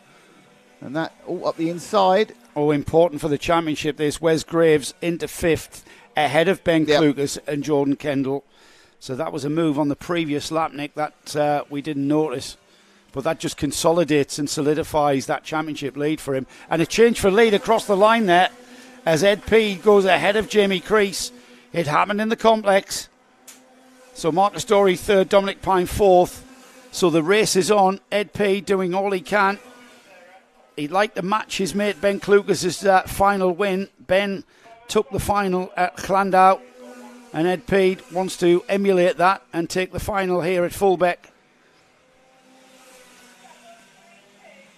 Into Button. Oh, he's pulling out a gap, isn't he? Yeah. That's a cushion. That's the biggest cushion we've seen between first and second. Not the 14 being that's the 14 being pulled off. No, Matthew Lawrence. No overtaking in this section, though it's quite hard to do any area into the complex. Sweeping now round timekeepers, and you're right there. We've suddenly got a little bit of gap between each of the top 4 runners. They spread out across the straight, waiting to go into the Ren chicane. You know what? That's first, second, third, and fourth. Who's that in fifth? That's Wes Graves, championship elect, or champion elect, I should say. Lucas behind him. Yeah. Ben hasn't got the pace, has he? Not the way around. Whether Ben's got car issues or just the tyres are just not happy at the moment. He's just taking too much out of them historically. Into Button then. They are on lap 7. 2.5 minutes remaining at the moment. And it's still anybody's race. I would not know where to put my money at this stage, because these drivers in 100 UK renowned for just biding their time and waiting for that moment as we get towards the intensity of the final couple of laps. Across the curb there, out of timekeepers, and just look at that. They span out and look as though they're almost side by side into the Wren hairpin. 68, Dennis Barkley called for a technical defect. Doesn't affect the top 4. As they go sweeping through glider before they go into turn 4 as it was, and it's now the Arnhem chicane. Oh, change second. there, 22nd, and Dory gets past Crease. So Crease and Pete's leading, Crease is second, Dory's third, so suddenly it's all changed, Joe. This is what I was saying, Nick. They looked like they were biding their time, and then as we're getting towards the final stages and into the final 2 minutes, everything tends to change in 100 UK. And this is what we're seeing. We're seeing Marcus Dory finding that pace to get by Jamie Crease. He's done that. He's on the tail of Ed Peed as they cross the line now. Ed looks over his shoulder. He sees the cart behind him. I'm pretty sure he can differentiate between who it is as we come out of the Wren chicane. Oh, and there's a change for position there as Ben Klukas. I'm not sure how that happened. He's got past Graves, isn't he? He's got past Wes Graves, but they seem to be behind the first 2. There seem to be problems, a bit of a... spinning out. So we've got 47. So Peed is still leading from Dory. And I think there was an issue. I think there may be an issue in the chicane. We may have lost one of the other carts in the chicane, kind of, sort of off the side of the camera angle. Did we lose Dominic Pine for some reason? I think that Paul was waving at me saying he'd seen something. So he spotted something as we were trying to look at timing and everything else. They'll go over the line now with this one and 2 more. And it is P from Dory. Yeah, it's Pine who's disappeared. Pine span off there at the Wren chicane. Yeah. Again. Look at this, up the outside, Yeah. up and over. No. It's going to be 1 lap to go after this one, you know. And Marcus Dory looks very racy indeed. He's left it to the important time. Ed Peed, a very experienced head on those shoulders on the number 47. Into Button, and it looks like he's going to have to defend. He's not looking like he's defending at the moment. He's just keeping the pace. He's having a good old look behind him, though. He is. He needs to know exactly he's where he is. He's neck tomorrow morning. Yeah, he's just looking in his periphery there through the final bend of timekeepers and across the line. It'll be 1 lap to go board. Ed Peed not needing to defend into the Wren chicane. I did it again. Out of there towards the Dan Weldon hairpin. Will he defend here? No, he's got the pace. He's got the pace to hang on to it. Dory, he's dropped back slightly. Is he just lulling him into a sense of security? A false one. Yeah, absolutely. Out of the Arnhem chicane and into Button. Oh, and this is Dory's chance. Ed not needing to defend at all, just using all of the road and more. And all of his experience as well. Absolutely. Great drive from Ed Peed into the complex for the final time. This is Dory's last chance. Can he sneak up the inside? No, because Ed Peed is absolutely on the edge. Through timekeepers. And it'll be Ed Peed who takes the final and emulates his mate Ben Klukas. Well, we've got flares. Wesley Graves Wes Graves has had a massive break. Are you sure it's flares? Not just a TKM car? Oh, is it a TKM going up? No, it's a flare. No, it's flares. It's a flare from Flex. Yeah. It's for the number 2. It's for Wesley Graves, and he's very, very pleased, the provisional champion. I would take your money back for them flares, guys, because that surely they can do blue and yellow ones. It's the flex They're team. just white smoke. Well, apparently all the orange ones have been sold as Zandvoort, so there's no point having those. Yeah, true. So that's just basically, realistically, all that is just like a TKM start. It's not anything more. Ed P takes the win, and the win in the final here at Fulbeck. Marcus Dorey second, Jimmy Crease third, Ben Clucas fourth, Wes Graves takes fifth and is the provisional champion in 100 UK for 2022. Jordan Kendall sixth, Alex Kennedy seventh. Then we've got Brendan Williams. Scott Williams on the O plate finishes ninth. Andrew Bradley finishes in 10th place. 11th is Owen Potter. Matt Rivett, Luke Padley, Dominic Pine, Charlie Leonard, Leonardo Taggio finishes in 16th. We lost at the very end there Sam Garford, and then we lost Dennis Bartley on lap 7, Liam Hamling on lap 6, Matthew Lawrence on lap 4, and Richard Gladman on lap 3. Okay, here we go. Is it the senior final now? Senior Rotax. Have you got the championship, Will? So and for the 177s, which come up next. A little bit of clear up. So our penultimate race of the 2022 season, Nick, for the NAVOS NKC Championship. It's the 100 nothing. It's the senior Rotax 162 is what it is. Give me the grid because it looks a little bit unexpected. We haven't got the B final qualifiers on that one, by the way. It's fine, but we'll read out the first 30. It's fine. We'll read out the first 30. Yeah, it's a 34 card grid, of course. Okay, so the first 30 are... No, I've got it. Let's go. The first 30 are... Carl Dunford, he's had a great day, hasn't he? He's starting on the pole position from James Davis on the front row of the grid with him. George Sanders and Simon Keeble. It's all to play for in the Masters Championship as well, by the way. Kieran Shanks. We've got the 177s there as well, Nick. Thanks. I'll give you them. Row 3, Kieran Shanks and Pedro Oliveira. Ari Barker and Luke Evans are on row 4. Row 5 is Scott Smith and Jay Lewis. Tom Radburn and Paul Azan are on row 6. Jody Newman, Paul Moran are on row 7. Jake Davis and Lewis Jones are on row 8. Lewis Jones coming into this round at the top of the championship table. Reece Pope and Adam Rogers. Then we've got Max Martin, Sam Elliott, Thomas Storer, John Hobbs, James Costin, Tonino Machichi, Ben Ficchetti and Jody Fox, Miles Barthorpe, Alexander Mirzian, and then Ben Harper and Gez Owen rounding off the 30 cart field. We've got the 4 qualifiers from the B final, but how is the championship looking going into the final round? Well, officially, the final race, there's 5 points between Lewis Jones and Luke Evans. However, Lewis Jones has got a really gnarly round 5 to drop at Landau. He had a bad Landau, losing 25, 48, 50, 66 points from a maximum. So he is better. He has a better, worse score to drop. They are almost level today.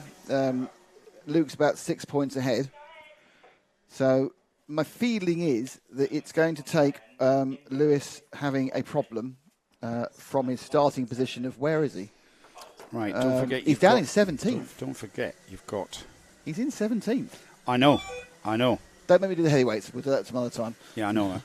So he's in 17th. So Jones actually is in 17th. And Evans, where's Evans? Well, Miles Barthorpe is in 27th because he's had massive engine carbon issues. Yeah, so Barthorpe's in trouble. I don't think he means engine carb issues. I would think that anyway, so this one's more difficult. But it is Lewis Jones, though, starting 17th. He needs to make progress forwards. Maybe if he stays 7 or 8 positions apart from Luke and they stay down here, I might have to go to the I might have to not declare a winner and let the actual official organisers do it. Yeah, but we're going to stay well off that one. This is going to be a hard one to call championship wise. It's not going to be a hard one to call for the race start though. As we get things underway, we've got a coming together there in the mid park, but everybody continues without harm. As we go into turn 1, the Dan Weldon hairpin then out of that, and it looks like Kyle Dunford, he's hanging on to that lead as they go down towards the through glider and into the Arnhem chicane. Out of that, and look at that, absolute traffic jam there. Paul Azan right in the thick of that, and it gets very crowded in there, doesn't it? Yep, they are all falling over each other. at the moment. But it is more interesting, really, to see what the various runners and rider distances are when we get into the next lap, because across the line, first and second right together, which is Dunford from Saunders. Kieran Shanks, yeah. Sanders. Evans has got himself to 5th. Jones is 18th. So that's an interesting turnaround. Evans and Jones are 13 apart. This would make me have no idea who's going to win the race. So the second place kart is the 66. Don't forget the Masters Championship, Simon Keeble and Paul Ozan. Simon Keeble currently 6th, Paul Ozan 10th, up 3 places. Ozan got mixed up with that kerfuffle at the Arnhem chicane, but he's come out on top there and made up 3 places on that lap. So change for the lead. Last race. So into the lead has gone the 51 of Kieran Shanks from Dunford. And they've got Sanders Oliveira. Evans in 5th, which is the key point. Is he gaining on 5th? It's amazing. It's interesting, isn't it, how this last round and this different design of track with various tiredness of tyres has given us often a completely different set of drivers at the front than we've been used to. Yeah, I'm just going to check on who the guest drivers are, Nick, to make sure that we're not getting excited unnecessarily. I always get excited unnecessarily. Ask anybody. So Kyle Dunford and Kieran Shanks are both guest drivers. Okay, the first 2 are guests, so they're not up for points. Let's drop back to 3rd then. And in 3rd currently is George Sanders, so he's currently on for 100. Behind him is Pedro Oliveira on for 98. Luke Evans, therefore, is a net 3rd at the moment, with Lewis Jones a net 15th.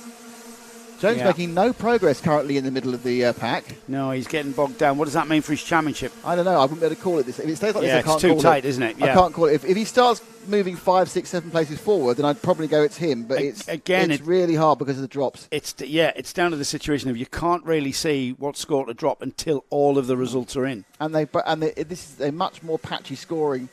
They've all had issues. It's not been like we've seen something where they've had marvellous events, with 48, 100, Yeah. They've had difficult events, all of them. It's been you're going to have difficult events when you've got 50 karts entered. Because, you are, especially with mixed grids. Yeah, which is exactly you can't do it all the time. What it's about. You get a draw where you're stuck behind someone really quick, but that person's in 11th, and it's that's part of the magic of mixed. It is the magic of mixed grids. That's why don't put the fastest karts out the front, because you're just going to see them form a long train. Yeah. Mix them up. It's more exciting for the drivers, surely. Certainly more exciting for us. And way better for us. Way better for the fans. So, you know what? They talk about processional motor races, and we have time qualifying where we put all of the quickest drivers at the front and to the slowest, and you wonder why everything's processional. It's like, you never have a processional stock car race on the short ovals, and you never have a processional heat in a class of karting that has mixed grids. I know it's kind of, it's all part of the game and how you deal with the traffic and how you get through traffic. Over halfway now of the final race in senior Rotax of the 2022 season. Leading is Kieran Shanks. Second is Carl Dunford. You can see with the blue edging to his red fairing, but neither of those are scoring points for the championship. Great result, though, it is for them. And the championship, as you can see there, it's currently, I think Sanders has got a bit of a gap in the orange car, and then you've got Oliveira in the green and white and yellow. And then behind him, it's Evans, who may or may not be the leader of the championship. I don't know. Lewis Jones has gained a position, and he now has Mars Barthorpe right behind him. 16 and 17, both of them who came in as championship favourites. And in fact, we're interviewed by you on the grid, are having nightmare Sunday race days, because neither of them would imagine themselves down in 16th and 17th over halfway through the final. We've had the number 47 of Simon Keeble. He's chasing down Paul Ozan for Masters Championship honours, and he's moved up to 5th ahead of Luke Evans in a masterly move that came at the Overload hairpin. It was really exciting to see that, and we've seen them do that a couple of times. He's a change for second, though, as Kyle Dunford, who's a guest driver, don't forget. George Sanders behind him. Straight up there. And they're straight up the inside. Through. Yeah. No, for an under. They're toughing out at 7. This going in tears. No, discretion best part of valor there for Dunford. You only have to sit there. It's not a line. I tell you what, Nick, that's the first time we've seen side-by-side racing through that part of the course there. Yeah. through the complex. So Simon Keeble in 5th. He's 5 places ahead of Paul Ozan. This could get very difficult for the senior championship as well. It is. Look at Keeble. They're tripping over one another ahead of him. Pedro Oliveira, George Sanders, Carl Dunford, and that's allowed Keeble through. But Luke Evans needs to make some positions up. I don't know if he realises how far back Jones is, but he needs to make positions up. And Luke Evans is currently on the number 68 in 6th place. So that's second place cart there, 3rd, 4th, 5th.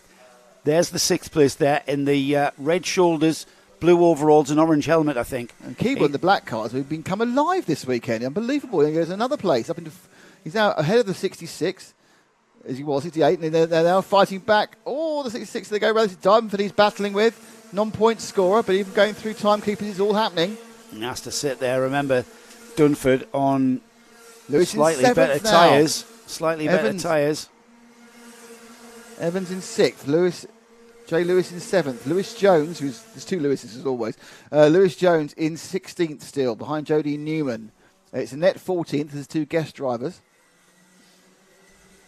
But Oliveira in 2nd, or 3rd, but 2nd for points. But I think that Luke Evans could do with just taking 1, possibly 2 more people. Well, it's going to be a hard ask because the cart in front of him is Simon Keeble, who's been on fire all day long. He's currently, Simon Keeble, 2nd in the Masters Championship coming into this weekend. He's 6th overall. Paul Ozan is 5th overall. So, they're in contention to finish pretty high up. Big problems at the Wren chicane. And a bit of... That's the 8th cart's come up, or maybe the 6th cart's come off rebound. And that's going to be, I think, absolutely brilliant news for Lewis Jones. Because I think he will pick up at least 2 or 3 places because it wasn't his part of the pack that had the issue around there. Yeah, he is. He's down in 15th, isn't but he? I think he's going to pick at least 2 or 3 up. And that may be, oddly, that crash involving someone completely different may be enough to close the gap so that when the drop scores come in, he will be the person who's declared the winner of this incredibly closely fought championship. Kieran Shanks continues to lead at the front of the field. It'll be the 1 lap to go board for the leader next time by. Sanders 2nd, Oliveira 3rd, Keeble up to 4th ahead of Kyle Dunford. Yeah, Luke Evans 6th. It was Harry Barker who got stuck.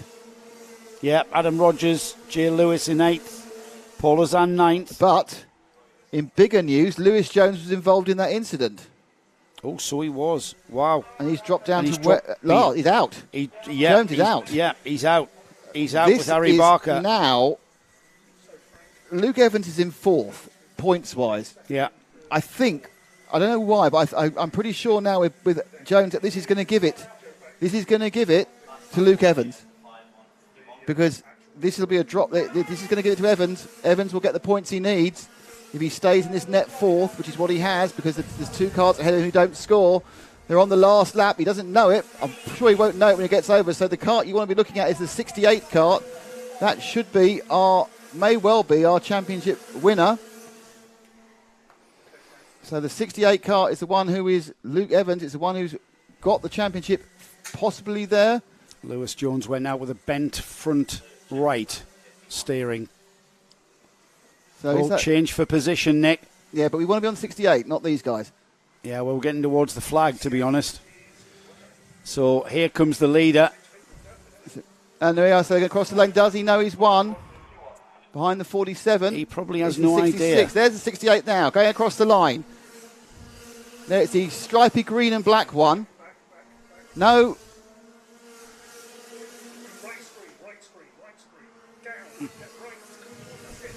The Lando Norris kart. Kieran Shanks takes the win. Pedro Oliveira 2nd. George Sanders 3rd. Simon Keeble 4th. Kyle Dunford 5th. Luke Evans 6th. And he doesn't know. And he doesn't know. No idea about Jones's problem. We're going to call. Are you calling that, Nick? I think so. Are you calling that as provisional? I think so. Provisional, yeah. Right, because of the demise of Lewis Jones, we are going to take a punt at Luke Evans taking the championship. By finishing 6th. Follow him into Park Ferme because one of his friends might realise what's happened and might tell him. Jay Lewis 7th, Adam Rogers 8th, Paul Ozan finishes in 9th. I don't know what that 4th place for Simon Keeble's going to mean with regards to the Masters, but that might turn that one on its head. Simon Keeble currently 4th in the championship, and Simon Keeble will take the Masters Championship. Wow. So that one is undoubted. Simon Keeble on the number 47 will be the NAVOS NKC Masters champion. He's going, there he goes. Well, yep, do I go through or what? Just wonder whether he'll be greeted by someone in the paddock who'll go, yeah, you've done all right, son. I'm not sure everybody can. There's a lot of points to work it out. Yeah, that's the thing. He gets out. You don't want to. What have I done? Yeah, it was a shrug of the shoulders. I don't know. I think you've won, mate. You don't want to tell him that in case unless you've got it absolutely right. That's the thing. I'm just going to find out that. Have I won? What's going on? What's happening? Oh, I had some problems. I'm a bit upset. Things aren't right. Oh, I had a really rotten race. Yeah, but you may actually have won this, mate. Yeah, Luke Evans, he's not happy with something, is he? No. I don't think he realises. I'm not sure he realises. Yeah, there's all sorts of happened. He's not happy with that drive over there. No, I'm not sure that was aimed at anybody. Oh, yeah, it was, yeah. Yeah, consternation there. Told to calm down. And whatever happened out there on track, it's he's very upset about Luke this Evans not knowing how, is not and he's happy. being step in, no, stop it. Yeah. This is passions running high in racing. He's finished 6th. He doesn't know. He doesn't know what's happened to Lewis Jones. He doesn't realise that 2 ahead of him aren't scoring points. Yeah, there the tall driver. Yep. In the black overall with the white shoulders. Adidas epaulets. That should Simon Keeble. Brilliant performance. That's today. The Masters. Brilliant today. Yeah, but he has been all weekend. He has been absolutely on it. Simon Keeble there, just in the shot there with the Adidas. I don't think it's Adidas. I think it's OMP actually, Nick. Is it? Oh, sorry. Yeah, I think you can see Keeble on his back there. Just the tall chap with the dark hair. With his back to us now, says Keeble. He is the Masters champion. Millie College. Here's the 177s. On to another championship. Quickly, yes. The final race of the year we for know us. We've won this one, it's fine. Yeah, we do indeed. Nick Skelton and Philip Howarth, champion-elect on the first row. Adam Sadler, Sean Smith on row 2. Harry Rout and Tim Darlow are on row 3. Row 4, Oliver Smith, Richard Evans. Then we've got Mark Rowe and Alex Jones, Lawrence Hilton, Cole Edwards, Ben Hitch and Rhys Llewellyn in row 7. Tommy Austin, Jason Chilton on row 8. George Merrison, Stephen Horner are on row 9. Harry Wainwright and Steve Gilly are on row 10. James Yap and Jake Lewis are on row 11. Billy Clark, Brendan Smith, Michael Mallet, Charlie Jowers, Dan Millwood, Dave Nolan, Alex John, Alex Thomas, row 15. Row 16, Thomas Giles and Brian McCready. And then rounding off the 34 cart field, Lee Todd and Steve Maidment. So let's see where the field is. It's into the complex. We've got our Nick Skelton, the cart that's on the pole position, cart number 127, and we've got them at a very, very nice pace. Look at that. They've all gone. They all fit into the complex. Yeah, they do. There's no carts on this track. No carts at all. That's a nice pace. Minimax drivers look on because that's how it should be done. That's maybe a little bit slow. People having to nip fuel pipes there. You know why they're having a chat? I think they are. Yeah. Are you watching? Are you watching Morse tonight? Oh, I don't know. Is it on ITV3? Yeah, it looks is. like they are. Yeah. Minimax drivers. That's how it should be done. And they're off. And we get things underway. They will charge down to the Dan Weldon hairpin. And this is where, and it's Philip Howarth who slots into that lead. Hang on. No, around he's the been outside challenged. and up the inside, but no, he's in the lead. He's been challenged heavily there, but he hangs on to that lead and goes through Glider and into the Arnhem chicane. 26 cart from one of the races is not moving anymore. So we've got that usual traffic jam at the Arnhem chicane, Nick. There's been a big accident. The 92's damaged. Oh, and upset. That's Harry, isn't it? And that's Harry Wainwright. Yeah. He's had a great couple of heats, and then it's all gone wrong in the last 2 heats. I think he's bogged down. I think he's. No, because the nose is dipped. He's had a bit of a nose penalty. There's going to be some glove throwing, I expect. So as they go through, Howarth leading, as he will be for the rest of the race. Sadler second and Skelton. Second and third's more interesting, guys. So it's Sadler and Skelton. Both look orange on the way in, but slightly different on the way out. So Harry just has a bit of an unlucky day.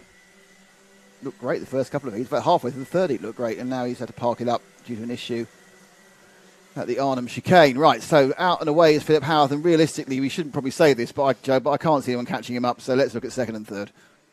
Now, Philip Howarth's gone. He's going to clinch the championship, most definitely. He's already clinched the championship coming into this final. Down to the bad luck of Louis Large, that put Louis out of contention very early in the day. That's left Philip. He's driven well all season, it's got to be said, and it's been an intense championship, the 177 class, as we focus on the battle for second there between Adam Sadler and Nick Skelton. The orange livery nose fairing of Sadler, with tucked in right behind him Nick Skelton, right on his rear bumper, out of the Overlord hairpin and down towards the complex. They'll come out of the complex and through timekeepers. Cart spun at Buttons, but that's nowhere near the front of the field. Across the line then, 2 laps completed. Howard's not pulling 3 away laps like completed. Howard's not pulling away like I thought he would. Is he just having a bit of fun or something? Is he waiting for them? Well, I did see a gesticulation from Nick Skelton and Adam Sadler saying, "All right, let's catch Philip. Let's catch Howarth." You know, they're on the canvas, aren't they? These tyres now. Yeah, flicks the car on the brakes, does Philip Howarth, into and out of Buttons into the Overlord hairpin. Oh, and look at that! We've now got Adam Sadler right on the rear bumper of Philip Howarth. He'll not want to be there, Nick. He'll want to just take the win and be done with it. Absolutely, so but it's not happening this way, is it? They come over the line now, nose to tail. And Sadler's definitely decided he wants to lay down a marker for next season in the final race of this. Well, Adam Sadler is a guest driver in this class, and so it's Nick Skelton, who's currently looking, who's in the Masters class as well.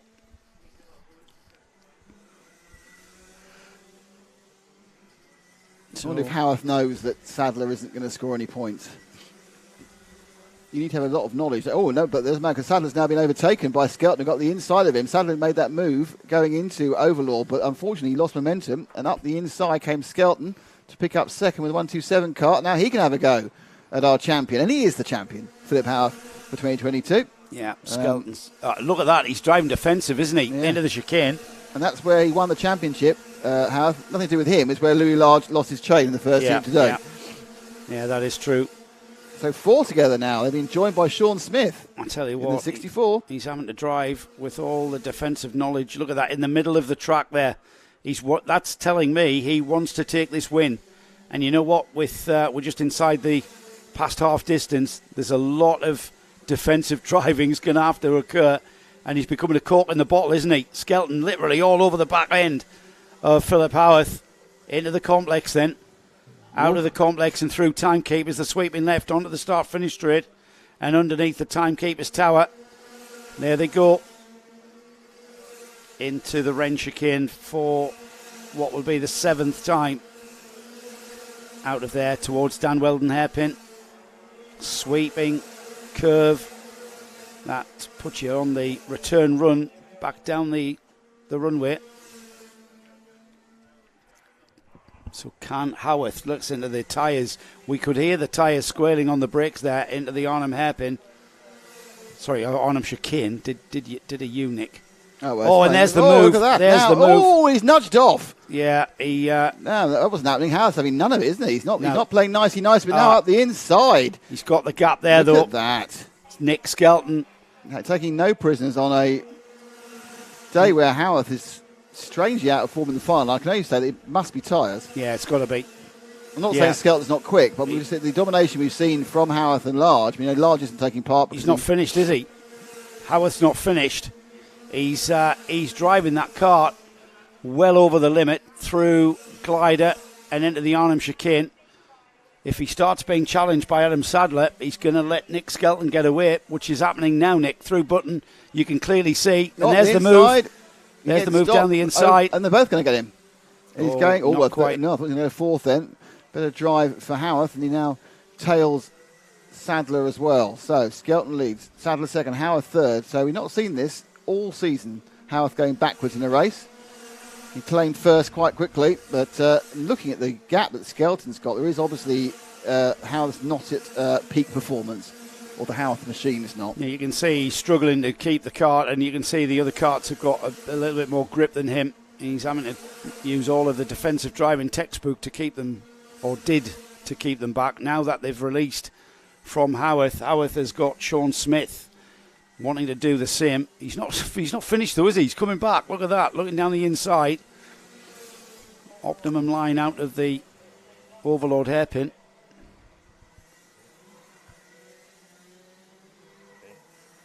Oh, really? That's correct, yeah. So right, okay. Right, can you write that down for me, Chris? So they So come is the calculation in now wrong? with a minute to go. Right.